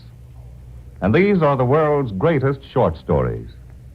Such a story is brought to you again tonight by Nelson Olmsted. While Giovanni Guasconti stood at the window of his room one morning, he saw the slight figure of Signor Rappaccini walking in his unusually magnificent garden. Giovanni had not long been in Pardieu, Italy, but his curiosity concerning his neighbor had grown daily. He'd heard many strange stories concerning Rappaccini, who, it was said, was a famous doctor who distilled plants of his garden into medicines that were as potent as charms. As Giovanni watched, he noticed that nothing could exceed the intentness with which this scientific gardener examined every shrub which grew in his garden. And yet, he avoided their actual touch or the direct inhaling of their odors with a caution that impressed Giovanni most disagreeably. The gardener, while plucking away the dead leaves or pruning the too luxuriant growth of the shrubs, defended his hands with a pair of thick gloves. And when in his walk through the garden, he came to the magnificent plant that hung with its bright purple gem-like flowers beside the marble fountain, he placed a kind of mask over his mouth and nostrils, as if all this beauty concealed a deadlier malice. Finding his task still too dangerous, he drew back, removed the mask, and called to his daughter Beatrice to come. Soon there emerged from under the sculptured portal the figure of a young girl, arrayed with as much richness of taste as the most splendid of flowers, beautiful as the day, and with a bloom so deep and vivid that one shade more would have been too much. And as Beatrice came down the garden path, it was observable that she handled and inhaled the odor of several of the plants which her father had most sedulously avoided. Her father spoke. Here, Beatrice, see how much needs to be done to our chief treasure. And yet, shattered as I am, my life might pay the penalty of approaching it so closely as circumstances demand. Henceforth, I fear, this plant must be consigned to your sole charge. And gladly will I undertake it, said the young lady, as she bent toward the magnificent plant with the purple flowers and opened her arms as if to embrace it.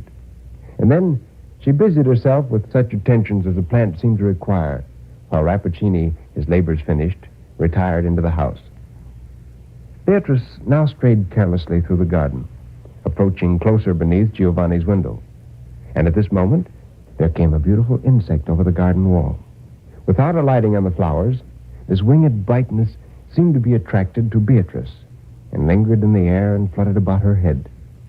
Now, Giovanni fancied that while Beatrice was gazing at the insect with childish delight, it grew faint and fell at her feet. Its bright wings shivered. It was dead.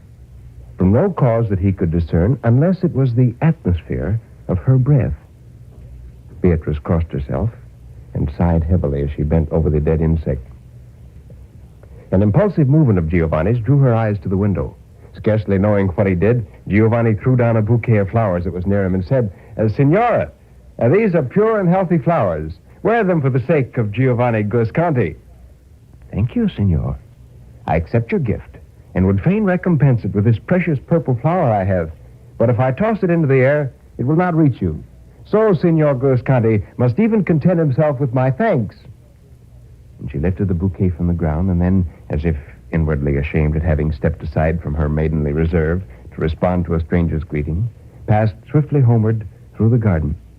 But few as the moments were, it seemed to Giovanni, when she was on the point of vanishing beneath the sculptured portal, that his beautiful bouquet was already beginning to wither in her grasp.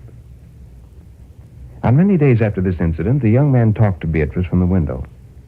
Giovanni had not a deep heart, but he had a quick fancy and an ardent southern temperament which rose every instant to a higher fever pitch. Whether or not Beatrice possessed those terrible attributes, that fatal breath, and the affinity with those so beautiful and poisonous flowers, which were indicated by what Giovanni had witnessed, she had at least instilled a fierce and subtle fire into his system. It was not love, although her rich beauty was madness to him, nor horror, even while he fancied her an evil spirit, but a wild offspring of both love and horror that had each parent in it, and burned like one and shivered like the other. Giovanni knew not what to dread, and still less did he know what to hope. One day, when Giovanni's spirits were particularly low, his landlady came to him and whispered that she knew a secret entrance into the garden which he could use. He followed his guide and found himself actually standing in the garden of Dr. Rappaccini. He'd not considered with himself what should be his deportment, whether he should apologize or not for his intrusion into the garden, but Beatrice's manner placed him at his ease. There was surprise in her face when she saw him, but that brightened by a simple and kind expression of pleasure, and she talked with him as if they'd been friends for many years. And while she spoke, there was a fragrance in the atmosphere around her, rich and delightful, yet which the young man, from an indefinable reluctance, scarcely dared to draw into his lungs. While they talked, they strayed through the garden and approached the fountain, beside which grew the magnificent shrub with its treasury of purple blossoms. And Giovanni spoke. I remember, Signora, that you once promised to reward me with one of these living gems for the bouquet that I had the happy boldness to fling to your feet. Permit me now to pluck it as a memorial of this interview. He made a step toward the shrub with extended hand. But Beatrice started forward, uttering a shriek that went through his heart like a dagger. She caught his hand and drew it back with the full force of her slender figure. Giovanni felt her touch thrilling through his fibers. Touch it not, she cried. Not for your life, it is fatal. And then, hiding her face, she fled from him and vanished beneath the sculptured portal. And as Giovanni followed her with his eyes, he beheld the emaciated figure and pale intelligence of Dr. Rappaccini, who had been watching the scene within the shadow of the entrance. After the first interview, a second was in the inevitable course of what we call fate. A third, a fourth, and a meeting with Beatrice in the garden was no longer an incident in Giovanni's daily life, but the whole space in which he might be said to live. For the anticipation and memory of that ecstatic hour made up the remainder. Nor was it otherwise with the daughter of Rappaccini. They loved. And yet there had been no seal of lips, no clasp of hands, nor any slightest caress such as love demands. On the few occasions when Giovanni had seemed tempted to overstep the limit, Beatrice grew so sad and so stern, and withal wore such a look of desolate separation, that not a spoken word was necessary to repel him. Now, a considerable time had passed since Giovanni's last meeting with Professor Baglioni, his teacher, who had first told him about Rappaccini and his daughter. One morning, however, Giovanni was disagreeably surprised by a visit from the professor, who seated himself and proceeded to tell him that Beatrice had been nourished from poisons from her birth upward, until her whole nature was so imbued with them that she herself had become the deadliest poison in existence. The poison was her element of life. With that rich perfume of her breath, she blasted the very air.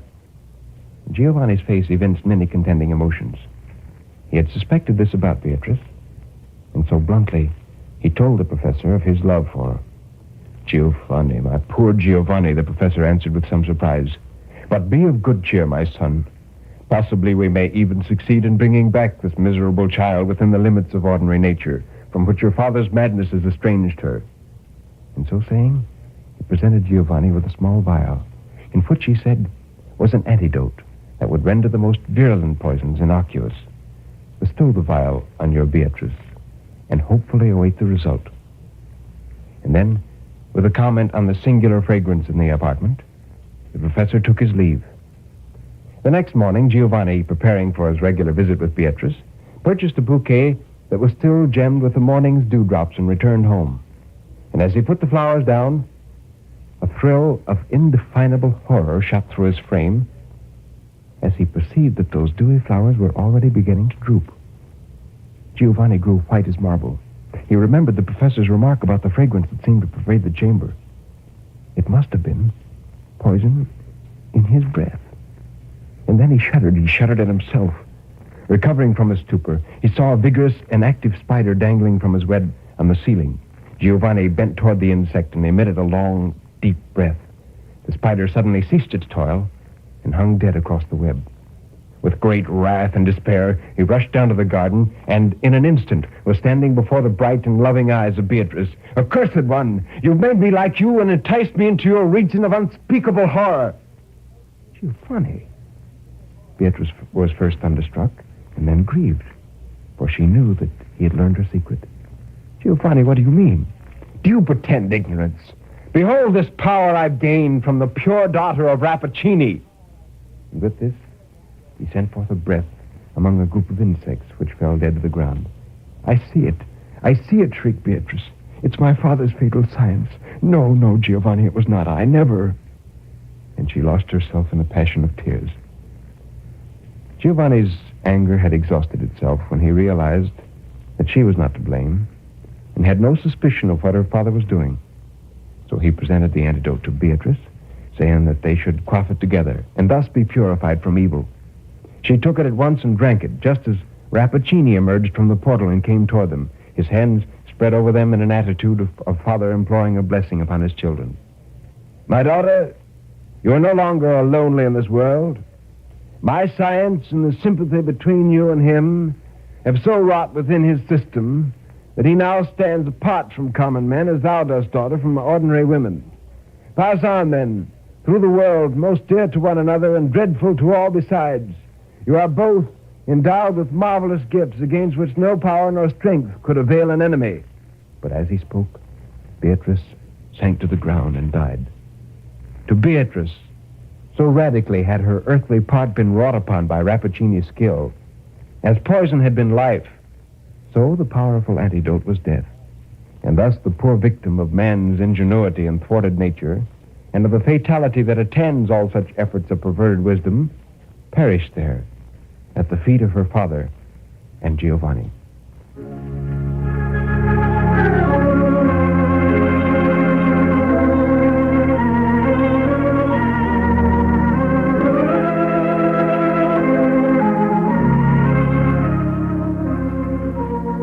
Nelson Olmsted has presented another of the great short stories of world literature, Rappaccini's Daughter, by Nathaniel Hawthorne. And now, for the review of tonight's story, here is Nelson Olmsted. Nathaniel Hawthorne, who lived from 1804 to 1864, is one writer who struggled with success and failure through the international era of puritanical living, which is attributed, at least in name, to Queen Victoria. Hawthorne's works, although almost always pervaded with a touch of gloom, indicate a deliberate and studied effort to make right and good triumphant, even to the point of being melodramatic and ineffectively obvious. However, Edgar Allan Poe, who was Hawthorne's contemporary, was very impressed with his work, especially his short stories, and through his written criticisms of Hawthorne's work, first constructed a formula or definition of what was then a new and revolutionary form of fiction, the short story.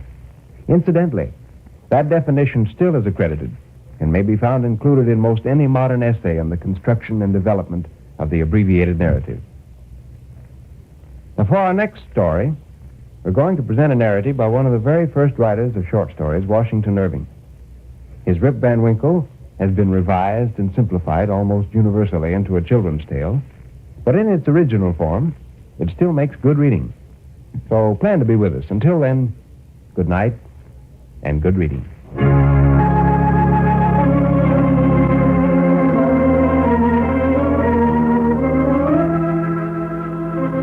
NBC presents Nelson Olmsted and his reviews of the world's greatest short stories 3 nights each week, on Mondays, Tuesdays, and Wednesdays, at this same time, over most of these same stations.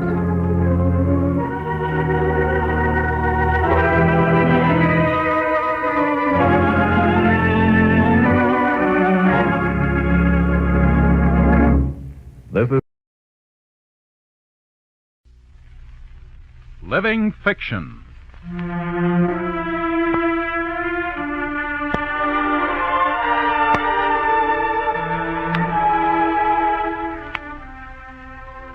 Northwestern University, in cooperation with the National Broadcasting Company, brings you a radio dramatization of another timeless story, A Picture of Dorian Gray by Oscar Wilde, another in a series of Living Fiction.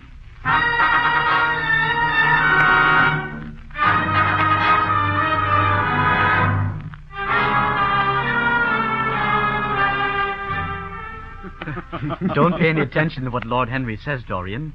He has a very bad influence over all his friends. Have you a very bad influence, Lord Henry? There is no such thing as a good influence, Mr. Gray. All influence is immoral. Why? Before Lord Henry answers that one, Dorian, get up on the platform. I want to finish the portrait today. Very well, Basil. Lord Henry, why is all influence immoral? Because to influence a person is to give him one's own soul. He does not think his natural thoughts or burn with his natural passions. His virtues are not real. His sins are borrowed. He becomes an echo of someone else's music, an actor of a part that has not yet been written for him. What do you suggest is a remedy, Henry? Yield to yourself. The only way to get rid of temptation is to yield to it. Yes, cure the soul by means of the senses, and the senses by means of the soul. Stop! You bewilder me. I don't know what to say. Then let me say it for you, Dorian. The gods have been good to you. Beauty is the wonder of wonders. You have beauty. But what the gods give, they quickly take away. In time, you will become sallow and hollow-cheeked and dull-eyed. Realize your youth while you have it. And how would you have me realize my youth? Don't squander the gold of your days listening to the tedious, trying to improve the hopeless failure. These are the sickly aims, the false ideals of our age. Live the wonderful life that is in you. Let nothing be lost upon you. Always searching for new sensations. Be afraid of nothing. Ah, finished. The portrait is finished. My dear fellow, I congratulate you most warmly. It's the finest portrait of modern times. Dorian, come over and look at yourself. So is it really finished? I've certainly looked... Oh. In time you will become sallow and hollow-cheeked and dull-eyed. Realize your youth while you have it. Don't you like it? Of course he likes it. Who wouldn't like it? How sad it is. I shall grow old and horrible and dreadful. This picture will always remain young. It will never be older than this day in June. If it were only the other way. If it were I who was always to be young and the picture that was to grow old. For that, I would give everything. There's nothing I would not give. I would give my soul for that.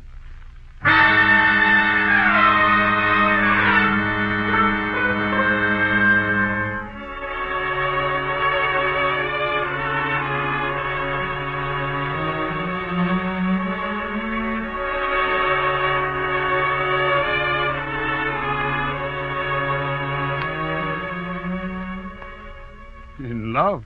Who are you in love with? With an actress. That's rather commonplace, don't you think? You would not say so if you saw her, Lord Henry. Who is she? Her name is Sybil Vane. Never heard of her. No one has. People will someday, however. She's a genius. My dear boy, no woman is a genius. Women are a decorative sex.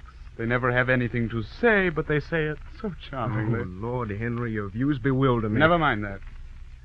How long have you known her? About 3 weeks. I found her in an absurd little theater with great flaring gas jets and gaudy playbills.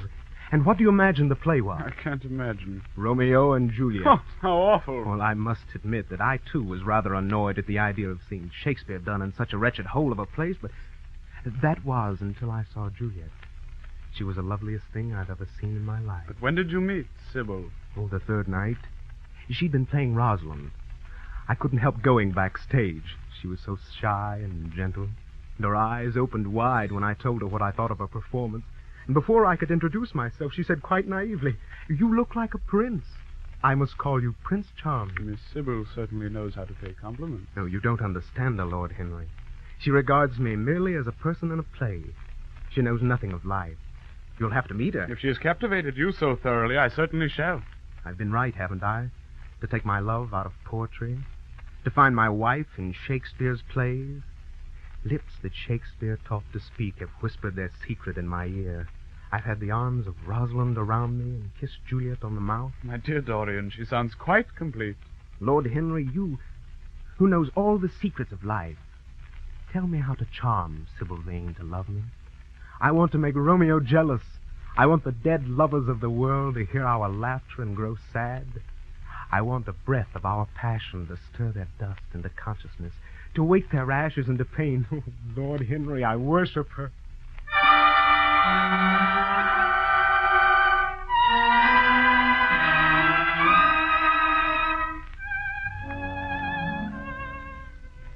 Oh, you're not listening to a word I'm saying, Jim Vane. Do say something. What do you want me to say, So that you'll not forget us when you go across the sea. You are more likely to forget me than I am to forget you, Sybil. Why, what do you mean, Jim? You have a new friend, I hear. Who is he? Why have you not told me about him? He means you no good. Stop, Jim. You mustn't say anything against him. I love him. Why, you don't even know his name. Who is he? I have a right to know. Well, I call him Prince Charming. He is a gentleman. A prince. What more do you want? He wants to enslave you. I shudder at the thought of being free. If he ever does you any wrong, as sure as there is a God in heaven, I shall kill him. Don't be so serious, Jim. I'm not going to quarrel with you. I know you'd never harm anyone I love, would you? Not so long as you love him, I suppose. I shall love him forever. And he? Forever, too. He had better.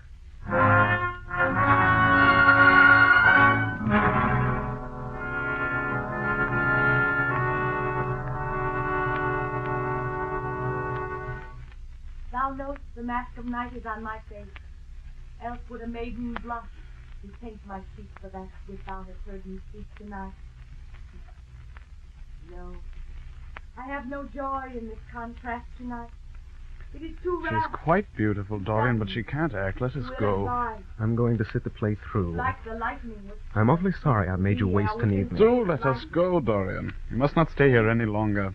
It's not good for one's morals to see bad acting. Besides, I don't suppose you will want your wife to act.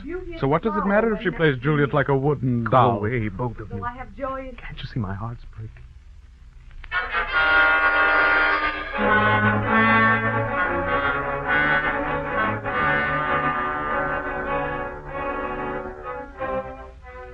How badly I acted tonight, Prince Charming. Horribly.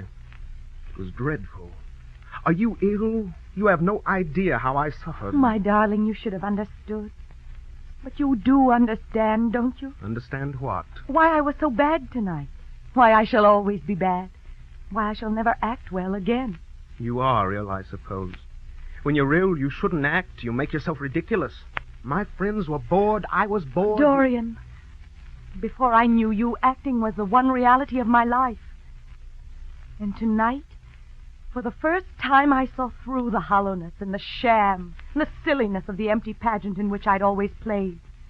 The words I had to speak were unreal. They weren't the words I wanted to say. You had brought me something higher, something of which all art is but a reflection. You made me understand what love really is. I don't understand. My friends were bored. I was Oh, bored. I might mimic a passion that I do not feel, but I cannot mimic one that burns me like fire. Even if I could do it, it would be profane for me to play at being in love. Oh, Dorian. Dorian, you do understand now. You've killed my love. You've thrown it all away. You're shallow and stupid. You're not serious, Dorian. You're acting. Acting? I leave that to you. You do it so well. Dorian, give me your hand. I didn't know that was touch me. Don't leave me. Please, I couldn't bear it. Don't go away from me. My brother said that... No, never mind. No, he didn't mean it. He was in jest. Please, Dorian, don't leave me.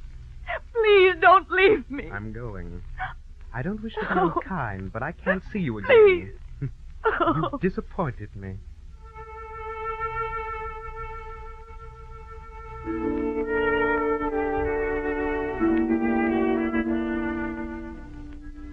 I left the theater. There's always something ridiculous about the emotions of people one no longer loves. I'd forgotten Sybil.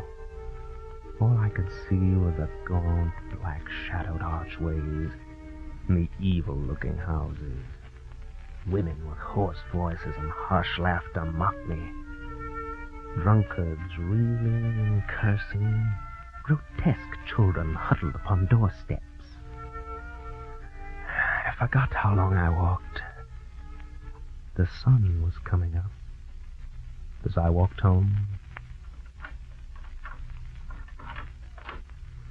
I walked into the library. Perhaps the smell of books will help me forget the one perfect love. The love turned rancid by the simplicity of a girl, and the cool glibness of Lord Henry, and the blind fury of Prince My blind fury. I walked over to the window and pulled the sash. A solitary sunbeam filled the room. All I could see was the dust which is always attracted by a single beam. The dust focusing on my portrait, the picture of Dorian Gray. Like a particle of dust tossed upon the light, I was drawn to myself, drawn to the picture. The picture! It was changed. The expression, there was a touch of cruelty in the mouth. No, the dust has distorted the mouth. It couldn't be. It... And then I remembered. If it were I who was always to be young, and the picture that was to grow old, for that I would give everything. I would give myself for that. The picture had changed.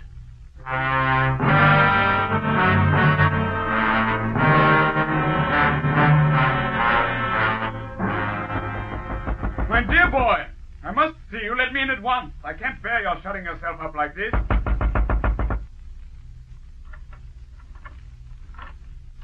I'm so sorry for it all, Dorian. But you must not think too much about it. It is dreadful, but it was not your fault. Tell me, did you go backstage and see her after the play? Yes. I felt sure you had. Did you make a scene with her? I was brutal, Lord Henry, perfectly brutal. But it's all right now. I'm not sorry for anything that's happened. It's taught me to know myself better. Ah, Dorian, I'm so glad you take it in that way. I was afraid I would find you plunged in remorse. No, I'm perfectly happy now. I know what conscience is. To begin with, it's the divinest thing in us. Now, don't sneer at me. I want to be good. I can't bear the idea of my soul being hideous. A very charming artistic basis for ethics, Dorian. But how are you going to begin? By marrying Sybil Vane. Marrying Sybil Vane? My dear Dorian, Yes, Henry, I know what you're going to say. Something about marriage, but don't say it. Sybil Vane is to be my wife. Your wife? Dorian, didn't you get my letter? I wrote to you this morning and sent the note down. Oh, your letter. Oh, yes, I remember. I haven't read it. I was afraid there might be something in it I wouldn't like. You cut life to pieces with your epigrams. You know nothing, then. What do you mean? Dorian, my letter was to tell you that Sybil Vane is dead. Lord Henry. This is terrible. Terrible. Yes, it is very tragic, of course, but you must not get yourself mixed up in it. She didn't know your name. No. Just my first name. Good. You must come and dine with me, and afterwards we will go to the opera. So I murdered Sybil Vane. Murdered her as surely as I'd cut her little throat with a knife. Yet the roses are not less lovely for all that. The birds sing just as happily in my garden. And tonight I am to go to the opera with you. How extraordinarily dramatic life is. Lord Henry, why can't I feel this tragedy as much as I want to? It's an interesting question. It often happens that the real tragedies of life occur in such an inartistic manner that they hurt us by their crude violence, their absolute incoherence, their absurd want of meaning. Someone has killed herself for your love. I wish that I had had such an experience. It would have made me in love with love for the rest of my life. I was terribly cruel to her. You forget that. I'm afraid that women appreciate cruelty more than anything else. They have wonderfully primitive instincts.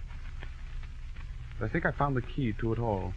What is it, Lord Henry? You said to me that Sybil Vane represented all the heroines of romance, that she was Desdemona one night and Ophelia the other, that if she died as Juliet, she came to life as Imogen. She'll never come to life again. No, she will never come to life. The girl never really lived, and so she has never really died. To you, she was always a phantom that flitted through Shakespeare's plays. Mourn for Ophelia, if you like. Put ashes on your head because Cordelia was strangled. Cry out against heaven because Desdemona died. But don't waste your tears over Sybil Vane. You've explained me to myself, Lord Henry. I felt all that you've said, but I could not express it. This has been a marvelous experience. I wonder if life has anything in store for me as marvelous. Life has everything in store for you, Dorian. There is nothing that you, with your extraordinary good looks, will not be able to do. I think I shall join you at the opera, Lord Henry. I feel too tired to eat anything. What is the number of your box?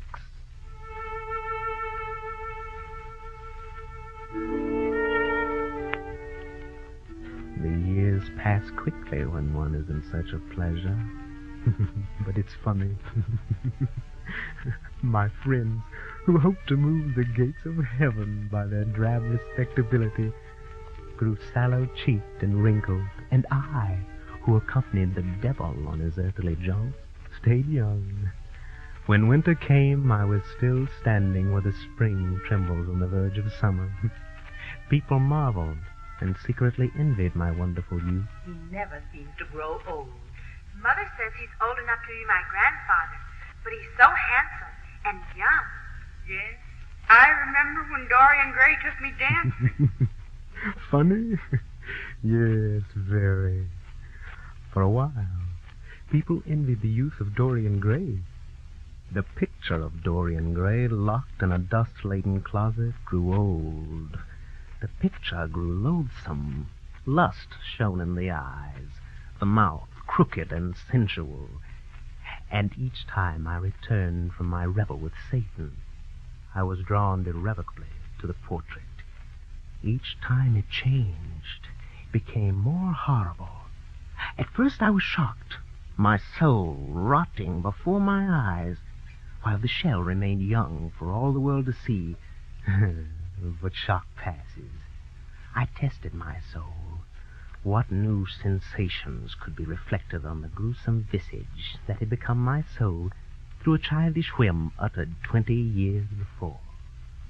If it were I who was always to be young, and the picture that was to grow old, for that, I would give everything. I would give my soul for that. Oh, how the picture had changed.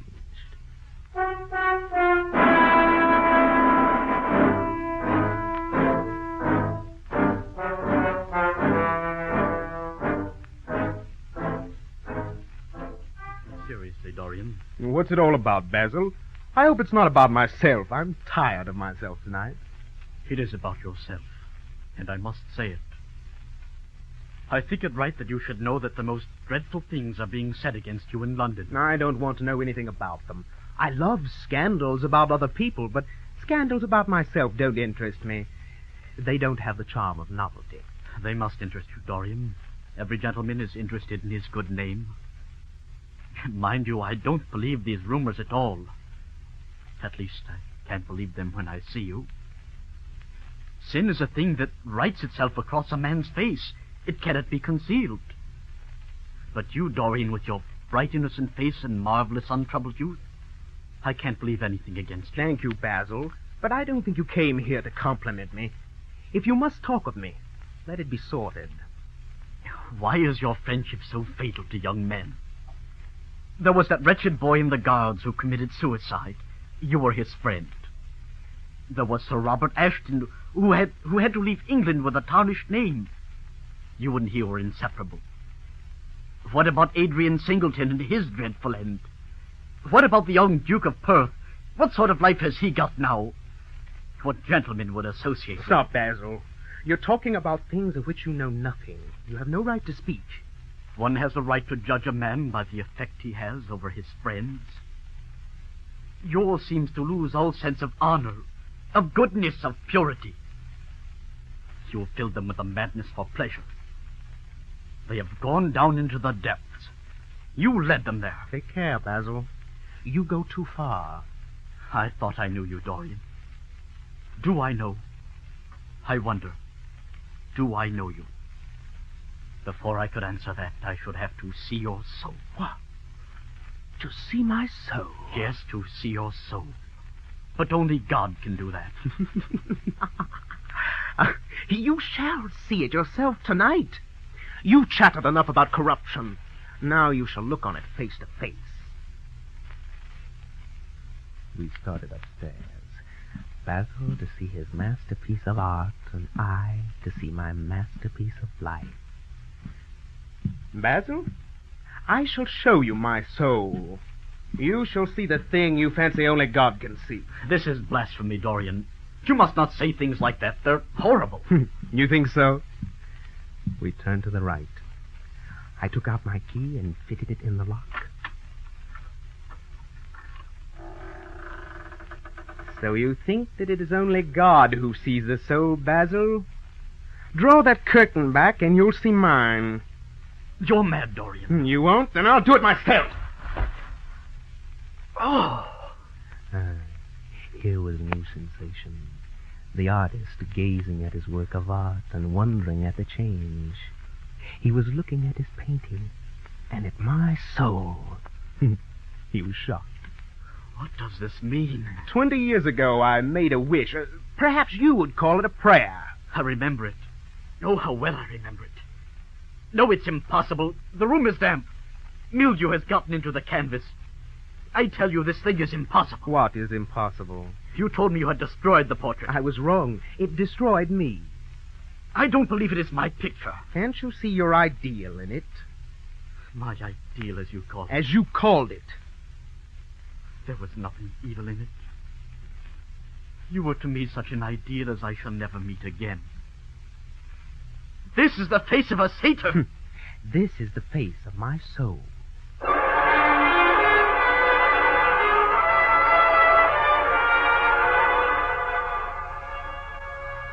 Basil just stood there, staring at his picture. I knew what he was thinking. Through some strange quickening of inner life, the leprosies of sin was slowly eating the portrait away. His hands shook. He felt weak. He sat down, his back toward me, staring at the picture. Pray, Dorian, pray. What is it one's taught to say in one's childhood? Lead us not into temptation. Forgive us our sins. As he wash prayed away our for his iniquities. picture and for my soul. Let us say that together. There was a knife on the table. The prayer of your pride has Behind been answered. me. This would be a new Lead us not into sensation. temptation. How would the portrait reflect it? Forgive us our I sins. walked to the table, picked up the Wash knife. away our iniquities. Basil was still muttering at his picture. Oh, Lord. I raised the knife slowly And let it fall quickly. I pulled it out and cut again and again. and again.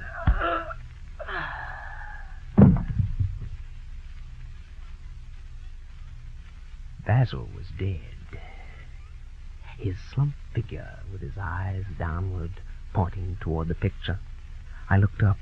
How had it changed? And then I saw there was blood dripping from the lips.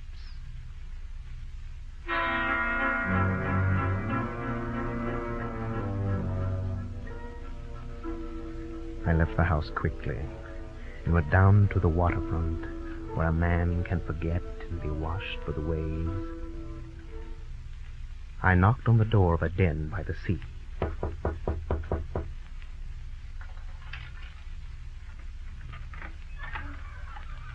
You here, Adrian? Where else should I be? None of the chaps will speak to me now. I don't care.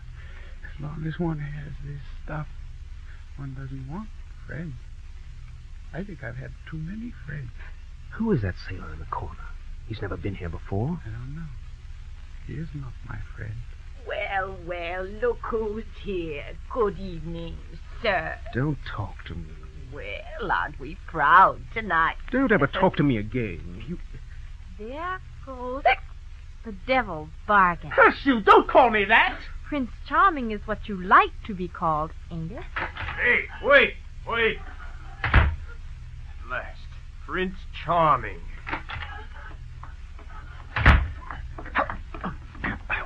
What do you want? Keep quiet. If you stir, I'll shoot you. You're mad. What have I done to you? You wrecked the life of Sybil Vane. And Sybil Vane was my sister. She killed herself, but her death is at your door. I swore I'd kill you in return. For years I've looked for you. No clue, no trace. I knew nothing of you, but the name she used to call you, Prince Charming. I heard it tonight. Make your peace with God, for tonight you are going to die. No, I never knew her. I never heard of her. You're mad. You'd better confess your sin, for as sure as I'm Jim Vane, you are going to die. Down on your knees. I'll give you 1 minute. 1 minute. That's all. Stop. How long ago is it since your sister died? Quick, tell me. 20 years. What does that matter? Why do you ask me? 20 years. 20 years? Take me under the street lamp and look at my face. Why, you can't be more than 22 years. My God. And I would have murdered you.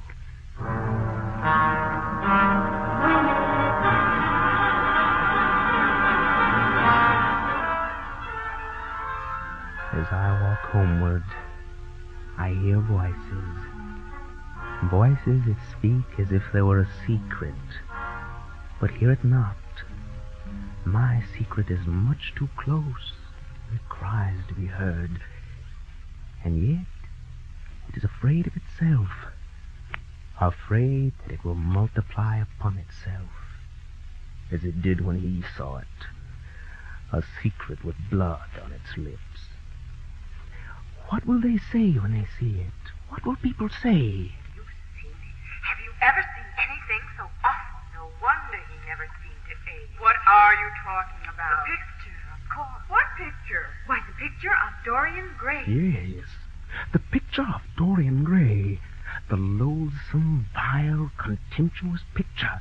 The picture whose friends are lust, jealousy, envy, hate, duplicity. Fed on by lust, hate, jealousy, and envy. Fed on by its friends. Oh, how I hate the picture. Burn it carefully. Cut it to pieces. Destroy it. Destroy it. Destroy it. Yes, destroy it. Why didn't I think of it before? Destroy the mirror of my soul. Hurry, hurry, hurry home. Destroy it. Destroy it. Destroy it. Hurry. Up the stairs. The stairs. Now, turn to your right. Quickly. Hurry. Hurry. Destroy it. Destroy it. Now, the light. The light. Destroy it. Destroy. How? How? How? The knife. The same knife. Turn it in the picture. Cut it. Cut it. Destroy it.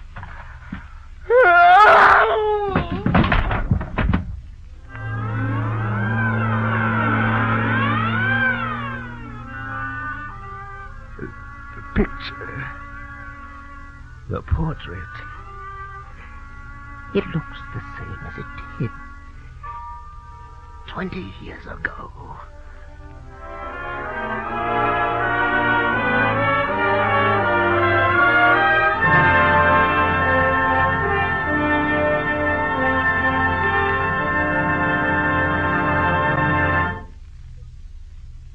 A Picture of Dorian Gray by Oscar Wilde is another in a series of living fiction presented each week by Northwestern University in cooperation with the National Broadcasting Company. The cast and directors were students of Northwestern University.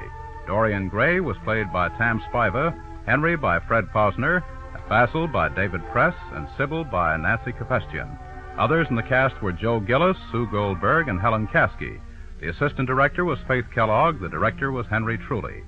The entire production was under the supervision of John Cowan. This is Jim Hamilton speaking, and this is NBC, the National Broadcasting Company.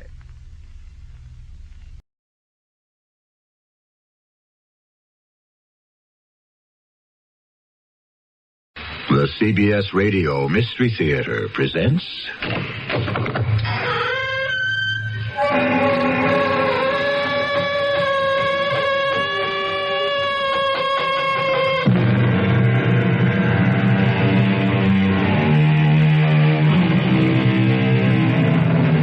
Come in.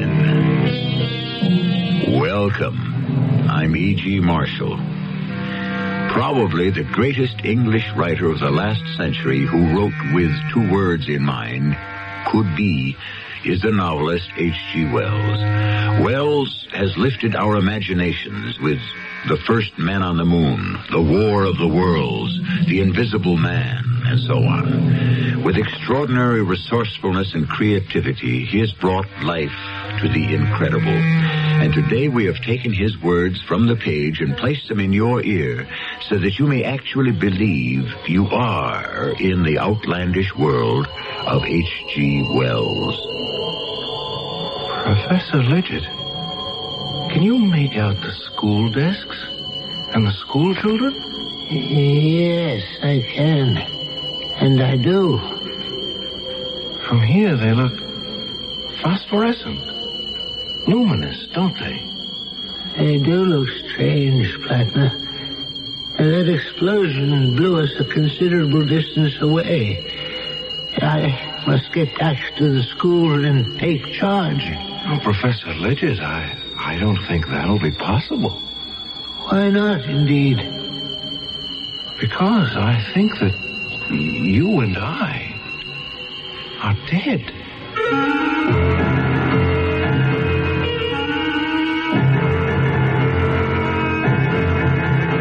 Our mystery drama, Watchers of the Living, adapted from a story by H.G. Wells, was written especially for the Mystery Theater by James Agate, Jr., and stars Tony Roberts.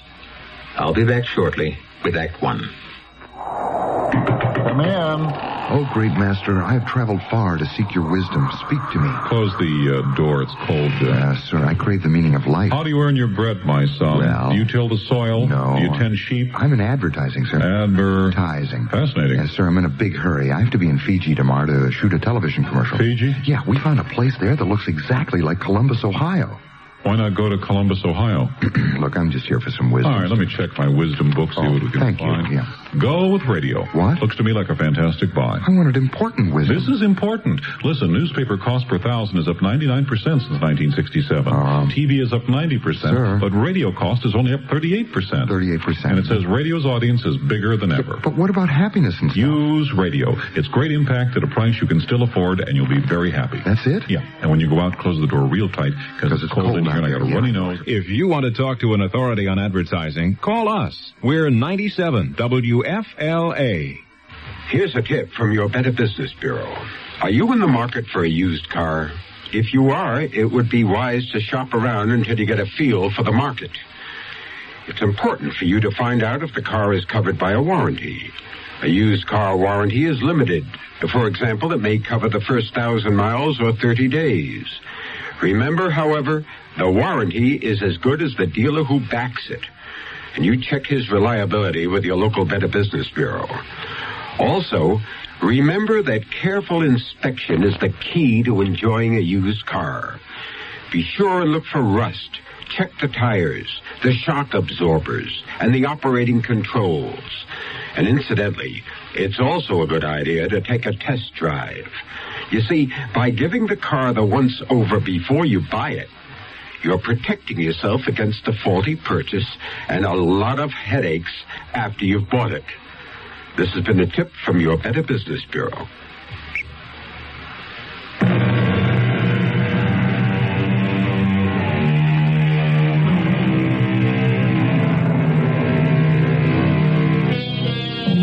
What'll it be this time, Mr. Wells?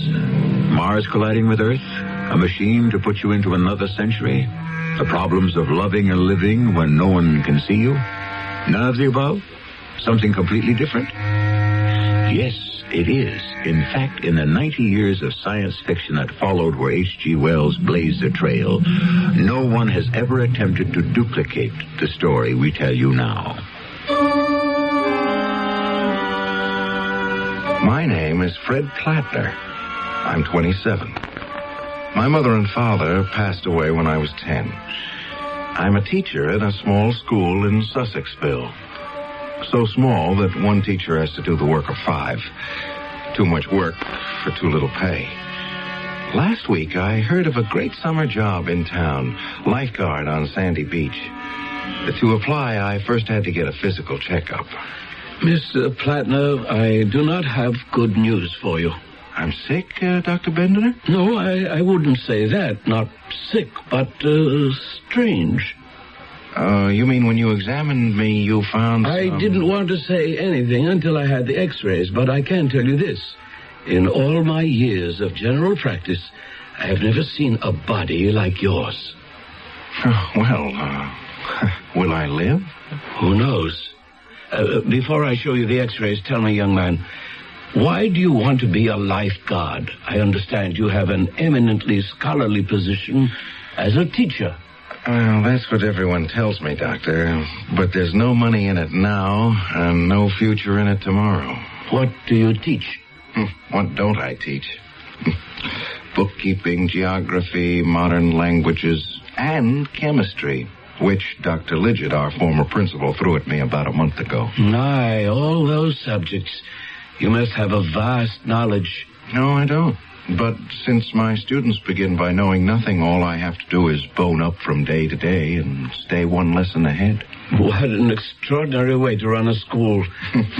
In a town of 1,000 persons and 1.25 children per household, I was told by Professor Lidgett, the principal, there was no alternative. There are 2 other teachers besides myself, and that's it. On my present salary, I can hardly save a cent. But if I pass the physical and get this lifeguard position, I could clear $300 this summer. I wish I could help you, Mr. Plattner, but the facts don't help me. Let me show you. Look at these, your x-rays. First, notice your heart beats on the right side of your body. Now look at this plate. That is the right lobe of your liver. However, it's on the left side, and the left lobe is on the right side. Tell me, have you noticed any changes in yourself lately? Well, now that you mention it, I have been finding it sort of difficult to write straight across a page the way I used to. You've stopped writing? How do you correct papers? Using my left hand and writing across the paper from right to left. Anything else, Mr. Plattner, out of the ordinary? Well, I was never very good at sports, but now I can't throw a ball with my right hand at all. With your left? Not far. And sometimes I get confused at meal times, trying to find my knife and fork. I've caught myself quite often trying to cut my meat with my fork and putting it into my mouth with my knife. I'm backwards. Is that it? What should be on your right side is on your left. You're sure I haven't always been that way? I ask myself the same question. So I got out your old x-rays from Dr. Jonas's files. The last time you came for a checkup, everything was in its proper place. I wonder... I have a theory, Mr. Plattner, which is not easy to substantiate, how this might have occurred to a person. But my theory could hardly apply to you. It couldn't? There's a mathematical hypothesis that the only way a solid body can be changed is by taking that body clean out of space, as we know it, and inverting it. Oh, my gosh. Much further into space than any astronauts have ever gone. Of course, into the fourth dimension, in fact. But that is a theory, and you, Mr. Plattner, are a fact. Obviously, your internal exchange of left for right was not the result of any voyages into the fourth dimension. Oh, but they are. I mean, they could be. You have made such a trip? I have. I was hoping to keep it a secret. My dear young man, look, getting a job this summer as a lifeguard isn't that important. Oh, but I did. 2 weeks ago. I mean, I returned from wherever I was 2 weeks ago. Didn't you hear about my disappearing from the school? You see, that's where I must have been. In that fourth dimension. Mr. Plattner, you're not feeling chilly or flushed, are you? No, I'm fine. So you took a trip into space, did you? Well, I don't know where I was, but I certainly wasn't in Sussexville. Mr. Plattner, I imagine the tests have been a bit exhausting, so if you'll come into the next room, you just stretch out on this couch, close your eyes, and rest up a bit. But I'm not tired. For your own sake, I think lying down won't hurt. You know, when you speak of traveling to other dimensions, even if you can't be a lifeguard this summer, I'd hate you to lose your teaching job because they thought you lost your mind. Of course, I couldn't really blame Dr. Bendiner for thinking somehow I'd become unscrewed. And as I laid down in his anteroom, those 9 days in nowhere came back to me. 9 days I'd never forget. It began on a Tuesday night after chemistry class. Why are you still here, Plattner? The bell rang. What are all these boys still doing here? They haven't all been kept in, have they? Professor Lidgett, Carson here, found some green powder up in the old lime kiln. So I told the boys if they'd like to take part in some scientific research, stay after class, and we'll subject the green powder to some scientific tests. Proceed then, Plattner. I shall watch with interest. You don't mind if I stand beside you at the table here? No, not at all. Professor Lidgett, we're conducting this experiment to impress upon these boys, Jacoby, Goodman, O'Shea, and Carson, that curiosity is not something that should stop after one has left school. So, here is a medicine bottle containing green powder, courtesy of Billy Carson, and plugged with a masticated piece of newspaper. Plugged with what? A large spitball. First, we place a small amount of the green powder into a test tube. Now, we hold the tube under the tap and see what effect is caused by water. No effect. No change in the substance whatsoever. As you can see, the powder does not even dissolve. Now, we'll prepare a number of test tubes, filling them with a little of Carson's green powder, partially filling each, and then in turn we'll test the green powder against nitric acid, sulfuric acid, hydrochloric acid. Very disappointing.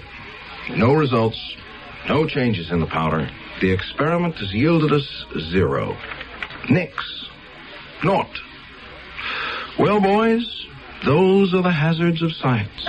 Why don't you set fire to some of the powder, Plattner? Light it? With a match? Or a Bunsen burner. Boys, our principal, Professor Lidgett, suggests a test by fire. Here we go. We knock a few grains from the bottle onto this slate on our lab table. Professor, would you oblige with a match? Oh, yes, happy to. It's smoking. The green powder is melting.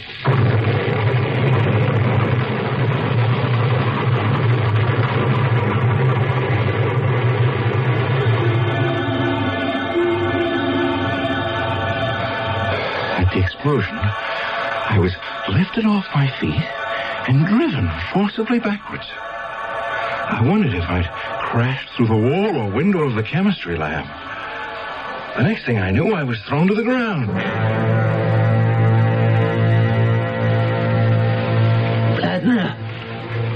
Plattner, is that you?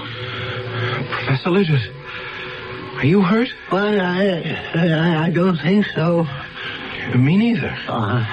My face seems to be all right. I still have both my ears, hands, arms, and my feet. Oh, so all right, thank heaven. Where's the school? Where are we? None of this countryside looks familiar to me. Look. Straight in front of us. Huh? Those figures. I know those boys. They're in my bookkeeping class. But how strange they look. Sort of gray and amorphous. Almost floating. Are those gray shapes there? Those are our students? I can see their lips move. They're talking. But I can't hear a word they're saying. And they're coming towards us. The one in front is Johnson. Great heavens. He just walked right through you. I know. And I didn't feel a thing. Did you notice how dark it is getting? Above us, the sky is jet black. The only light is that greenish glow on the horizon and those black hills. Where are we? Well, I can still see the chemistry classroom, but it seems to be receding, getting fainter. Yes, I can see it too, way off there. It's as though I had X-ray eyes and can see right through the walls. We must get back. We've been blown a considerable distance away. I must take charge. Well, I doubt that will be possible, sir. As I analyze it, A, no one sees us. B, no one hears us. C, the boys walk right through us. D, yet we appear whole and uninjured. E, to ourselves we are real, but the school seems unreal. Therefore, I would conclude, ergo... What? That you and I, Professor, are dead. Well, now, have we just heard from the living, or should I say, speaking dead? How's that for a first act curtain? The shape of things to come. Things beyond have always intrigued man. If, as some philosophers believe, ours is the world of the dying, then the next could possibly be the world of the living. What it's like, we may find out when I return shortly with Act 2. Step inside, take a ride, and follow the rainbow. Hot and tired, uptight with traffic delays. There's got to be a better way, and there is. Ride a rainbow. Ride a Rainbow Express bus. Forget about the traffic on your way home on a rainbow. Park and ride on the Rainbow Express from key shopping centers in Town and Country, Brandon, North Tampa, and now Temple Terrace, Eastlake. The city, full of architectural barriers that keep disabled citizens out of public buildings. My job, I'm a barrier cop. Barrier Central. It's about the elevator in the library. You can't feel the floor numbers with your fingertips. Uh-huh. Barrier to blind people. We'll get it fixed. Thank you. It's my job. I'm a barrier cop. This story could be true. Only the barriers can be changed to protect your rights. For information on how to file complaints, write Access America, Washington, D.C. 20201. You know, it's not easy saying, there goes, or here comes the 97 WFLA Busch Gardens 20th Anniversary Etzel. But sometimes it comes out, the 97th Etzel Busch WFLA Gardens, or the Dark WFLA Conant 97 Busch Etzel Garden. Well, anyway, I guess you get the picture. 97 WFLA would like your help in naming the 59 Etzel. And if your suggestion is selected, it could mean a fabulous weekend at the Beachcomber on St. Petersburg Beach and $97 cash. Just send 97 WFLA a postcard with your suggested name for the Etzel. One entry per card. In case of duplicate names, the card received earliest will be the one considered. The winning entry will be selected by a panel of judges from Busch Gardens and 97 WFLA. All entries must be received by midnight, October 10th. Decision of the judges is final. So help us name the Busch Gardens 97, 20th Etzel, Dark Conant 59, 97 WFLA. Oh, gee.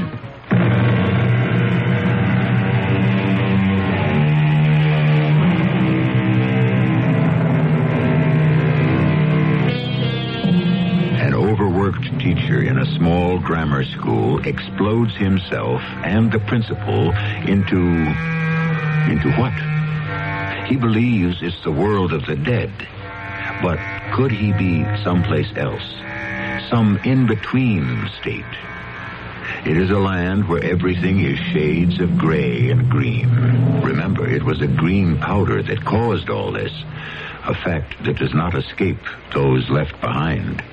Were you able to get any sense out of the boy, Dorothy? Well, Billy says it was a green powder he found, brought it to class, and his chemistry teacher blew himself up with it, and that he and the principal just plain disappeared, blown to bits, no trace of them, Jim. A doggone part of it is you'd think an explosion like that would make some kind of noise. Oh, it knocked out a wall, but none of the children were hurt. So Billy brought that green powder, huh? We could be in for a peck of trouble. Do you really think so? Our son brings an explosive to school. His teacher and the principal are blown away. They could hold us responsible. They could? We're his parents, and he's underage. I wonder which teacher it was. Oh, Fred Plattner. You remember him. They've got Fred teaching chemistry? What does he know? No wonder everything went fluey. Oh, he's such a nice young man, too. I know that. Now, promise you won't say anything to Billy tonight. He was very fond of Fred, too.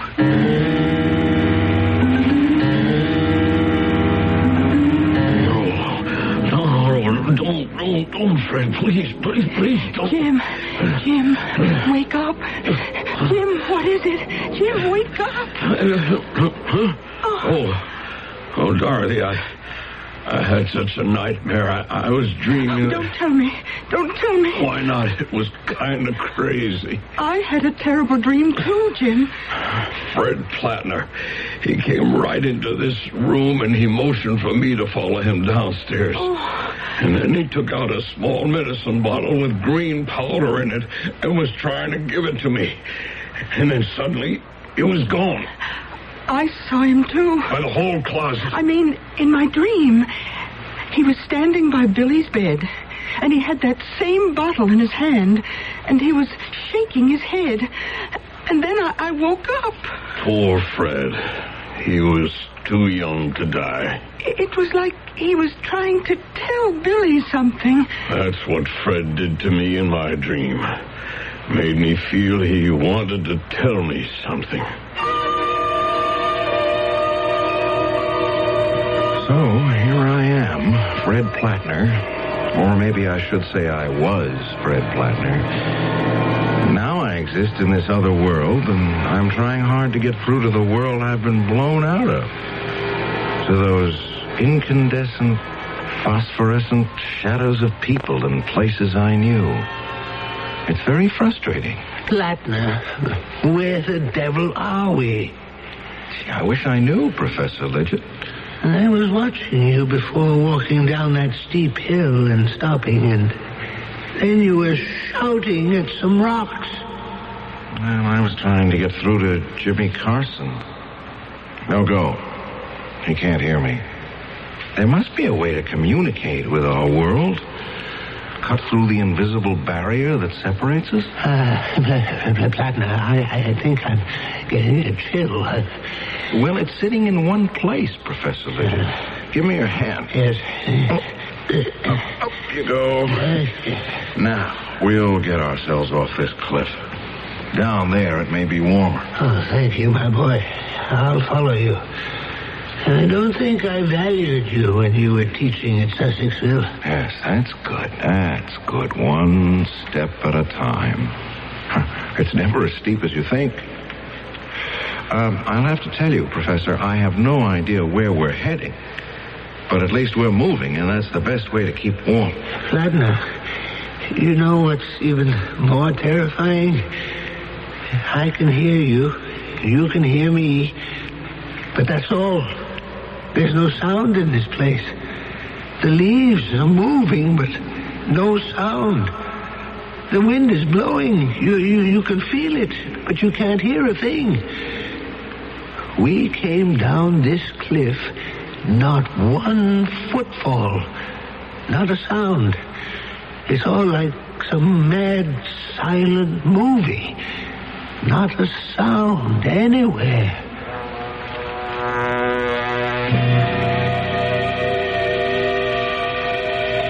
Jim, will you see who's at the door? I'm just clearing away the breakfast dishes.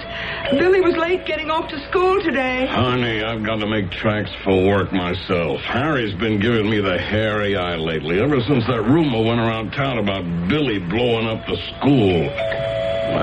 All right.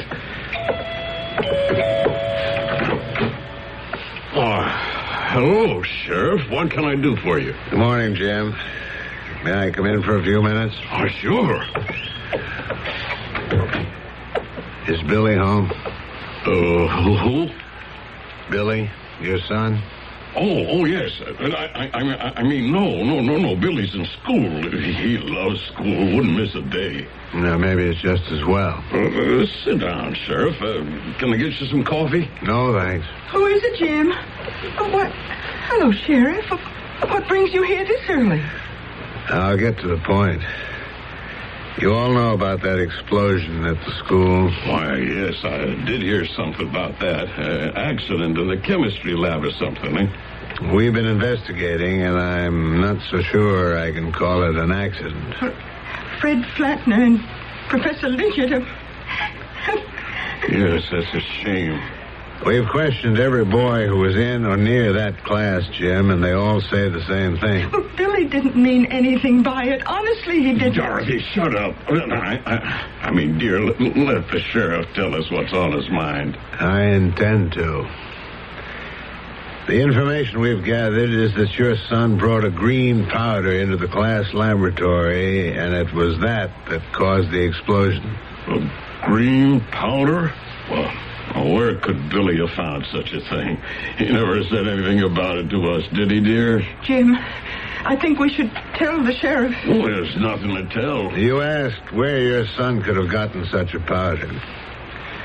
3 boys were with him when they all went to the lime kiln. He found it there and put it in a bottle. Oh, what 3 boys? Ted Jacoby, Matthew Goodman, and Tommy O'Shea. I know those kids. They'll say anything. You know how kids are. You're not going to believe the word of little kids, are you? Unfortunately, we have no adult witnesses. But as we piece the story together, this was no ordinary school experiment. Well, I don't see how you could hold my boy responsible for the mistakes of a teacher. So far as you know, then, Jim, this whole story about Billy and the green explosive is untrue? Absolutely. Is this Billy's school satchel? Yes, it is. Where did you find it? In the chemistry lab, under one of the seats. I'll be straightforward with both of you. We found traces of a green powder inside. So, if you don't mind, I'm going to have to ask you, Jim, to come along with me back to the station house. Oh, I can't go there now. I'm due at work. I'm afraid you haven't got any choice, Jim. But what have I got to do with it? The law says that since Billy is underage, you, his father, are responsible. I have to book you, Jim. Book me? On what charge?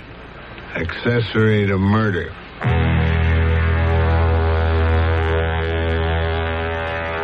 Several days and nights went by in our green world.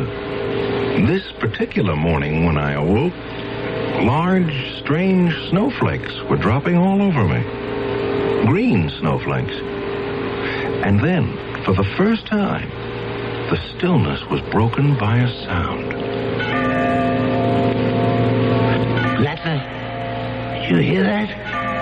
A bell. I think it comes from way down there in the gorge. Let's get down there. Maybe there are people or someone who can help us. Oh, beautiful. Plattner, do you hear that? Hear what? The sound of our own footsteps. Things are starting to be a little bit more normal. And it's not so cold down here. Look at those gray craters. Will you look at that? I never. A great stone building. There's an entrance. Let's go on in. Wait a minute, Plattner. Isn't there something wrong about it? Something peculiar? Well, nothing more peculiar than finding any gray skyscraper in a green world. It doesn't have any windows. It's like being inside a huge tomb. There are some flickering lights way down there. An altar. Something's moving back there. Where? To the right of the altar. What looks like a torch burning a green flame. Oh, yes, I see what you mean. Now, follow along the walls where that strange writing runs around the side, all the way to the right. Snowflakes. Big as a balloon, moving up and down. Let's get closer and have a look. No, I think I'll stay back here. If I go forward, Professor, you'll be alone here. Oh. Those large things. Their heads, floating heads, with sort of tails hanging from each one like giant tadpoles in the air. They don't seem to have faces. One is turning around. It's got eyes. The others are turning now, too. They do have faces.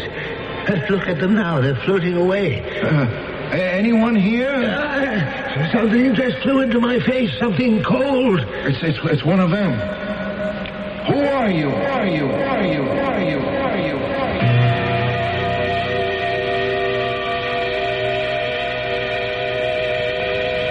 Plattner, I don't think I can take much more of this.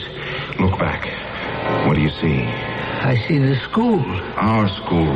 The big assembly hall. And the boys are taking a test. Midterms, that's what they are. Well, will you look at that? Some of them are using a crib. A pony. So they are. Cheating in a midterm. Plattner, make a note which boys are cheating. Well, I don't see the school anymore. It's changing now. I can see a street. Yes, it's Main Street. So it is. But how can we see Main Street from here?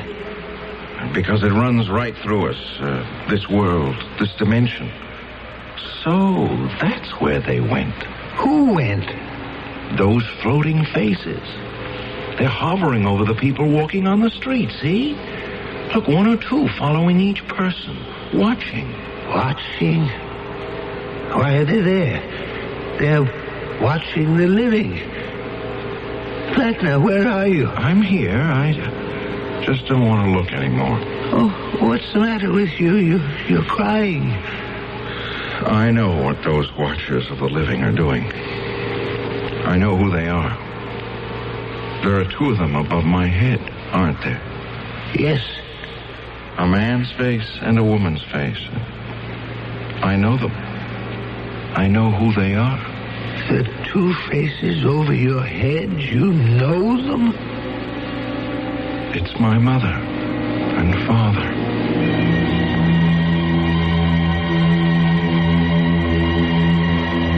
H.G. Wells asks, who are these watchers of the living? Why do they so passionately watch those they have left forever? Is it that when our life is over and evil or good are no longer a choice, that we may still have to watch the consequences of what we began? If this is so, then certainly Fred Plattner and Professor Lidgett have not died, but have invaded that dimension which hangs over all of us. I shall return shortly with Act 3. At the drugstore, they told me there's a powerful anti-itch drug I can buy without a doctor's prescription. Now I use Bicozine cream as directed. No more burning, embarrassing itching. No more scratching. Bicozine actually speeds healing. Bicozine cream. What a relief. Now you can soften hard, calloused skin without painful cutting or scraping. Apply stainless Dermasoft cream to your feet as directed. Insist on Dermasoft cream.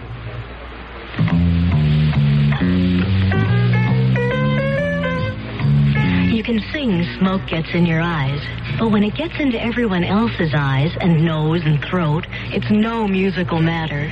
Your lung association says cigarettes are a personal health hazard, and secondhand smoke is offensive to all non-smokers. Give us all a break. Let the Lung Association help you kick the habit for your sake and for everyone's life and breath.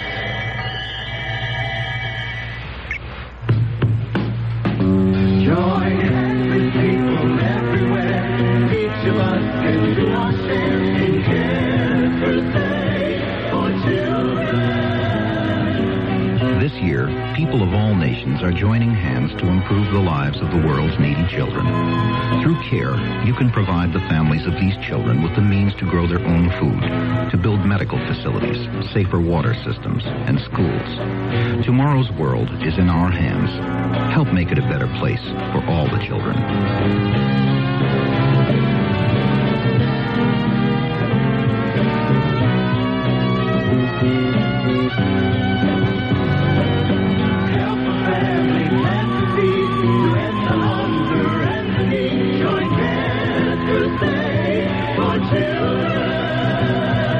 Send your check or money order to CARE, Crusade for Children Overseas, 145 Madeira Avenue, Coral Gables, 33134. Let H.G. Wells continue his story. If human souls continue after death, then surely human interests continue after death.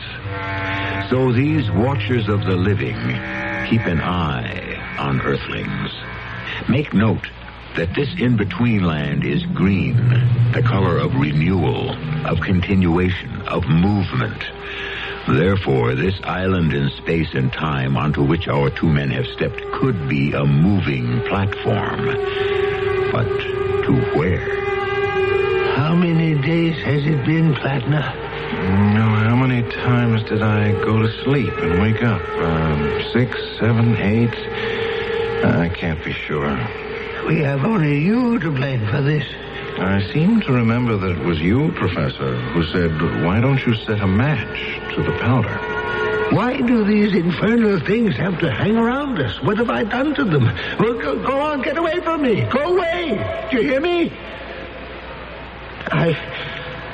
I don't see how you stand these floating heads always following us, bumping us like balloons with faces. I am trying to be calm and not let myself go, and you must do the same, Professor. I could just as easily lose my nerve, but how would that help me? Listen. They've stopped. You're in a different spot than I am, Plattner. Your mother and father are watchers. I hope you never see your parents as I'm seeing mine. Not being able to speak to them and be understood. Not knowing whether they are real or shadows. No, I absolutely refuse to be fingerprinted, and that's final. You have a right to call your lawyer. Where are the bodies? Where's Fred Plattner? Where's the headmaster, Professor Lidgett? How can you be sure they aren't still somewhere wandering about in shock, maybe, but very much alive? If in over a week they haven't shown up? Amnesia. Do you know what that is, Sheriff? If I were blown up in some ridiculous experiment, it would addle my brains, too. They're alive, I bet you, but they don't know who they are or where. Well, that all may be true, but you're still responsible for what happened. Speak to the mayor if you want to, but you're not leaving here until formal charges are placed.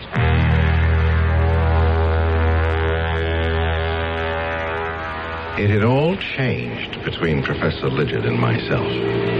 No longer were we of like mind in this limbo of the dead where there was no sunrise or sunset, where a green haze hung over vast cliffs and stone buildings without windows. We were enemies, and that didn't help. The day I hired you for the school, I must have been mad, Plattner. You got us into this. Now, what are we going to do? Try to keep my head, for one thing. For another, I'm going to sit here and have another try at getting through to Sussexville. Oh, you have a formula? How are you going to do it? Concentrate. Mother, Father, help me see our town. There. I can see right through that rock face. The walls of the house, like glass. Well, Professor, you got your wish. There's Billy Carson and his mother. They're standing in the kitchen listening to the telephone. There's unhappiness written on her face. I shouldn't wonder. That boy shouldn't be allowed out alone. He's a menace. They're talking to someone at the police station. Mother, Father, I want to see what is happening there.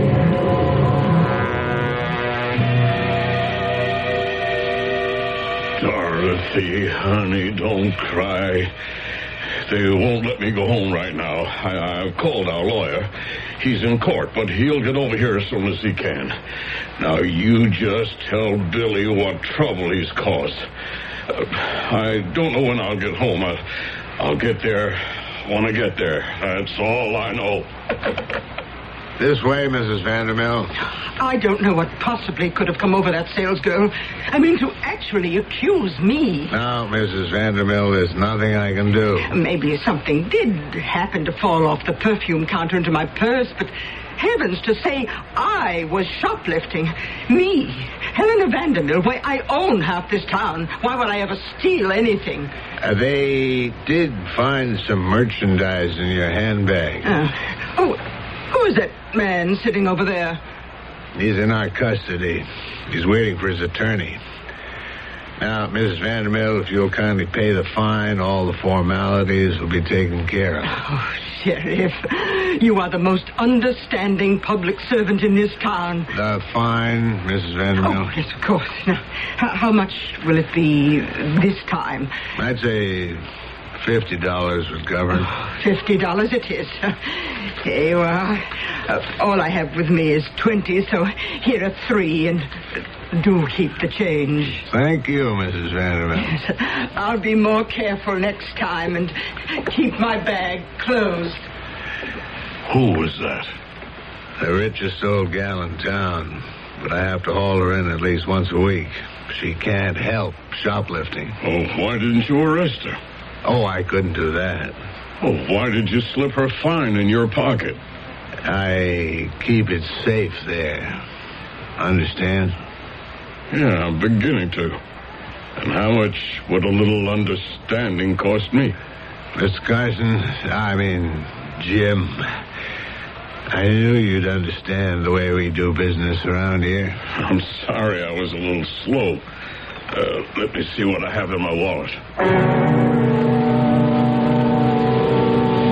The crookedness in our town. I had no idea. Starting with boys cheating on their exams, all the way to the police taking bribes. Lidget and I had stopped talking. I was too tired one evening to keep my eyes open, and before I knew it, I was asleep. Flatner, get up. Huh? What's the matter? Get up. Oh, yes, certainly. Professor, what are you holding that rock in your hand for? I'm not staying here any longer. Well, how do you propose to leave? You're going to lead me back to the exact spot where we entered this other world. Oh, I don't know that I remember it. You'd better, if you don't want your head bashed in. Professor Lidget, I understand the strain you feel, but what good will it do you to hurt me? I don't care anymore.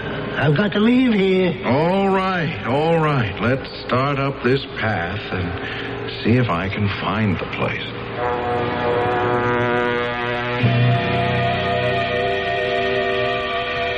Hello, operator. I dialed 555-1212, and I got a wrong number. Would you place the call for me, please? It's the mayor's office. It works every time. Good morning, Mayor. Not too badly. We made $260. 60 from the old klepto, and I nicked another citizen for the 200. All right, will you stop by, or shall I send the cash over to the town hall? Good. I'll put 130 in an envelope addressed to you and marked official business.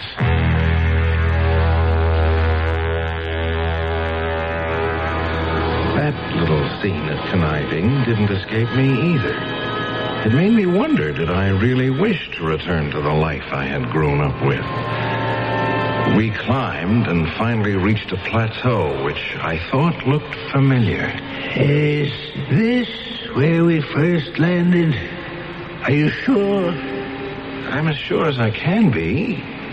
You know, Professor, that world of ours, it's not what it's cracked up to be.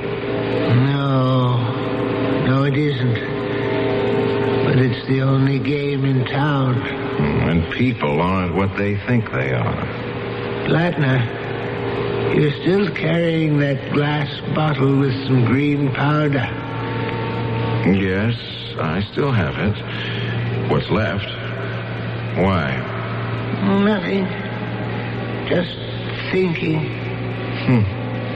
It's finally dawned on me why the watchers of the living have such unhappy faces. What goes on Earth is enough to make anyone sad. Greed, deceit. The people you thought were honorable, people you respected. Even you, Lidget. You're much less of a human being than I thought you were. Much less. Lidget, what are you doing to that rock? Lidget, please.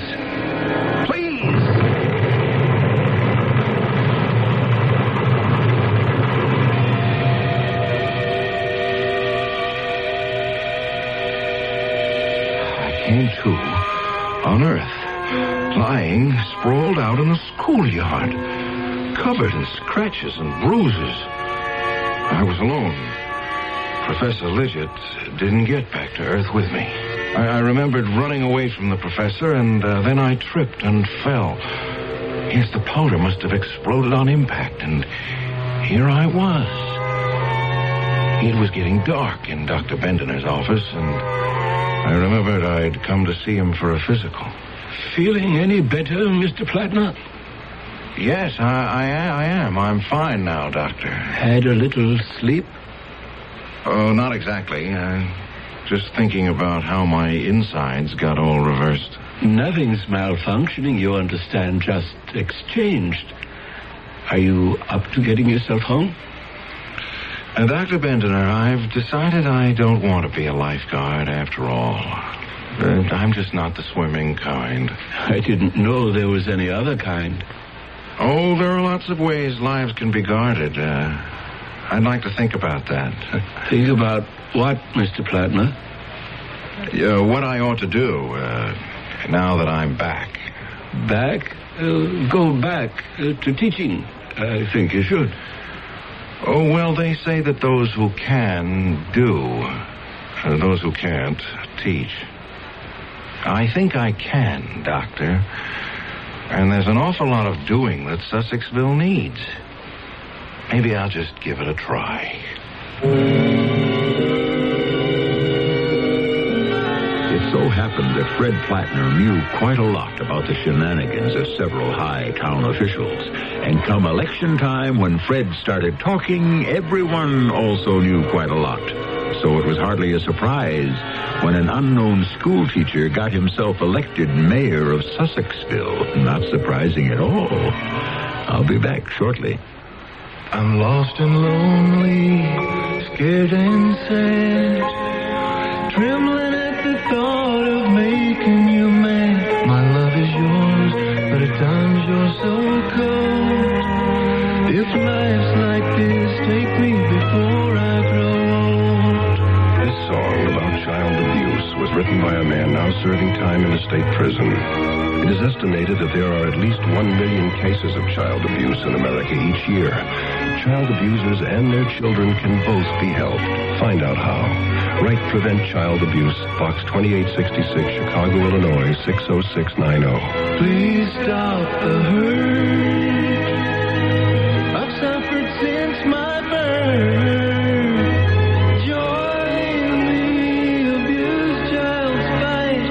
Put an end to their sleepless night. A message of the Ad Council and the National Committee for Prevention of Child Abuse.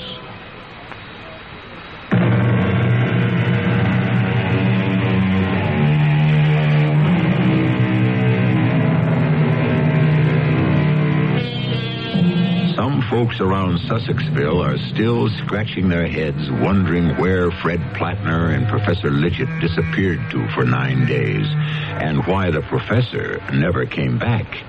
But Fred isn't telling anyone. Every now and then, though, he'll look up suddenly from his desk in the mayor's office, as if he was seeing someone he recognized. Call it an H.G. Wells fantasy, if you will, but who knows? Perhaps we are all being watched. Over there. Is that a shadow over your head? Our cast included Tony Roberts, Bob Dryden, Bryna Rayburn, and Gilbert Mack. The entire production was under the direction of Hyman Brown.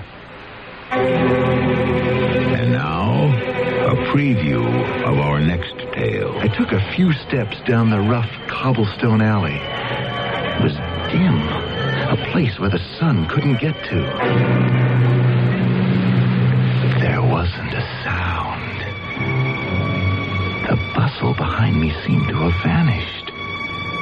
I walked slowly along the twisting alleyway. Well, there were a few shops, but they were all closed. I don't know why I kept walking, but something seemed to draw me along. And then the alley turned, and there it was. A small shop, brightly lighted with candles. In the window were clothes, leather things, beads, spices. There was no name on the door, but I knew I'd found the Devil's Boutique. This is E.G. Marshall inviting you to return to our Mystery Theater for another adventure in the macabre. Until next time, pleasant dreams.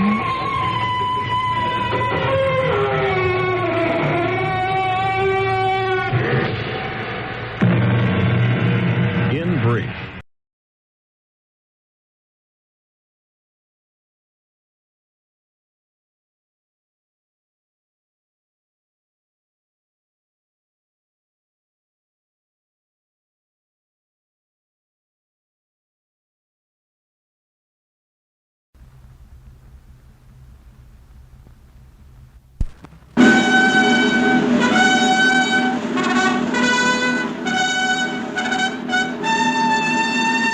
Great Plays.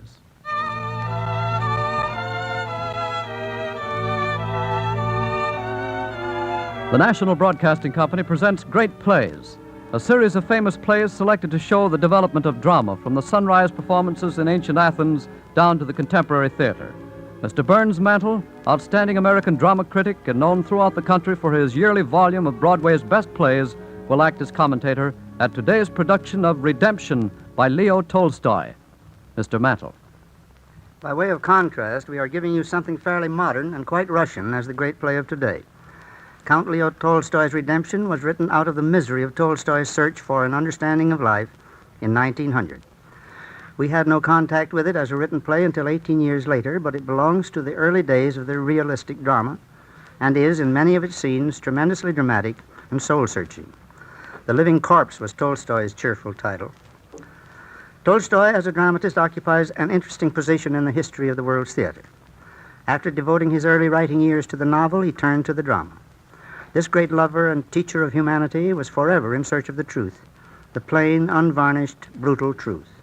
Whenever he found it, or thought he had found it, he gave it the freest expression of which he was capable. All the Tolstoyan adventures resulting in the reordering of his life stem from his personal spiritual revelation. It is told of him that his first realization of human injustice followed his experience as a gay lad of 19 when, after he had spent a happy evening feasting and dancing at a great ball, he found his peasant coachman practically dead from freezing when he returned to his droshky. He came to hate war through his adventures as an artilleryman in the Crimea. He could not stand the sight of one Christian killing another and claiming God's endorsement. His revulsion toward the drastic processes of the law followed his sight of a public execution in Paris. His determination to live as a peasant followed what he accepted as the peasant's discovery of a simple and holy faith. He later decided this was a purely selfish and superstitious search for personal security. Tolstoy's effort as a dramatist seems always to be to expose humanity to itself, however ugly the picture may be, and to follow the exposure with a promise of redemption through spiritual awakening and understanding. The basis of the play Redemption is a case that came before the Russian law courts in which a husband sought to free his wife by letting it appear that he had killed himself.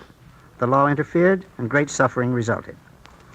The story of redemption is so simple that it needs no illumination from me, Arthur Hopkins wrote after he had produced the play in 1918, and it had run for 204 performances with John Barrymore and Helen Wesley in the cast. The characters, continued Mr. Hopkins, may walk in strange lands without introduction. They are part of us. Fedor is in all of us. His one cry, "There has always been so much lacking between what I felt and what I could do," instantly makes him brother to all mankind.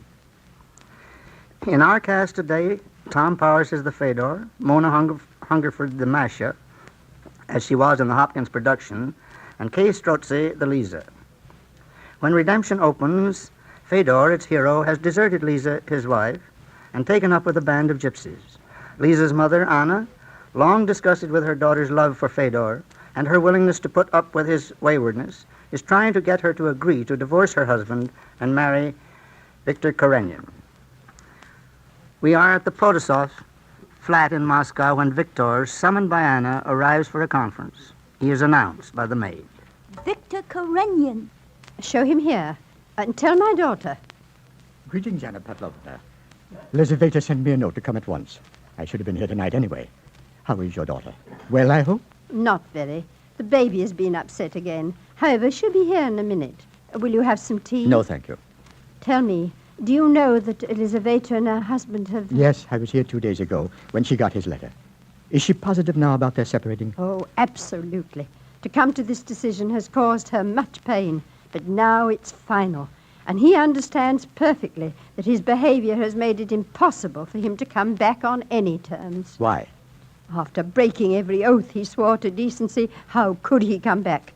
And so why shouldn't he give her her freedom? What freedom is there for a woman still married? Divorce. He promised her a divorce, and we shall insist upon it. But your daughter was so much in love with him. Oh, her love has been tried out of existence. Remember, she had everything to contend with. Drunkenness, gambling, infidelity. What was there to go on loving in such a person? Love can do anything. Oh, how can one love a rag torn by every wind?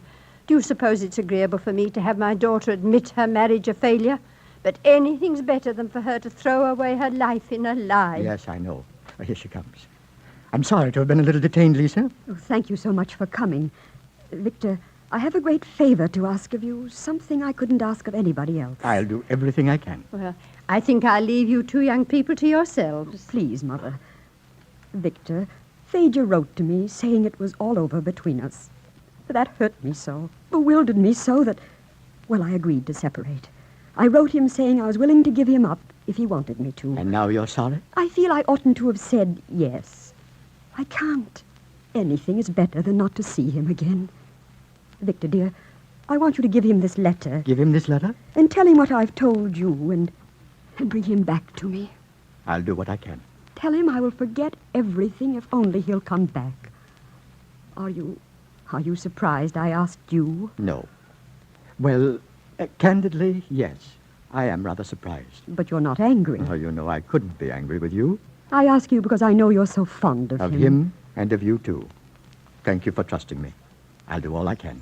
I know you will. Now I'm going to tell you everything. I went today to a Fremof's to find out where he was. They told me he was living with the gypsies. Of course, that's what I was afraid of. I know he'll be swept off his feet if he isn't stopped in time. So you'll go, won't you? Where's the place? It's that big tenement where the gypsy orchestra lives, on the left bank below the bridge. Tell him I've forgotten everything and that I'm here waiting for him to come home. Do it out of love for him, Victor, and out of friendship for me. I'll do all I can. Goodbye, my dear. Goodbye, Victor.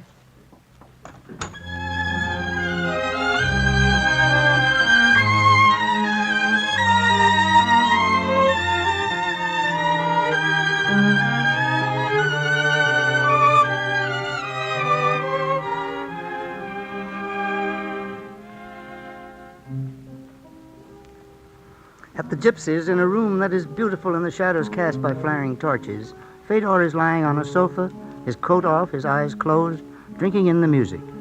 Beside him sits Masha, a beautiful gypsy girl. Asleep? Don't talk.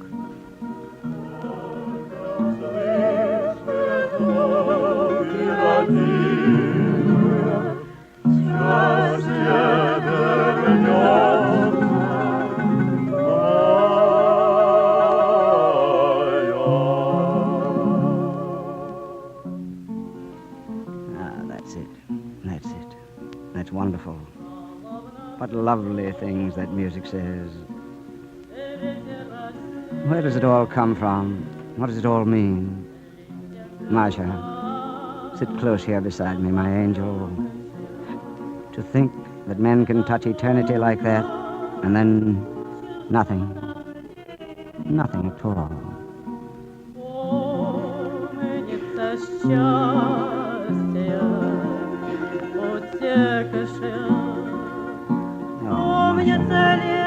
you turn my soul inside out. Do I? But what was it I asked you for? What? Oh, money. Voila, mademoiselle. Look at this strange creature. When she sings, she rushes me into the sky. And all she asks for is money. Little presents of money for throwing open the gates of paradise. You don't know yourself at all, do you? What's the use of wondering about myself? I know when I'm in love. And I know that I sing best when my love is singing. And do you love me? I love you. But I'm a married man, and you belong to this gypsy troupe. They wouldn't let you leave it. Oh, the troupe's one thing, but my heart's another. I love those I love, and I hate those I hate. Ah, you must be happy to be like that. I'm always happy when handsome gentlemen come and say nice things to me.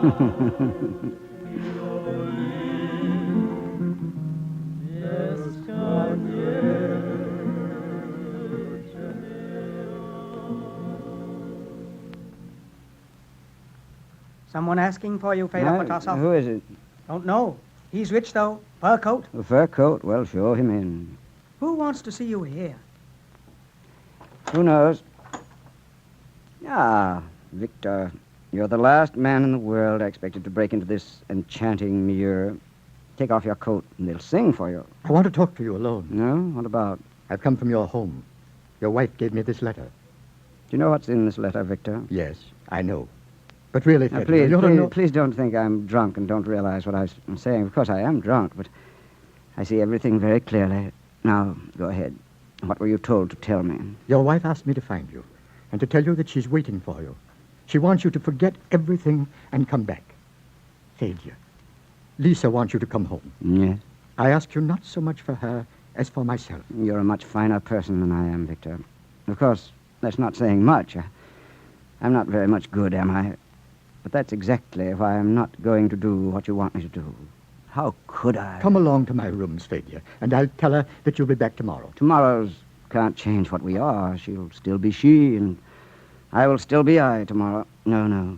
It's better to have the tooth out in one pull. Didn't I say that if I broke my word, she was to leave me? Well, I've broken it, and that's enough. Yes, for you, but not for her.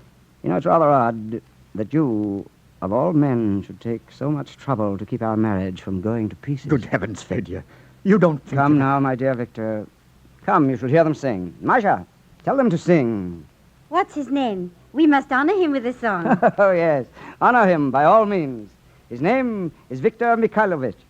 Victor, my lord, son of Mikhail.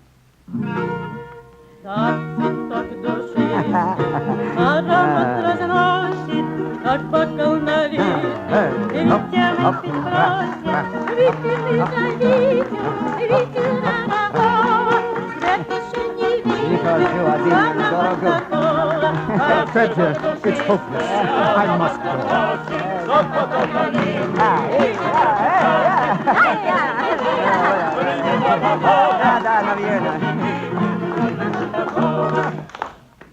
Where's Victor? Oh, gone. All right. May the devil go with him. Masha, do you know who that was? I heard his name. He's a splendid fellow. He came to take me home to my wife. You see, she loves even a fool like me. Look what I'm doing. Caressing your hair. You should go back to her and be very sorry. Do you think I should? I don't think so. I think I shouldn't. Of course. You needn't go back to her if you don't love her. Love is all that counts. Yeah, and how do you know that? Well, I just know it, that's all. Masha, that's wonderful, divine. If I could only lie this way forever, with my arms around the heart of joy, and sleep, and die. Oh, why is it I love you so? Masha. Masha. What does that mean? If you loved me by now, you would have had your divorce. You say you don't love your wife, but you stick to her like grim death. You know why? Nonsense. Oh, they're right when they say you're no good. You can never make up your mind. The only joy I've got in life is being in love with you. Oh, it's always my joy, your love. But where's your love and my joy? Well, Masha, after all, you've got all I can give because you're so young, so beautiful that sometimes you've made me know how to make you glad. So why torture yourself? Oh, I won't. If you're sure you love me. My beautiful young Masha. You do love me? Of course. Only me? Only me? Darling, only you. Fedya. Sophia Karenya, Victor's mother, sits reading a book in her boudoir. She is a great lady of 50 or over who has tried a little obviously to make herself appear younger. A visitor is announced. Prince Sergei Abreskov.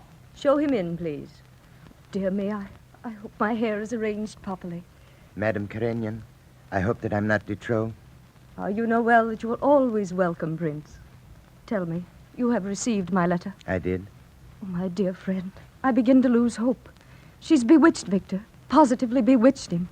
He's changed completely since that woman, Elizaveta Protosova, left her husband. He's in love, and when a man's really in In love... our time, love could remain pure, coloring one's whole life with a romantic friendship. Such love I understand and value. However, the present generation refuses to live on dreams. But tell me more of Victor, your son. Oh, there's not very much to say. He seems bewitched. Did you know I'd called upon her? Victor pressed me so it was impossible to refuse. But Dieu merci, I found her out. So I merely left my card, and now she has asked me if I could receive her today. And I'm expecting her at any moment now. Really, I need your help. Thank you for the honor you do me. You realize this visit decides Victor's fate. I must refuse my consent. Oh, but that's impossible. Have you met her? I've never seen her, but I'm afraid of her. No good woman leaves her husband. She should bear her cross without complaint. What I don't understand is how Victor, with his religious views, can think of marrying a divorced woman. But, cher ami, why not approve of the inevitable? After all, suppose he conceived a passion for someone, not a good woman. How can a good woman leave her husband? Here comes your son. Prince Sergei? Mother, I've come to tell you that Elizaveta Potosova will be here directly. Do you still refuse your consent to my marriage? I most assuredly do. Oh, Mother dear, I just want you to know her. Oh, how can you want to marry Lisa Potosova, a woman with a living husband? Mother, that's cruel. Life is too complex to be managed by a few formula.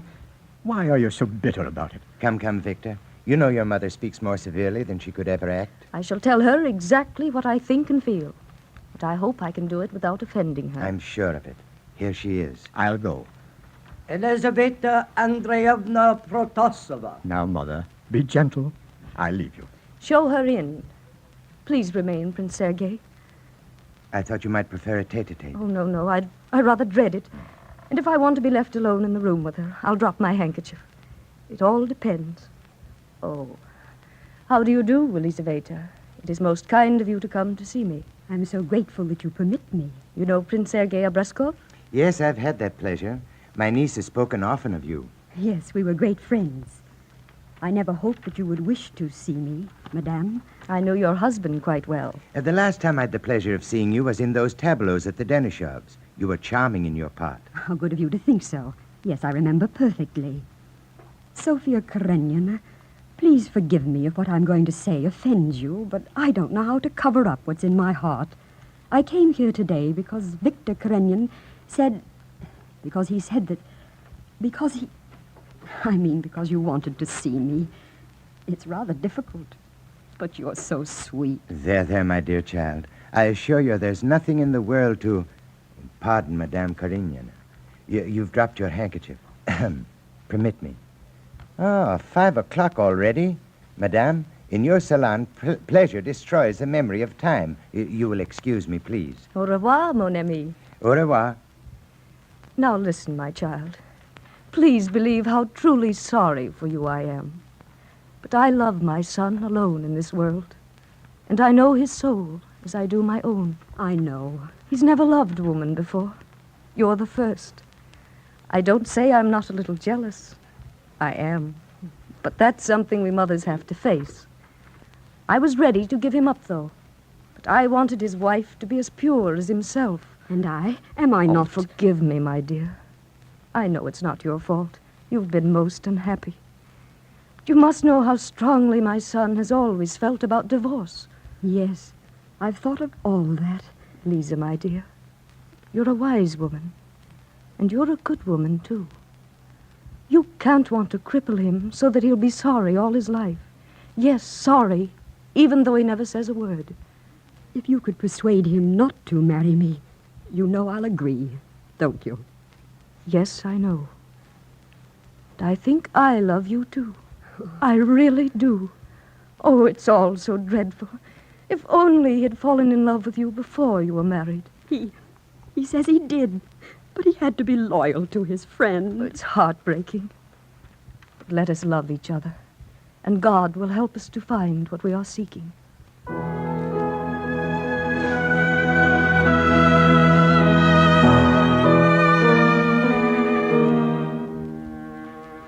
We are back at the Gypsies. Now the room is practically deserted. Fedor sits by himself at table, bottle and glass at hand. Out of the shadows, Prince Sergei appears. Excuse me, Fedor Protosov. Huh? I'm afraid I'm intruding. With whom have I the honor? Prince Sergei. How do you do? Well, to begin, I've come... Excuse me, Prince, but my present social position hardly warrants a visit from you. I know that. But to be as brief as possible, Victor Karenin, the son of my old friend Sofia Karenina, and she herself have asked me to discover from you personally what intentions you have regarding your wife. I've got no intentions. I've given her full freedom. I know she loves Victor Karenin. Let her. Personally, I think he's a bore, but he's a good bore. So they'll probably be very happy together, at least in the ordinary sense, and may the good Lord bless them. Yes, but we... Please don't think I'm jealous. Oh, if I've said Victor was dull, I take it back. He's splendid, very decent. In fact, the opposite of myself, and he's loved her since her childhood. Yes, I think she's always loved him more than she would admit to herself. This feeling of mine has been a black shadow across our married life. No, I don't suppose I should be talking like this to you. Please go on. My only object in coming was to understand this situation completely, and I begin to see how the shadow, as you so charmingly express it, Yes. could have been... No brightness could suck up that shadow. And so I suppose I never was satisfied with what my wife gave me, and I looked for every kind of distraction, sick at heart because I did so. I was a shocking bad husband. I say was because now I don't consider myself a husband at all. She's perfectly free. Now, there, does that satisfy you? I must confess that you bewilder me. You, with your gifts of charm and wonderful sense of what's right, how could you have permitted yourself to plunge into such tawdry distractions? Tell me, why did you let your life fall into this ruin? Well, first, drink. Because everything I did disappointed me so, made me so ashamed of myself. I feel ashamed now while I talk to you. Whenever I drank, shame was drowned in the first glass, and sadness. And then music, not opera nor Beethoven, but gypsy music. The passion of it poured energy into my body, while those dark eyes, those bewitching eyes, looked into the very bottom of my soul. And the more alluring it all was, the more shame I felt afterwards. But what about your career? My career? This seems to be it. Once I was director of a bank. There was always something terribly lacking between what I felt and what I could do. Oh, but enough. Makes me rather nervous to think about myself. What answer am I to take back? No, tell them I'm quite at their disposal. They want to marry. There mustn't be anything in their way. Is that it? Is that it? There mustn't be anything in their way. Yes. When do you think you'll have the evidence ready? Will a fortnight do? Yes, I'm sure it will. May I say that you give them your word? Yes. Goodbye, Prince Sergei. And again, thanks. Why not? Why not? No longer to be in the way, to be ashamed. And it's good not to be ashamed. Waiter, bring me a bottle of champagne. Yes, sir. May I sit here with you? Who are you? It's I, Ivan Petrovich. If you want to. All right, sit down. I've heard something of this. Hmm? Yeah. You're going to write an answer to the demand, is that it? I'll help you. I'll tell you what to say. Speak out. Say what you mean. Hit straight from the shoulder. That's my system. Hello? What's this in the box? Gun.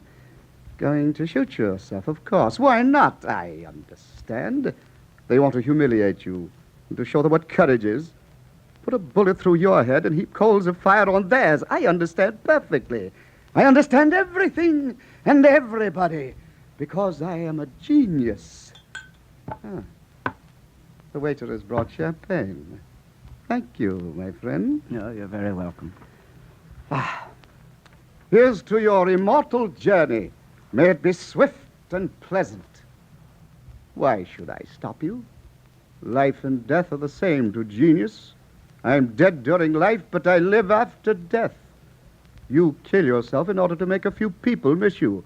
But I am going to kill myself to make the whole world know what it lost. I won't hesitate or think about it. I'll just take the revolver, 1, 2, and all is over. But I am premature. My hour is not yet struck. Take back your revolver. But I shall write nothing. The world will have to understand all by itself. The world. What is it but a mass of preposterous creatures who crawl around through life, understanding nothing at all? Do you hear me?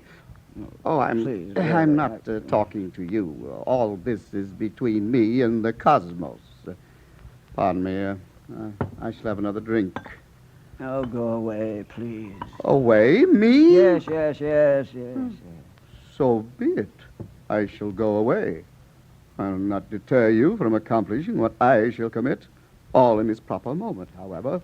Only I should like to say this... Later, but go now. Very well. But wait for me to come back. I've something rare to tell you, something you'll never hear in the next world. At least, not till I get there. Goodbye. Goodbye. And good luck. Well, he's gone.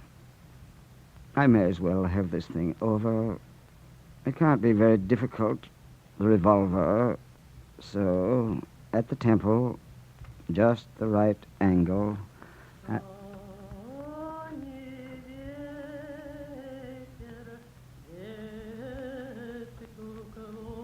I can't do it. I can't do it. Marcia. Fedya, I've been looking everywhere for you. Then I guessed you'd be here. Fedya!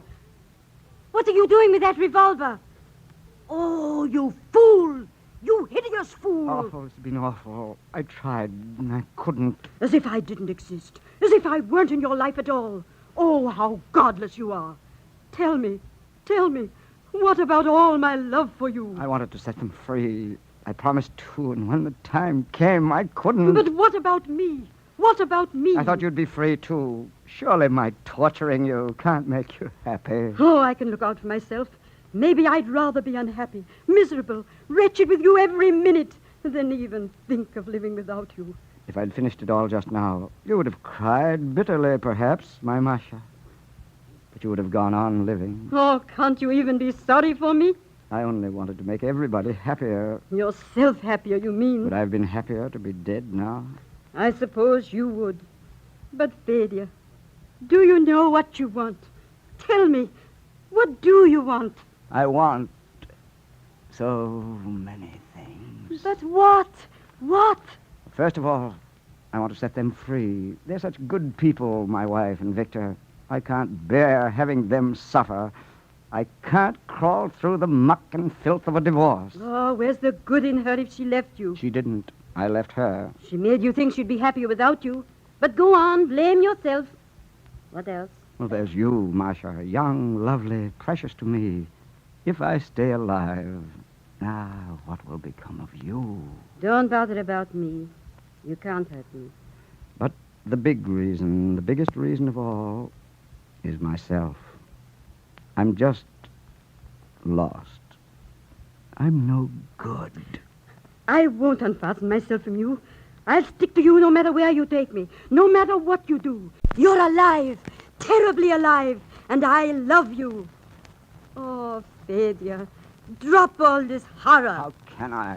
Oh, you can. You can. When I look at you, I feel as though I could do anything. Oh, my darling, you can do anything. Get anywhere you want to. Oh, so you've been writing to them? To tell them you'd kill yourself, is that it? Fedya, listen to me. Do you remember the day we all went on the picnic to the White Lakes? And you buried the bottles of wine in the sand to keep them cool while we went in bathing? Do you remember how you took my hands and drew me out beyond the waves till the water was quite silent and flashing almost up to our throats? And then suddenly, it seemed as if there was nothing under our feet. We tried to get back, but we couldn't. And you cried for help. And after, how wonderful it was to stretch out safely in the sands, in the sunlight. Oh, how nice everyone was. And you kept on being sorry for forgetting you couldn't swim. Oh, Masha. Fedya, don't you see? Of course she must know you can't swim. Oh, it's all getting as clear as daylight. You will send her this beautiful letter. Your clothes will be found on the riverbank. But instead of being in the river, you will be far away with me. Don't you see, Fedya? You'll be dead to her, but alive for me.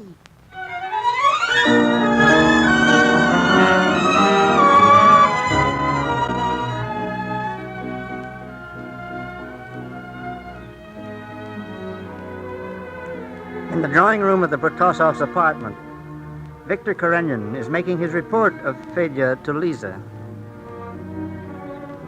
He's promised me definitely, and I'm sure he'll keep to it. I'm rather ashamed to confess it, Victor, but since I found out about this gypsy, I feel completely free of him.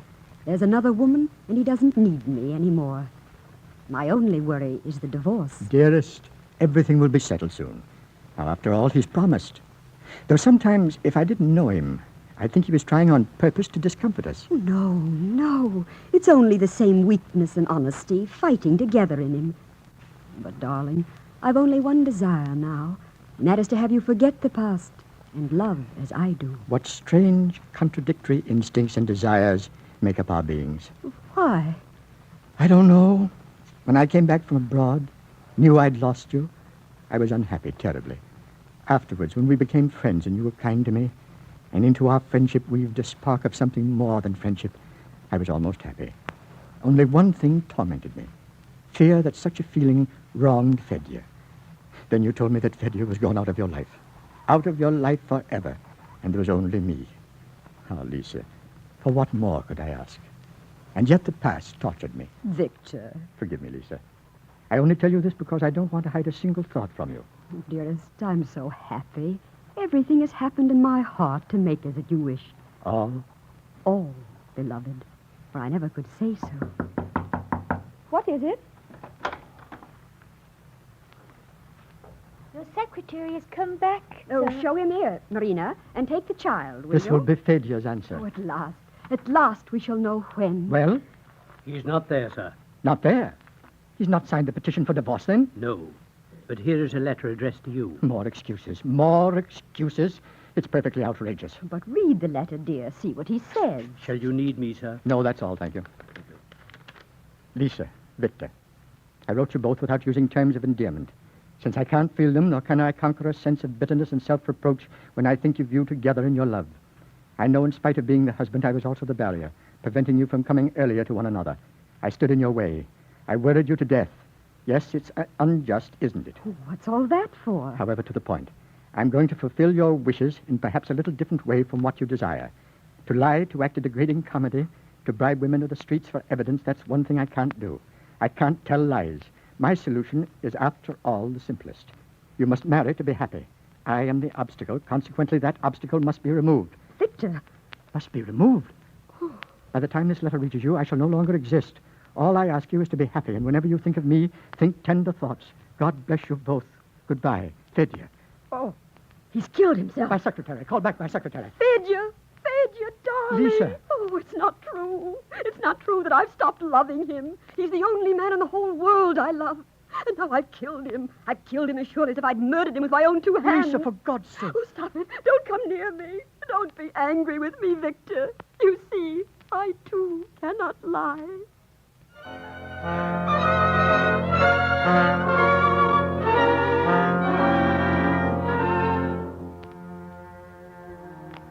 Fedor has fallen very low. We find him now in a dirty, badly lighted underground dive. He is sitting at table with Petushkov, an artist. Fedor is in rags. The artist still has some hold on respectability. Both are pretty drunk. Fedor is in the midst of a confession. I know. Well, that's real love. So what happened then? This girl was a gypsy, reared in greed, yet she gave me the purest sort of self-sacrificing love. Such contrasts are amazing. In painting, we call that value. Only to realize bright red fully when there's green around it.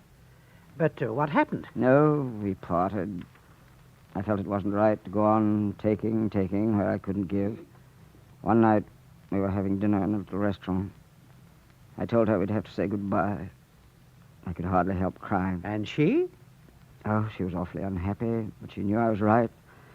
So we kissed each other a long while. She went back to her gypsy troupe. Maybe she was glad to go. I wonder. Yes. The single good act of my life was in acting decently with that girl. I loved her, really. Now it's a tender, beautiful memory. I know so well what you mean.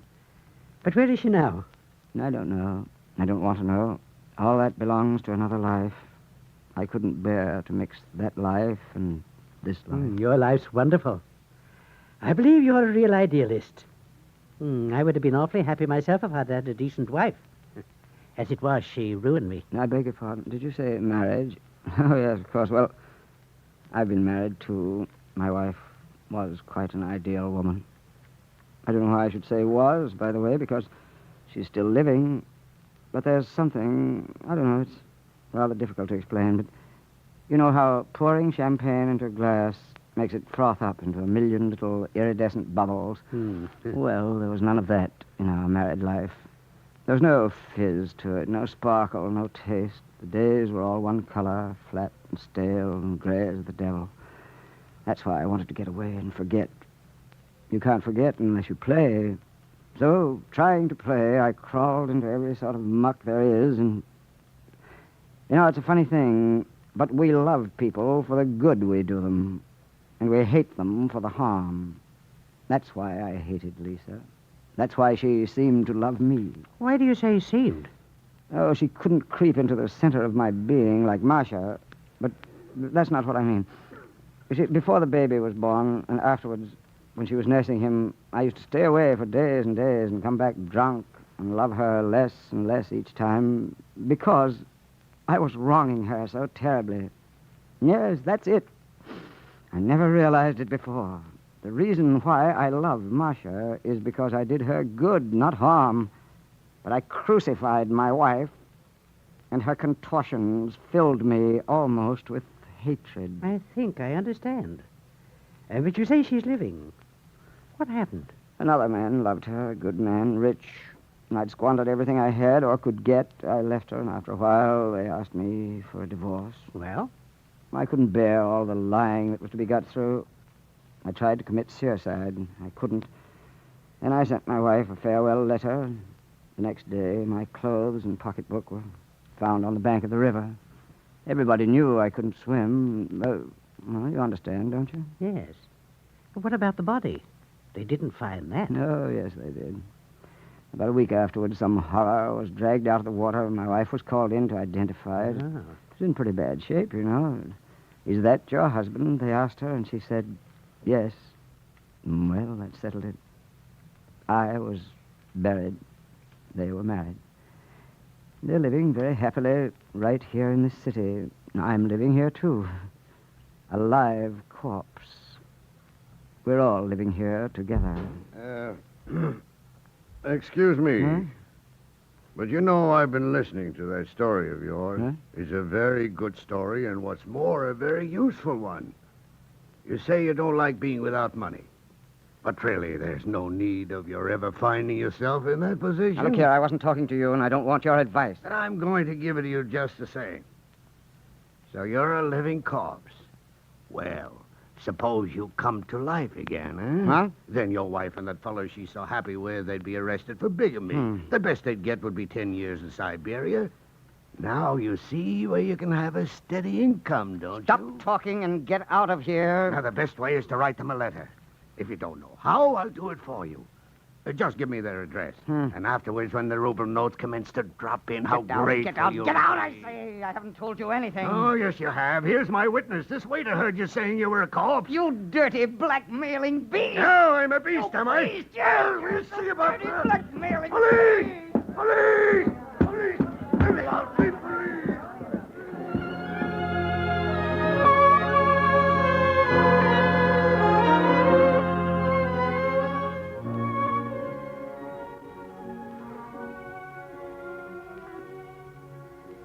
Victor and Lisa, having married, are living happily in the country. On the veranda of their pretty home, with a bright awning overhead and the sunlight drenching the yard beyond, Lisa and her small son have come to meet Victor's mother, Sophia, and Lisa's mother, Anna, who have come from the city with Victor. My darling Lisa. Mother. And Sophia Karenina, how do you do? Victor met me and insisted on my coming down. This is perfectly charming. Madame Pavlovna, you will see how happy they are. Here is Victor now. Mother, Lisa. Madame Pavlovna. Well, congratulate me, everybody. I have a bit of luck. I don't have to go to town again for 2 days. Now, isn't that wonderful? 2 days? That's glorious. We'll drive over to the Hermitage tomorrow and show it to Mother. I hear the baby's so like his father. I do hope he hasn't inherited Phaedra's disposition. After all, Phaedra's heart was in the right place. Well, I'm not so sure about that. But I do feel sorry for him. I know. That's how Victor and I feel. All the bitterness is gone. There's nothing left but a very tender memory. Oh, by the way, Victor, did you bring my wool? I certainly did. Here's the wool. Here's the eau de cologne. Here are the letters. One on government service for you, Lisa. Well, Anna Pavlovna, I know you want to make yourself beautiful, and I must tidy myself up, too. Almost dinner time. Lisa, you've put your mother in the blue room, haven't you? Oh! What's the matter, Lisa? What is it? Oh, he's alive! He's alive! Oh, I shall never be free from him. Oh, what does this mean? What's going to happen to us? Let me have the letter. Oh, I don't believe it. What is it? What's the matter? Why don't you tell us? He's alive. They're accusing us of bigamy. It's a summons for Lisa to go before the examining magistrate. The examining magistrate? No, he can't be. That horrible man. So it was all a lie. Oh, I hate him so. Victor, Phaedra. Oh, I don't know what I'm saying. I don't know what I'm saying. He's not really alive.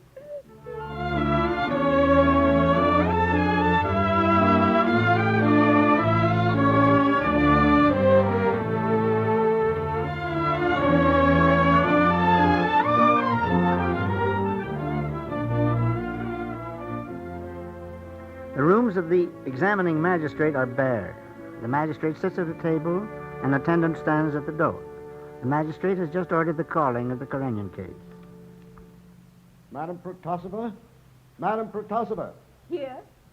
Please sit down, won't you? Let me see. The Karenyan case. Ah, yes. You are Elizaveta Protosova. I am extremely sorry it is necessary to ask you questions.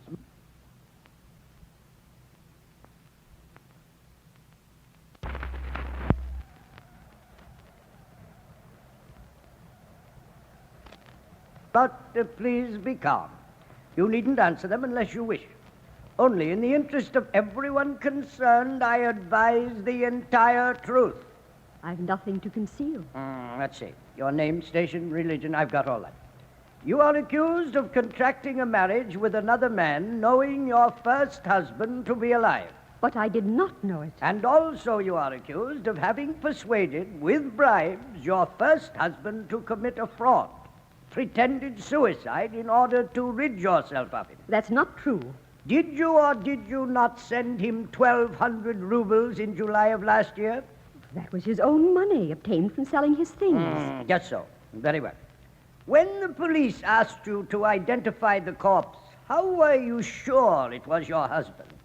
Oh, I was so terribly distressed that I couldn't bear to look at the body. Besides, I felt so sure it was he, and when they asked me, I said yes. Very good indeed. I can well understand your distraction. And permit me to observe, madame, that, although servants of the law, we remain human beings, and I beg you to be assured that I sympathize with your situation. You were bound to a spendthrift, a drunkard, a man whose dissipation caused you infinite misery. But I loved him. Of course. Yet naturally you wished to be free. And you took this simple course without counting the consequence, which is considered a crime, bigamy. I understand. Therefore, madame, I urge you to disclose the entire truth. I've nothing to disclose. I never have lied.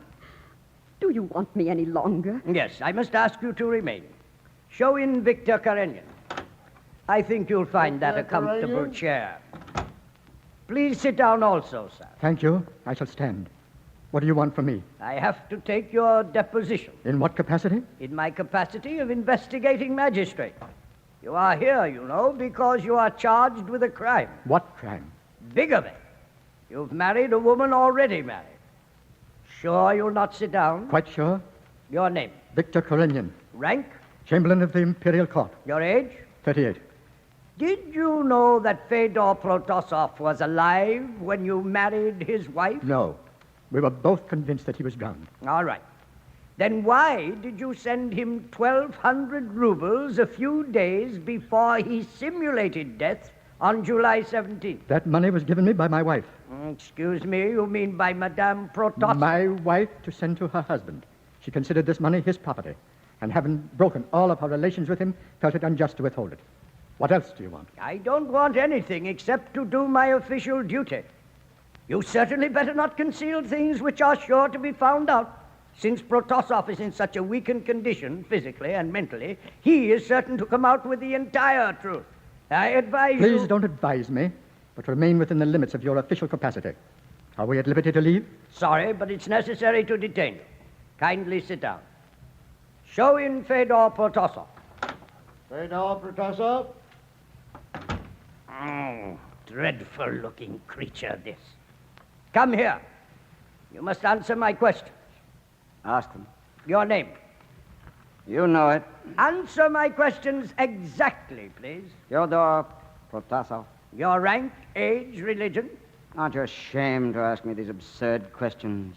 Ask me what you need to know, only that. I shall ask you to take care how you express yourself. Well, since you're not ashamed, my rank, graduate of the University of Moscow, age 42, religion Orthodox, what else? Did Viktor Karenin and Elizaveta Andreevna know you were alive when you left your clothes on the bank of the river and disappeared? No, of course not. They knew nothing of it. They thought I was dead, and I was glad of it.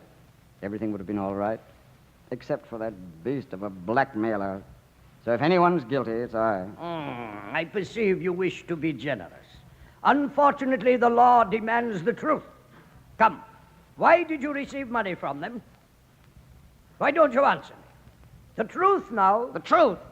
What do you know about the truth? Your business is crawling up into a little power that you may use it by tantalizing morally and physically people 1,000 times better than you. You sit there in your smug authority, torturing people. I must ask you. Don't ask me. I'll speak as I feel. And you, clerk, write it down so for once some human words may get into a deposition. There were 3 people alive, he and she and I. We were all engaged in a spiritual struggle beyond your comprehension, a struggle between anguish and peace, between falsehood and truth. Suddenly, this struggle ended in a way that set us free. Everybody was at peace. They loved my memory, and I was happy, even in my downfall, because I'd cleared away my weak life from interfering with their strong, good lives. When suddenly a bastard adventurer appears who demands that I abet his filthy scheme, I drive him off as I would a diseased dog. But he finds you, the defender of public justice, the appointed guardian of morality, to listen to him. And you, who receive on the 20th of each month a few kopecks gratuity for your wretched business, you get into your uniform and in good spirits proceed to torture, to bully people whose households you're not fit to enter, not clean enough to pass. Then, when you've had your fill of showing off your wretched power, then when you're satisfied and you sit and smile in your complacent dignity... Be silent or I'll have you turned off. What should I be afraid of? I'm dead! I'm dead! And away out of your power! What can you do to me? How can you punish me, a corpse? Silence! Take him out! Take him out! Take him out!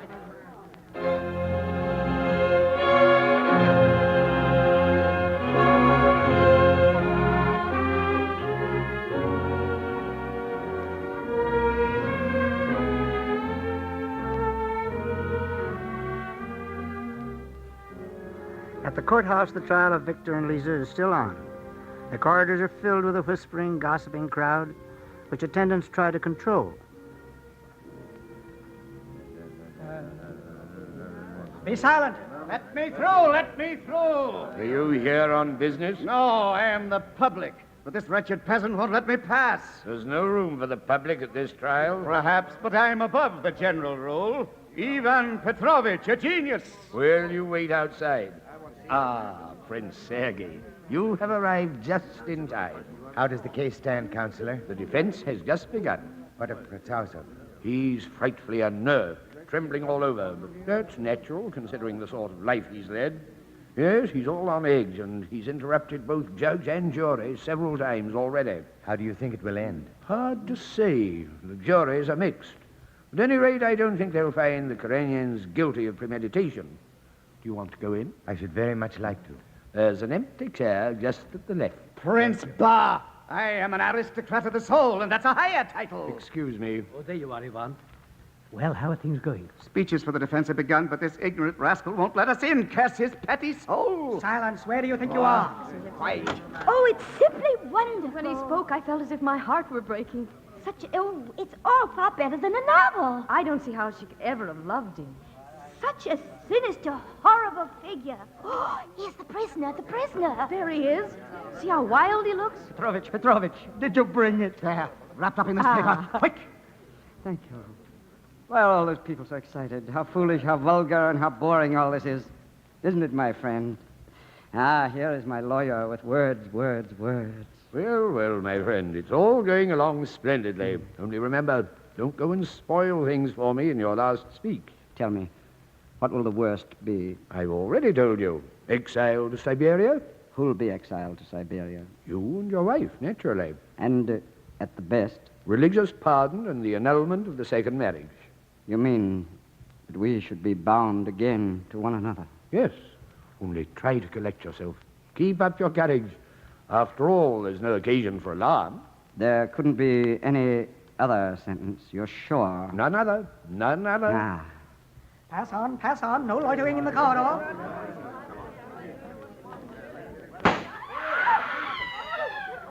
What is it? Let me get to him. Let me go through. Lisa. This time, Lisa, it's well done. Phaedra, what have you done? Oh, why? Forgive me. There's no other way. Not for you, but for myself. You will live. You must live. No. Goodbye.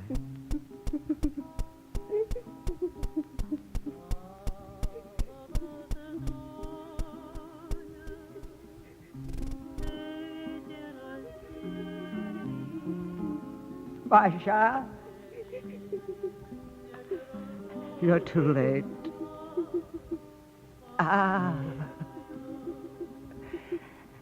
Happiness.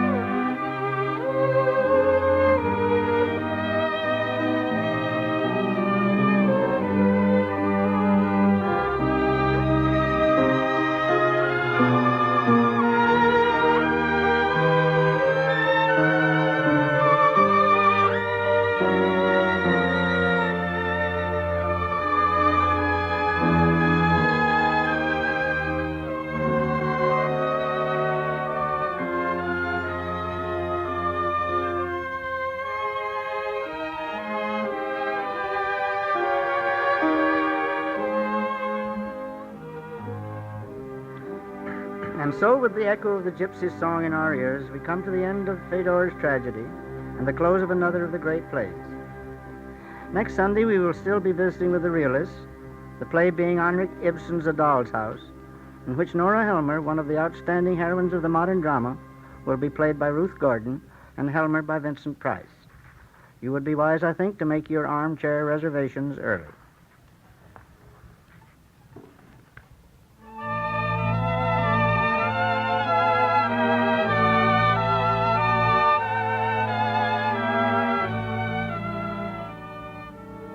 Today's performance was produced under the direction of William S. Rainey, who also adapted the play for the microphone. The commentator was Burns Mantle, prominent dramatic critic. The orchestra was conducted by Joseph Honty, and the original Russian gypsy songs were supervised by Alexander Kirillov.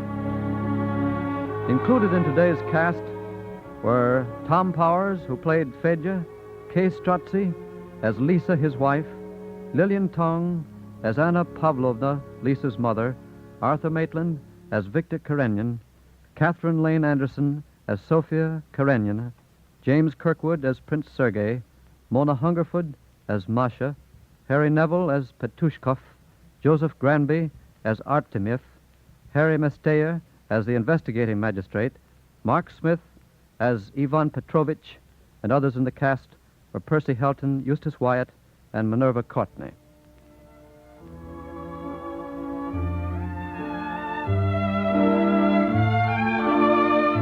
The Great Plays series is an educational feature of the National Broadcasting Company. Next week at this same hour, A Doll's House by Ibsen will be presented. A study manual, Part 2, giving complete background material for the Great Plays by Blevins Davis, who arranged for the series, is available to our radio audience at the cost of 10 cents. Send coin or money orders to the National Broadcasting Company in care of Great Plays, Radio City, New York. Consult your local library for reading material on the remaining Great Plays of the series.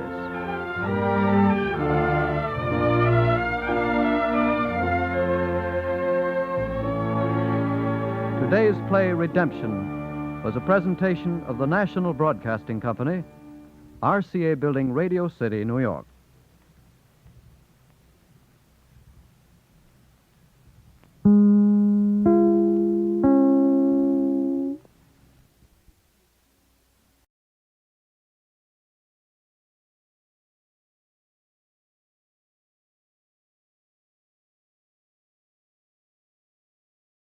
Tired of the everyday grind?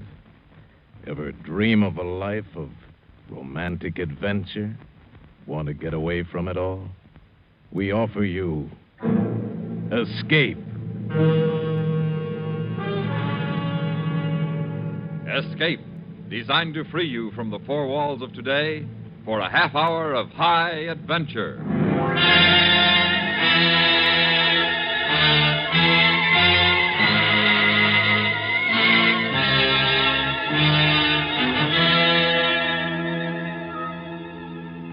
You are in a farmhouse on the southern coast of England, the autumn countryside around you desolate and bleak. And you know that in the dusk outside, waiting patiently for you, silently watching for you, is an enemy from whom there may be no escape. Listen now as Escape brings you Daphne du Maurier's story, The Birds.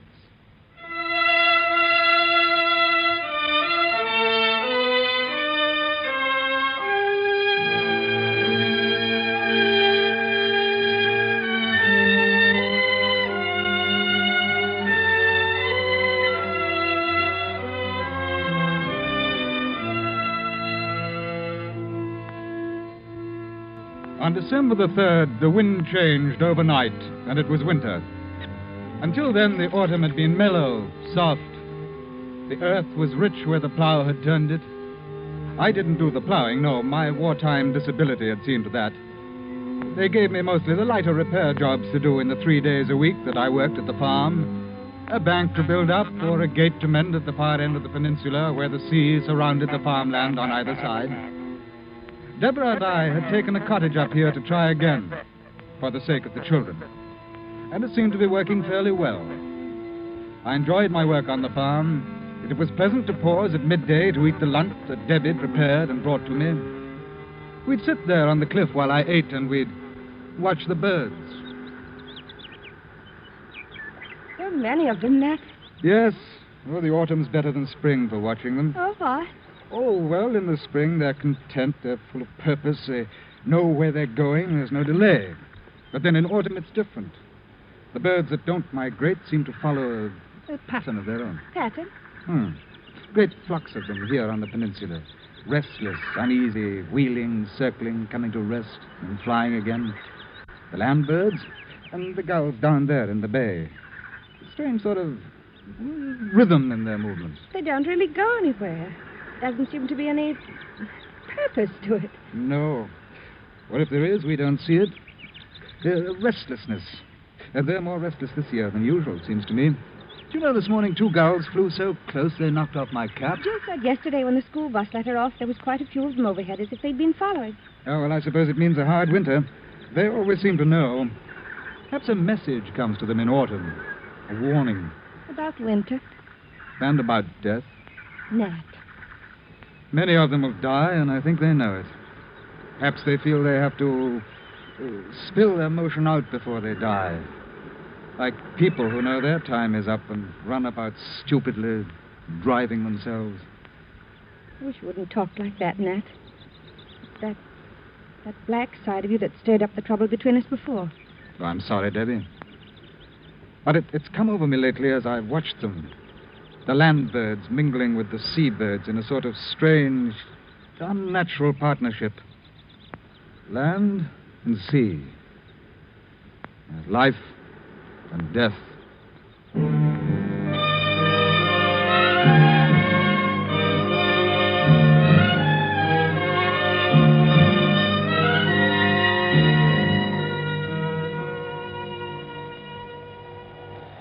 That night it turned colder, and the wind strengthened. Around 2 a.m, the sound of it beating against the house woke me up. I lay there with this slow, even breathing of Debbie beside me, and I thought of Jill and Johnny in the room across the hall.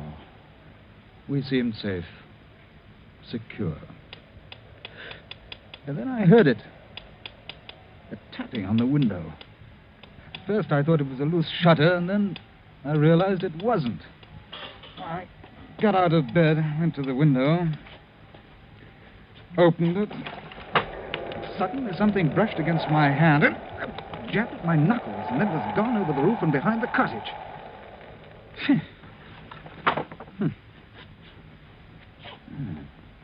Nat, was it? It's all right, Debbie. It was a bird. I don't know what kind. Bird? Wind must have driven it against the windowsill. My hand's wet with... it's blood. Little beggar drew blood.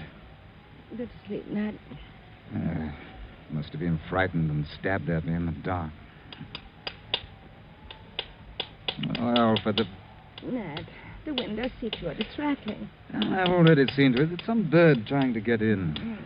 Send them away. I can't sleep with that noise. All right. All right.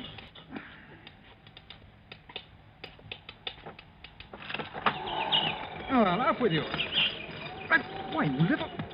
Stay away from my face. Get out! Get away! Never in the world. Did you see that? There were half a dozen this time. They went for me. Tried to peck my eyes. Oh, Nat. I'm not making it up, Dick. Mommy! Huh? What? It's Jill. Go see what's the matter. Right. Mommy! Coming, Jill. They keep firing at me. Where's Johnny? Under the blanket. What's the matter? Quick, get the children out of here. Birds. Yes. The room's up there. And my face. Get the children out of here and shut the door. Quick! I pushed them out of the room, and now I was alone with the birds. I seized the blanket, and I used it as a weapon, sweeping it right and left. And I could hear the thud of bodies, but they kept coming at me. They're jabbing my hands, my head, trying for my eyes with beaks as sharp as pointed forks. And I wrapped the blanket around my head, beat about with my bare hands, blindly. I don't know how long I fought them. And finally, the beating of wings lessened, and then I was still. I unwrapped the blanket from my face. The cold gray dawn had seeped into the room. The floor was littered with the tiny corpses of the birds. Robins, finches, sparrows, larks. Some had lost feathers in the fight. The others had blood, my blood, on their beaks. Sickened, I went to the window. The fierce sea broke harshly in the bay. But there was not a bird in sight. Not a sparrow chattered in the hedge, no early thrush or blackbird pecked on the grass for worms. There was no sound at all but the east wind and the sea. Nat? I'm all right, Debbie. Oh, I didn't know what... You're covered with blood. Some of it's the birds. Look on the floor. Oh, so many of them. Yeah, 50. I counted them. It's horrible. Come on, darling. I'll clean the room later when I've more stomach for it. It must have been ghastly for Are you. the children all right? Yes, I've put Jill to work making tea. Johnny's in our bed, just now asleep. Nat, why? The birds? Well, it must be the weather. The sudden change confused them. It has to be that. The tea's ready, Mummy. Oh, good. Did you drive away the birds? Yes, they're all gone now, Jill. I hope they won't come again. Perhaps if we put breadcrumbs for them outside the window, they'll eat that and fly away. Perhaps, dear. I've already had breakfast. I'd better hurry or I'll be late for the school bus. Bus. Yeah, I'll walk with you to the road, Jill. Yes, I think that'd be a good idea. I'll go get my coat and books. I didn't want her to walk alone. Nat, they wouldn't come back again. Well, I'll go over to the farm and find out if they heard anything during the night. You keep all the windows and doors closed, Debbie, just to be on the safe side.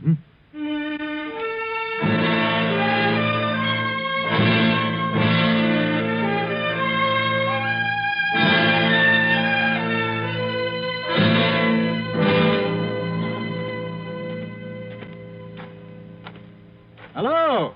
Anyone about? Hello, Mr. Hawkins. Was the mister around, Mrs. Trigg? Summer's about, but can you tell me where this cold is coming from? Russia? I've never seen such a change, and it's going on, the wireless says. Something to do with the Arctic Circle. We didn't turn on the wireless this morning. Fact is, we had trouble in the night. Oh, Kitty's poorly. No, not exactly, no. We had some trouble with birds. Why, it sounds absurd, but they flew in the window and attacked us. Attacked you? No, Mr. Hawkins. No, I'm not making it up, Mrs. Trigg. There are 50 dead birds on the floor of the children's bedroom. Foreign birds. No, the kind you see about here every day. Really? Well, you ought to write up and ask the Manchester Guardian. They'd have an answer for it. Hey, morning, Hawkins. Mr. Trigg. Mr. Hawkins been telling about some birds last night. Oh? He says they attacked him. Attacked? Are you sure? Quite. Never heard of a thing like that before. Hungry, maybe. Looking for food. You put out some crumbs. Yes, of course. I'll be up tomorrow as usual. Good morning. Ordinary birds, he says. Attacked him. Now, what does he take us for, coming around with a story like that? He's a strange one, he is, with those superior airs. You see the look he gave us when we didn't swallow his story? Attacked him. I think he reads too many of those books.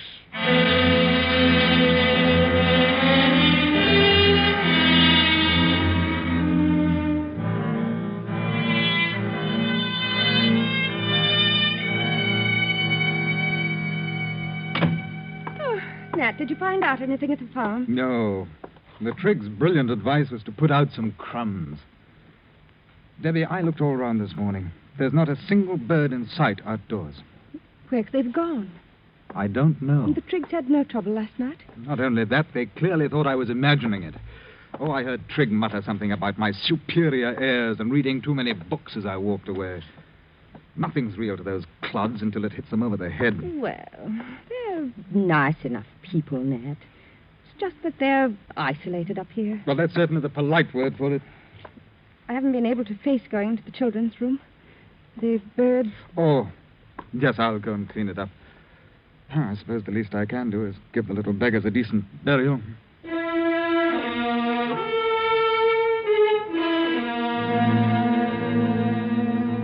I dropped the dead birds into a sack, went down to the beach to bury them. The wind was bitter cold. I dug a pit in the sand with my heel and started to empty the sack into it, but the wind caught the birds and whirled them along the shore. There was something ugly in the sight, but the tide would take them when it turned. I looked out at the crested breakers, and then I saw them. The gulls. Out there, riding the seas. Thousands. Tens of thousands. They rose and fell in the trough of the sea like a mighty fleet at anchor, waiting for the turn of the tide. Waiting. They stretched as far as my eye could reach. They covered the sea. I started up the steep path home, almost running. Someone should know of this. Someone should be told. But who? And then, as I opened the front door, I saw Debbie beside the wireless listening. Damage and even attacking individuals. It is thought that the Arctic airstream is causing the birds to migrate south in immense numbers, and that intense hunger may drive them to attack human beings. Householders are warned to see to their windows, doors, and chimneys, and to take all precautions for the safety of their children. Further bulletins will be issued later. They've been repeating it every few minutes since you left. Well, perhaps now those empty-headed idiots at the farm will know that I was... You sound almost glad. Oh, don't talk rot, Debbie. It's just that when people with half a brain try to tell me that Can't you forget that superior attitude of yours, even now? Don't use that word superior to me. I'm sick of it. So am I, Nat. So am I. You... Oh, I'm sorry, dear. This thing has made me a little nervy, I guess. Yes, I'm sorry too, my dear. Nat, one of the bulletins said the birds seemed to be waiting. For what? I don't know. They said the birds are hungry. What are you doing? No, the hammer. I'm going to get some boards and see to the doors and windows as they tell you to. You think they could break in with the windows shut, those sparrows and robins and such? Why, how could they? I wasn't thinking about the smaller birds. I was thinking about the gulls. The gulls? Debbie, have you ever been close enough to get a good look at a gull's beak? There must be 100,000 of them out there, riding the sea, waiting.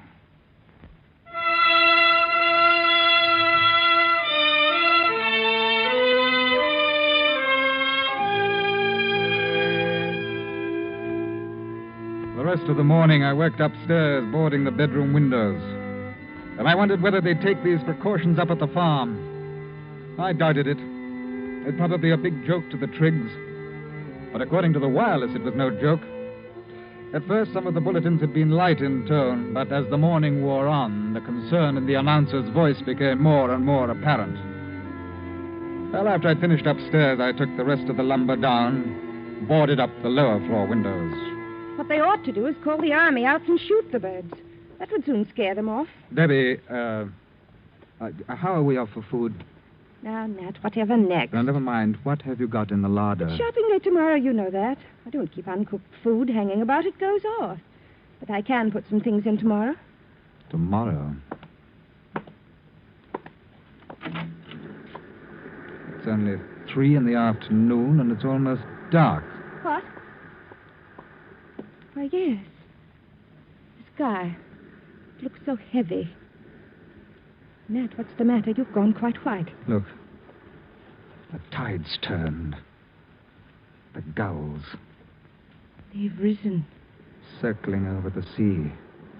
Not a sound from them. Nat. I'm going for Jill. I'll wait for her at the bus stop. You keep Johnny inside and keep the door shut.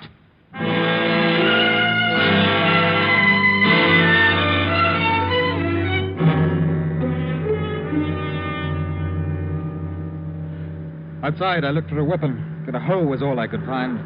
Then I went to the top of the hill and waited. The surf was booming below, and a smudge rose behind the clay hills in the distance. It widened, divided, and spread north, east, south, west. It was a vast cloud of birds. It passed close by, heading inland, up country. They had no business with the people here on the peninsula. Rooks, crows, jackdaws, magpies, birds that usually preyed upon the smaller species. But this afternoon they were bound on some other mission. They've been given the towns, I thought. They know what they have to do. We don't matter so much here. The gulls will serve for us. The others go to the towns. And finally the bus came. When Jill got off, I took her by the hand. What's the horse for, Daddy? Oh, I just brought it along. Come along now, darling. Let's go home. It's cold. No hanging about. I want to play a bit in the rain. Not tonight. Now, come on. No dawdling. Look, Daddy. Look over there. Look at the gulls. They're flying in from the sea. They're so quiet. Yes, do hurry, darling. Where are they flying to? Oh, up country, I dare say, where it's warmer. Don't go so fast. I can't keep up. Hurry. The gulls, they're circling. It looks like they're waiting for something. Yeah, for a signal, an order. What? Nothing. Come on, dear, faster. But I can't go faster. Wait. There's Trig in his two-seater. Well, looks as though we're in for some fun, Hawkins. Have you heard the news? Everyone's gone bird crazy, talking of nothing else. I'm going to take a crack at them with my gun. Could you run Jill home first? Oh, yes, of course. Not room for you two, I'm afraid. Oh, that's all right. Just get Jill home. Get in, Jill, dear. You like to come shooting with me? No, thanks. Have you boarded your windows? No. There's a lot of nonsense. They like to scare you on the wireless. I'd board them if I were you. Oh, go on. You're windy. Well, see you in the morning. I'll give you a gull breakfast.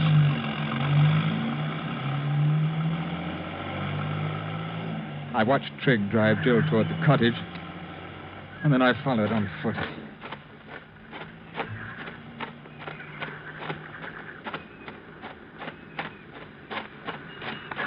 The sound made me look up. The gulls were approaching. The order had been given, and the farm was their target.